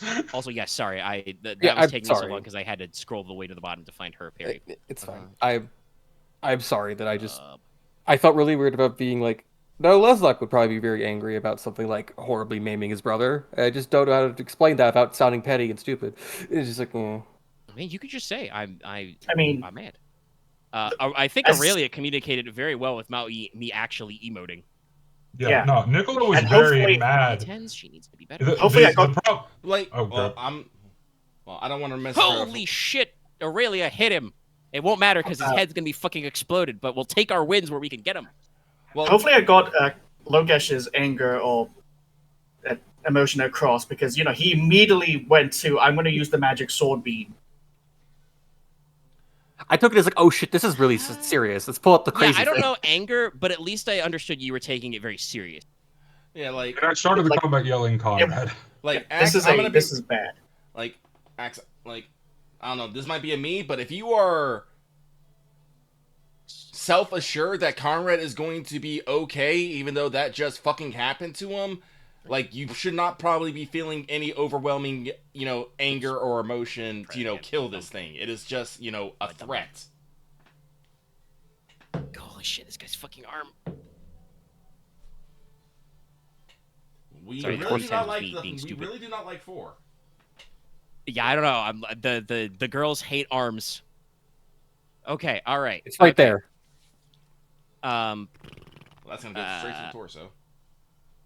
4 10s technically, because Yep. Dallas did say he has an expert Yep. Yeah. in sorcery.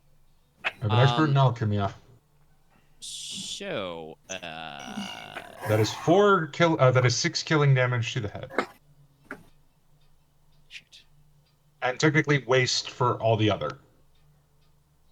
And Yeah, shock. waste shock. All the others do, but you did how much? 6. 6 killing to head. It's with +2 killing. And it ignores all armor. Yeah. Hey, this may shock you, but with 7 killing damage in his head, this guy's not toast. Oh. Well, that was. Okay. Thing. It's, no. But you do. Where's your 2 and 7? I do. Oh, I a guess couple I can shocks torso with box. And one at 8, torso. okay. Is that waste shock or waste killing? It's waste shock. Okay. So Yeah. adding. As I burn my soul's fire. 10 killing. 4 total shock. How many wound boxes in the torso? Oh, okay. So that exactly fills up his torso. So I believe he's dazed because it takes a -1 on everything. Good to know your soul is like a renewable resource. 2 and 6, Is it though? and 1 and 2. Mechanically, Well, he it takes is. shock damage everywhere. How Yeah. much shock is he taking? One in every One location. in every location. He gets a little tingly feeling in all the parts of his body. So he has 3 in his head right now. No, he didn't actually remove Comrades can- yet. Oh, that's right. That's Yeah, right. because it will took 3 have minutes. Yeah, His head. because it would take 3 minutes, and there That's was a right. rampaging ogre in the way. I will at least say credit to Dallas before he remembered there was a cast time. He was willing to start a fight with an ogre with 2 shock at his head. I was willing to take the killing instead of the shock, but it doesn't work like that. 2, it's just 1. Okay. And then now at 3x10, Marquess. So that would be 4 killing? Yeah, because your weight Yeah. is 1. Yeah. Okay. at the 8th point of killing, which is done, that does actually take this guy's head. He had 8 in his head and 14 in his torso. I think with the extra Jesus. killing damage, with the legendary Flambert, how this kill looks is Nicola goes, uh-oh, and just basically mutters math to himself. Like he starts chanting alchemical formulae, and kind of that, like, blue-green fire pours out of his hand right into this thing's face. And all of you probably think to yourself, oh, he used Azoth. This guy is toast. This would break the 2x10 set that would have shot Inos in the face and probably killed him. And then he just rears back like a fucking monster. Yeah, this guy just turns around to you and, like, parts of his skin is melting off, getting in his bad eye socket. His hair's all burned away, and he just opens his mouth to just growl at you, Nicola, and then the growl kind of goes like, "Hah," as he gets a sword in his throat, and Leslok, you take his head off. Just shing. It's not a clean cut. It's a very ugly cut.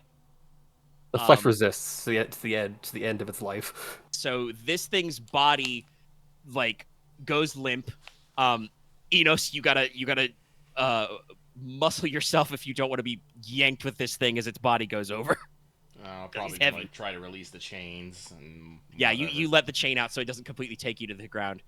Which means you and Moira are kind of standing at his back as the head just kind of flops over and upside down, and just for a second, tongue out, blood slowly ooping out, its last eyeball just looks at you and is kind of like, bleh. Then he's dead. Eyeballs can talk. Good job, everybody. You've won. Yeah. Nicola's going to run over to Konrad and immediately start Vitae transfer. Yeah, Konrad is now behind you because Aethelfur, like, hauled him up. She's got him probably, like, propped up. She's very gingerly handling him because while she is in full armor, he is covered in iron. There, Aethelfur. So do I get to choose what I transfer? Yeah, let me check that in a second. First, because I know Okay. you took shock everywhere. I gotta check We take one shock, one killing. the. So let's Well, choose. no, we gotta look at the rules. But I'm. Yeah. Is it? Where is healing? Actually, there's damage. There we go. Healing. That's right. It's not like a super section. After the fight, as soon as you have a chance to shake it off, half the shock damage you took in that fight disappears. Round up. So technically, before you even Vitae transfer, if you would take a couple seconds to, like, slap Comrade on the face, he can heal the one shock and, like, get over it. And I can also heal the shock in my head, so... Probably, check for vitals and stuff like Yeah, that. no, I'm definitely casting Vitae transfer still. Because I don't know how up he is. Oh, like Nicola You doesn't. probably be able to tell he's breathing at least. Well, yeah, I know you're alive, but I don't know Because how Vitae transfer dangerous is it is. touch ranged, so you have to, like, get close enough to not literally, but to basically lay on hands. So you can see him breathing. All right. I still will initiate. Yeah. Go ahead and roll it. All right. I'll cast Expert as 6. I'll finish what I was Or saying. should I be 10? It should be 10 because it is in his head. So yeah. I'll do 10 again. You could just type it out, Axe. Yeah, if you got a second, I'm reading. Caster transfer. Okay. Because I was going One to type target out what for I was going to say to Elsifer, but I know you wanted to say something, so I'm holding off. 2 10s. All right. You can transfer. So 2 shock, 2 killing. So 1 shock, 2 killing. Well, it's within shock and killing. I'm gonna phrase this as up to. I just realized it. That's ambiguous. Can transfer up to within shock and killing, just in case you don't want to dump everything. Would I have healed the killing in my head? The shock. The shock in my head? You pick because you remove half your total shock damage. I'll take the one in my head. Yeah. And then I'll take it all. Do you have an extra hitbox in your head? What? Yeah, because you said Konrad healed 1, so he'd have 2 killing, 1 shock, right? Okay, yes, that's fair. That's right. He would. Yeah, he I would wouldn't shake go it off. unconscious. Yeah. All right. It's gonna So, suck, but Konrad, your eyes flutter open. You're being propped up by an elf, gingerly, as Nicola prays over you. Nicola looking, at his usual tired turbo self. And then Nicola's nose starts to bleed all over your shiny armor. Well, Conrad's first reaction is, unfortunately, to grab Nicola's throat and start squeezing. It's like, Nicola's not And having then a good time. after like 5 seconds, he finally like his eyes clear and he let's go. being in a healing ward, I've probably What? had similar reactions. What happened? The ogre got you. What ogre? This is where you just kind of, lean him to the side so he can see the corpse. Yeah. There's an ogre over there. I think the thing that's happening right now is, assuming Inos wants his chain back anytime soon, is Inos will probably try to figure out how to get his chains back from this guy. Because he's keeled over, he's heavy.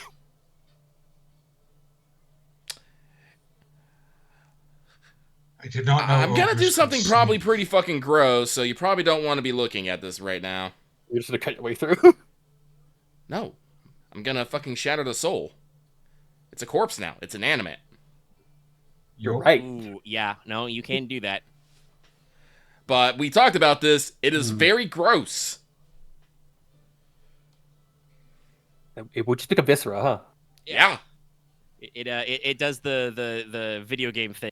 It goes from corpse to goo pile. All right.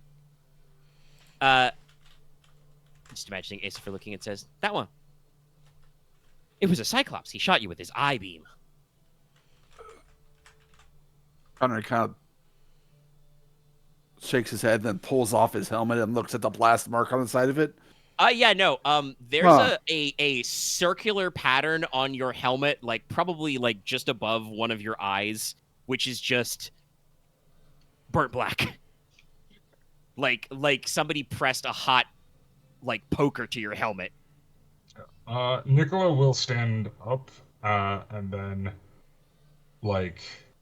probably slump over. Not unconscious, but just Sit down. tired. Yeah. Aika will give you her shoulder and be like, all right, Doc, easy. Thank you. Don't know much about magical healing or throwing fireballs, but looks like it took a little out of you. Hold on. I merely took on the burden. Was anyone else hurt? Yes. I think just Nicola. Yeah, No, just- whatchamacallit, the Marquis, or Marquess. Yeah, but he was hitting the Oh, trap. well, yeah, he he was wasn't hurt hitting the before. fight. That was the trap, yeah. Yeah. Yes. I'm gonna give a hand to Konrad. Yeah. His Leslok's offhand is bleeding still, but you're pretty sure that happened from the trap. Also, in the background, there is a ungodly wet sklooping sound Oh, God. Oh, as okay. just Not the looking at that section. Cyclops' headless body turns into a stain. Some random bones? You're not like Enos, you're looking at it because you just did this. You're pretty sure some of these bones jumped in place. Like you think you find one of his rib bones where his shoulder blade should go, shit like that. And he's just a Terrifying goop stain. interference. The only things that are not destroyed because they are separate inanimate objects are his club and his loincloth. Guess the head, but that doesn't matter anymore. The head is separate, yes. The head is fine. Now you have your chain back, but it is very messy. Thank Can I you, find my Nicola. dagger? Yeah, that fell out feet away. It's fine. Aurelia can get you your dagger back. But yes, I need to make Asafer more potions acknowledges when we get home. what Leslok Yes. says, and she's just like, "Oh, just doing my part." Wow, a real Cyclops. I didn't know those existed. We should. Get to the monastery. Yeah, we should. Yeah, Do you have because she was standing right there. Obviously, I know Inos, you said you want to say something to Aesop first, so you'll have a second. But probably the rest of the crew is distracted because Moira probably picks up the Cyclops skull by what little of his head scruff is left and is just like, "What about this?" Blah. Fucking care. Yeah, I'm not asking you. You should take a nap. Aesop, do you know a lot about Cyclops? Only what I've heard. They're like ogres, who sometimes our warriors use glamour to take on the form of, but they're wilder? Does that work for a monster? Can it be more wild? It can. According to our legends, before the calamities, as she says this, Aesopher kind of uses her free hand, because she's like holding her spear in one hand, to just gesture vaguely in a bunch of different directions, you know? She's a gesticulator. Yeah, she just kind of like, when she says the calamity, I think she's trying to like point at like, earth, sky, trees, fire, everything all at once, a thing with a child Sylvanas? So she's just kind of like When wiggles everything everywhere. went to shit. Before the calamities, the Wood Lord used them to guard his wild places against humans and other kindred who are supposed to get out there. Since then, they've gone kind of feral, I guess. Oh boy. They don't really listen to anybody anymore. They're just kind of out there with their eyes, which, spit light and fire. She also makes a convenient eye-level gesture at this. I've heard of them because, on the other side anyway, fairy knights hunt them. Kind of like you would hunt monsters or even, a bear or a boar. Never actually fought one, though. It's like, Nasty. Inos would ask, and during these hunts, did they keep the eye for anything? Oh, yeah. Eyes, skulls, that sort of stuff. As trophies, yeah. She kind of like ponders and says, I don't know. Usually we just like stick them in a jar full of, sweet spring water, but that probably won't work over here. I want to try what do you call it? And she just sounds so like so I guess just whimsical as she says pickling. Because this girl has That never is a funny pickled word. anything in her life. That is also a very funny word. All right. It's I like, like that word, pickling. thank you, Aesopha. And Inos will turn back to the Marquis. And it's like, I'm no expert, but I don't know if whatever phenomenon was in the eyeball remains. And frankly, I do not want to be having a Cyclops head carried around.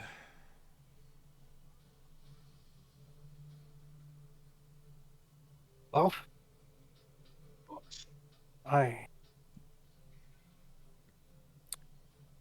He turns, looks at Konrad. Konrad is staring off in the middle distance. You might be a little discombobulated still. No.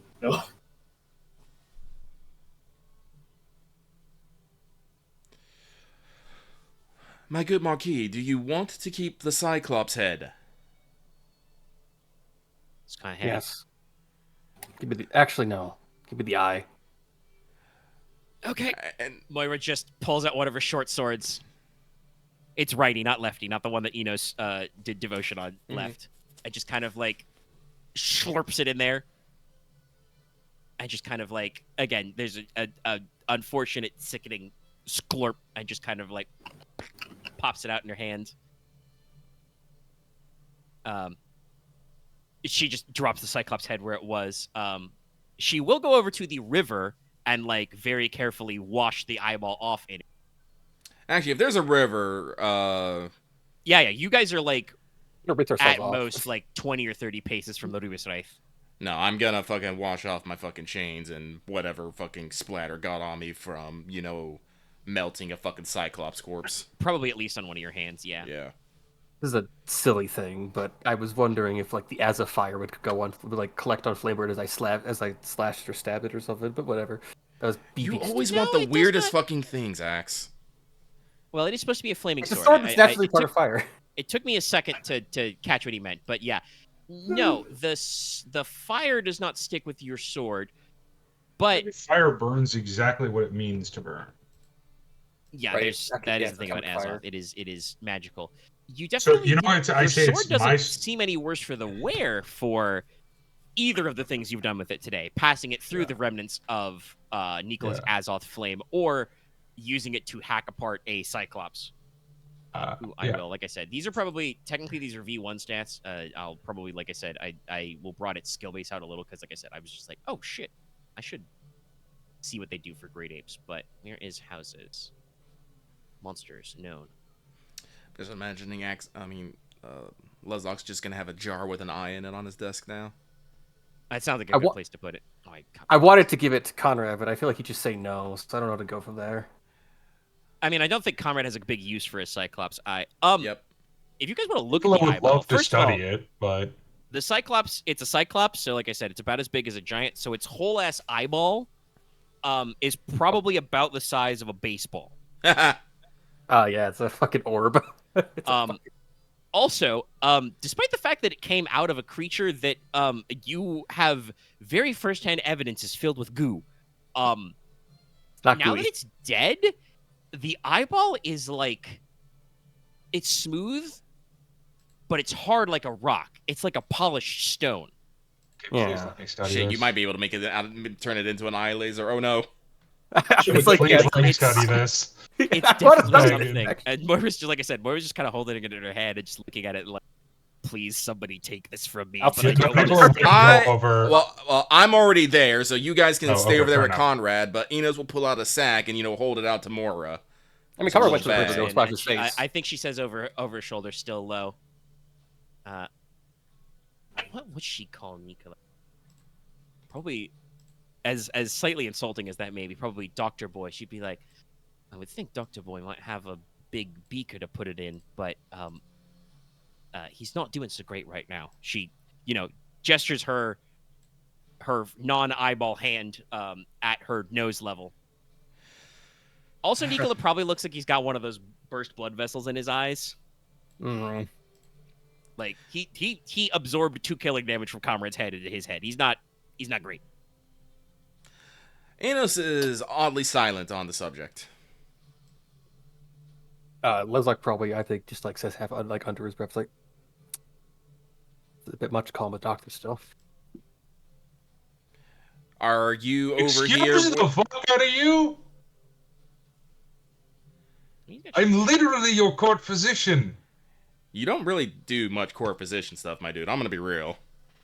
I don't want to make Since too you fine of a made me point, the but court Leslok should absolutely bring that up because he has had 2 killing damage in his arm since before the fight. Yeah. Still untreated. In fact, if Nicola does not do anything, which admittedly right I'm now going he's fucking to. head blasted, but Aurelia will probably be like she leans down, looks at Konrad, notices that Konrad doesn't really have any physical damage left. As Konrad kind of splashes his face, she's gonna go over. I think she's just gonna start by dragging Leslok to the river. I mean, She's just gonna make you stick your arm in. okay. Yeah, no, I am going to heal Leslok. I just have to get to him. Like He's been right there the Dallas, whole time. I think there's gonna be a conversation about this later, but generally, if you can't do the healing thing you want to do immediately, you just say fuck it and go immediately into attack mode, no matter how many other attackers there are. Well, it's because there's not a lot of healing in combat. Well, if you, like I said, this is our ill preparations, but if you had brought healing potions and whatnot, and also you could have removed the injured from the battlefield or the field and protected them. Also, I want to point out, not that I think it mattered right now, because actually no, it would still work for Konrad. He had shock damage. There's no time on the once per day you can roll healing to heal shock damage. That doesn't take any extra effort, so you can do that as Okay, an action in combat. I genuinely assumed you could not do that in combat. So No, you can't. He only gets the benefit once per day, but you can apply first aid to heal shock damage as an action. No, I'll do that. Why 2 killing anyway? Yeah, Leslok has killing, so that doesn't matter. But like I said, for Konrad, you can actually still roll. That's why I was like asking Aesel for if she could, but she has no healing. So No. Okay, so you could actually first aided him, yeah. let's go to the monastery and wrap this up because I Yeah. realized it's 1:30 in the morning. I'm hungry. We'll have some things to talk about next time. Hungry. Because to heal the killing damage on that, the Marquess needs to start resting. Spoilers: the Marquess has not rested today. He had a fight with an ogre. I guess Nicola can give me a bandage to cover it. Yeah. Nicola can dress, and if like he does have 2 killing in his damage or killing damage in his head, if Nicola does not exert himself, Aurelia can assist. No, I'm fine exerting myself. Okay. I'm fine. I'm also starting Then to think that Nicola has a martyrdom the Marquess, complex. I think Aurelia's gonna make you wash your face after. Wait, you're only now starting to think Nicola has a martyrdom complex? Considering his sister, yeah. I think I've been pretty clear on that. No, that I'm like, I know, yes. No, like this is me not like getting. I just now got it. I'm like, wait a minute. Yes, Yeah, no. no. This should That's why he absolutely doesn't be a care about throwing conversation his soul Leslok away has to and have shit. with him is because he's like, Yeah, no, buddy, like pal. he like at first I thought it was just maybe Dallas not understanding things. I'm like, wait, no, he's actively throwing No. himself into danger. Like Yes. at the moment, like because when I said it earlier, like when the minute you can't heal somebody, you go actively into attack mode. It's like, wait a minute. Yeah, 'cause he's basically Sorry, yeah, I should have said got that a out loud leash. because like when I think when it came up No, about him I drawing said it. aggro, I was like, oh no, absolutely, that's so Nicola. Because I was like, I have known about Nicola's martyrdom complex for I think 30 episodes. Yes. I've always vaguely understood least. it. I just But forget yeah, it. no, yes, because I no, forget things.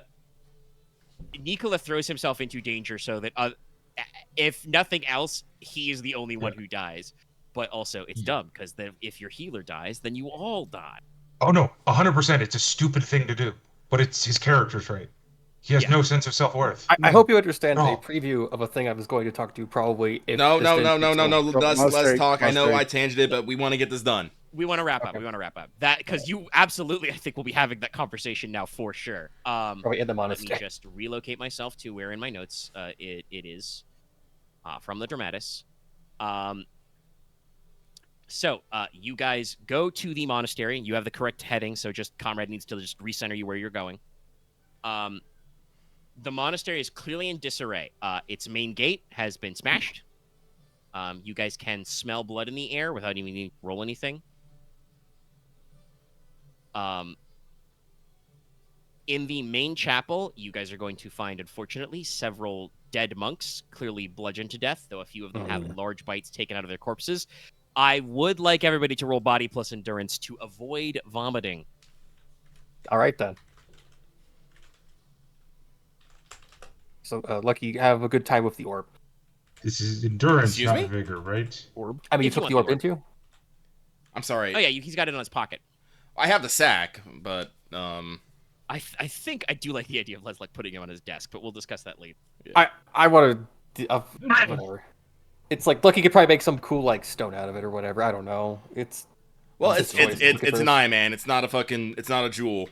I got I would nothing. It's like not to s- literally a jewel. I would like to study it from a medical perspective. Sorry, I want to study from a magical perspective. I toned out for a second. Well, What are we just fine, rolling? Michael. Endurance. You're rolling body body plus plus endurance. endurance to avoid vomiting. Thank you. I had the avoid vomiting part. I didn't hear what the exact roll was. Yeah. So Let's go. You're Inos fine. is fine. Logesh is fine. Konrad's fine. Konrad's turbo fine.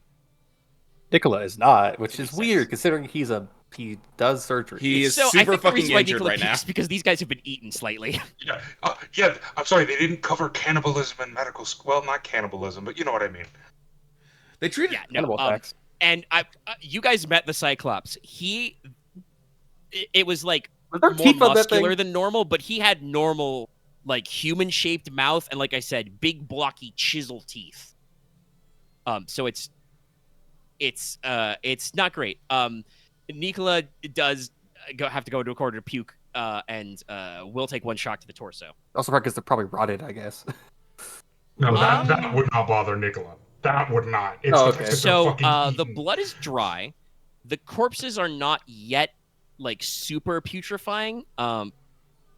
Nicola could guess that at this rate of dry, it's been at least several hours, but not quite multiple days. All right. Damn. Well, If you guys had not been ambushed by the traps, this would have also been the cue that it was a Cyclops, because you guys can see now that several of the pews and tapestries in here are just like have weird scorched lines or cuts in them. oh, he was just firing willy-nilly in here. A weapon. The You're firing a altar salvo. of the chapel is untouched. That's Let's good. check for survivors. I'll simplify it. Yes. You find the cellar. The trapdoor has been punched open. The ladder to the cellar is gone. But inside, there is a guy, Brother Teine. He introduces himself. He basically says that he was, like, preparing for the next meal, probably the evening meal at this hour. Like, earlier today, he was going down to the cellar to, bring up some casks of ale for them to uncap. And just, they were ogre attacked, but the ogre couldn't fit in the trap door. Lucky man. Yeah. I thank the gods today. I will give Probably- like Brother you'll probably Teine kneel once Enos has covered the body, like kneel and pray beside them. Inos will, like, if I'm over the squick, I will put them into position more, comfortable, respectful positions for the dead, line them up. You rolled endurance. You're good. Yeah. You do not. You may feel your feelings however you like, but you are not overcome by that instinctive, visceral reaction to just Yes. dump your guts. by the way, Nicola no longer wishes to study the eye. Fair. He wishes to destroy the eye. We can talk about that later. I'm not going to force you to. That's just Nicola's opinion. Yeah. In my notes, actually, I have that like the body of the ogre should have been burned, but you gooped it, so it's Next just gonna best kind thing. of like fizzle. Oh, would it, like, eventually regenerate or something? Ugh. Aesifer says that she's not sure. There are stories that they regenerate, but it lost its head, so she's pretty sure it can't grow back together. But that head is would just throw a what new they. thing. You guys would know. That's just historically what you do with ogre bodies: is you just burn them up to be safe. In normal trolls, if you separate the head, it just makes 2 trolls. That's terrifying. Yeah, the ogre probably doesn't work like a starfish, but you guys don't know. Oh god, now I'm just imagining Honestly, I don't think there's enough eyes. left. I don't know if there's enough left of it to actually burn. Just kind of goo and bits of bone. Plus, I think how the fact that its other eye is gone and it didn't regrow back, it just does hold weight to that, probably. There's something spiritual about it, putting its own eye out. Brother Teine is like obviously upset, but he's had hours to like start being like, well, I think all my friends and comrades in faith are dead because there was a horrible monster. It's dead now, and it won't come back. I'll give him a hug. Aren't He's you probably a little perplexed by that, but accepts it. Thank you, brother. He basically says, your lordship, once we have given rights, I will return to the township. I believe I will go to Brinton and seek the bishop. I will petition to rebuild my order and at least preserve our texts. May the 7 watch over you. It's the 7, right? I'm not Yes. crazy. Okay. If there's anything you need, Don't promise things. You'd be fine. all right, okay.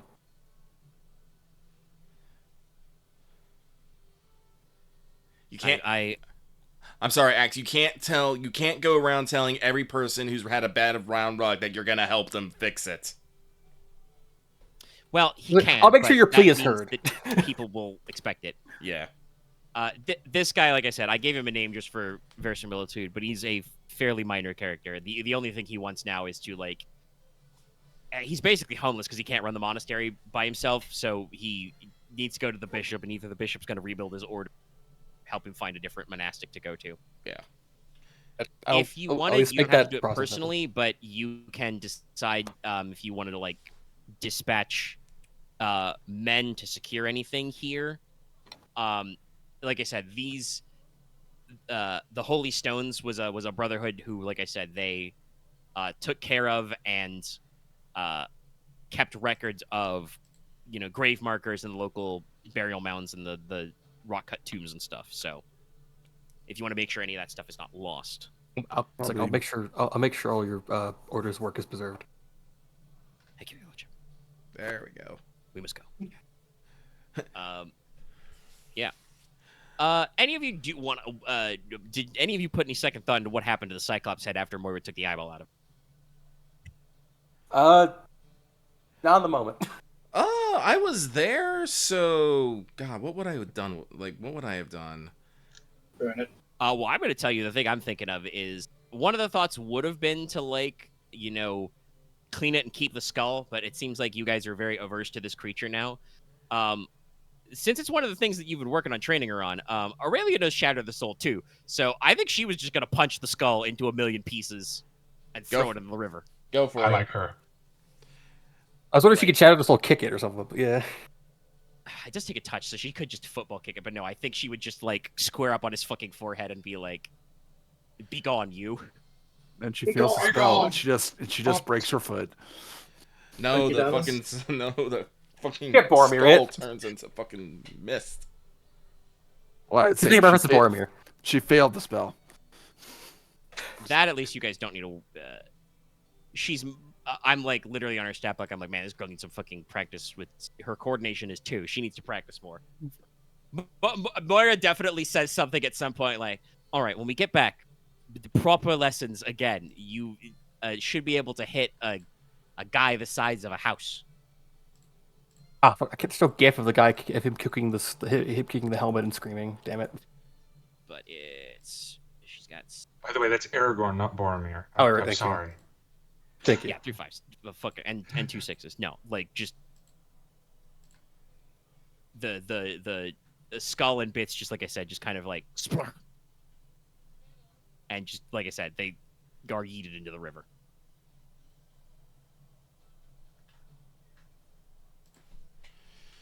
I feel like my next line of I'm almost imagining just while the group's all here, just like, all right, what did we learn today? Ogres. For Good man. traps. Yes, that one too. I admit that one kind of got me. Wasn't expecting that. I know they said they were traps. It was a big trap.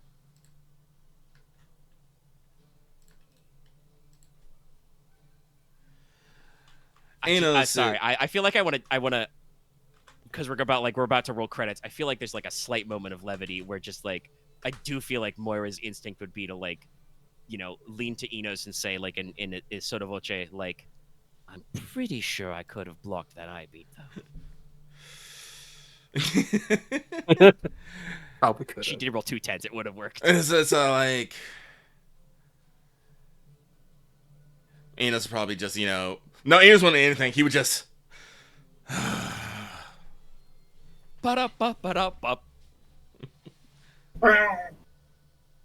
just big sigh. Post-credit scene. All of us are just a fucking drink. We're drinking something. I'm not drinking. I'm drinking brandy. Fuck this. Yeah, I promised to drink to Elsafar, so I'm going to honor my promise. I'll have It's a good couple. because she has the first level of that rank of that skill. So if you know her, yes. But I think that's where we wrap up because the session has been pretty long and comments get kind of feisty. I think the ogre or the Cyclops rather, was reasonably managed. All right, okay. Everybody, good job being in session, role playing, 2 XP. Shit. Who did Dramatis rights? I did one. I did one for Ace of Fur. I did 2. Yeah, I needed me to three? do one, but I was Yes, out of that's one. town. I did a couple. That's one on April Fool's. Yes. All right. So yeah, that was between last session. So you guys get your extra point. I don't think anybody completed a mission yet. Nope. So Nope. Have not fixed our economic crisis. Still haven't built my fucking arm. Oh, you I have probably to could have get- taken a day or two on that one. That's okay. post Lots of credits. things to think about this session. Sorry, post credits. Now that the fucking ogre is gone, they can look for the silver, right? Yes. Like, can I grab a Wayland? Well, actually, would Ike know where the supposed vein was gonna be around the area? Yeah.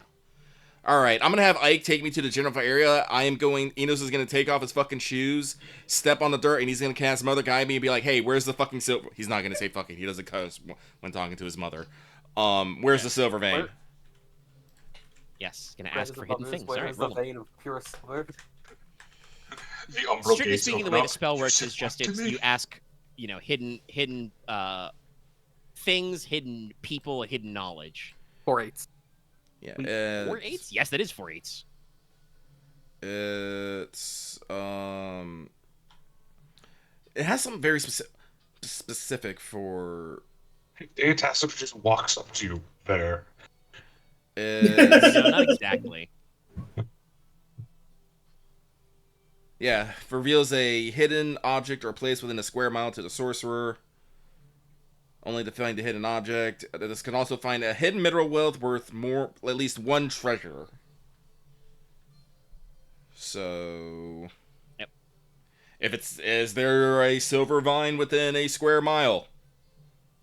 Yeah, I can take you to the rough part. Basically, you got to go across the bridge and go up. But Yeah. yes, you touch, you cast, you ask, and I feel like just a little. I forgot to mention the weather earlier. I was gonna say I think it's probably not foggy or rainy, but like was overcast all day. Mm-hmm. Just a little bit of fog just kind of like snakes up, from the ground around your bare feet and just kind of like forms a little trail and leads you to a rock face in the foothills. Mm-hmm. where- Smacks the rock face and says, "Dig here." And he's like, and as he like, well, no, he's probably not gonna. No, Ike's probably not gonna literally stand here and dig here. She's probably just gonna note it and then come back with him. I think Ike takes out a block of chalk from her, or no, a charcoal stick out of her pocket and just like big X. Yep. It's like, and that's half the favor repaid. But I wanted to get that done so we didn't have to worry about it next session. That's fair. Yep. Because you got to Good do job, the man. next time. You got to do the thing where you make it worth money. Yes. But yes, probably within the next couple, definitely within the next couple days, possibly within the next few hours, boys with pickaxes are going to descend on that big mark. Magic Man said there's silver in them dark. Yeah, Prettiest man I knew. he's got magic. I wish there was a conversation I was gonna have about it, but it doesn't matter. We can recap anything because I think you guys are going to be bouncing around the area next time, kind of like splitting up a little bit for stuff. All right. Anyway, my audio recording's been going for almost 5 hours. It's fucking 2 a.m. I am amazed Dallas is still here. Thank you everybody for listening. Like, comment, subscribe. Bye. Ogres. Ogres. Goodbye. Cyclops. Ogres. Bye.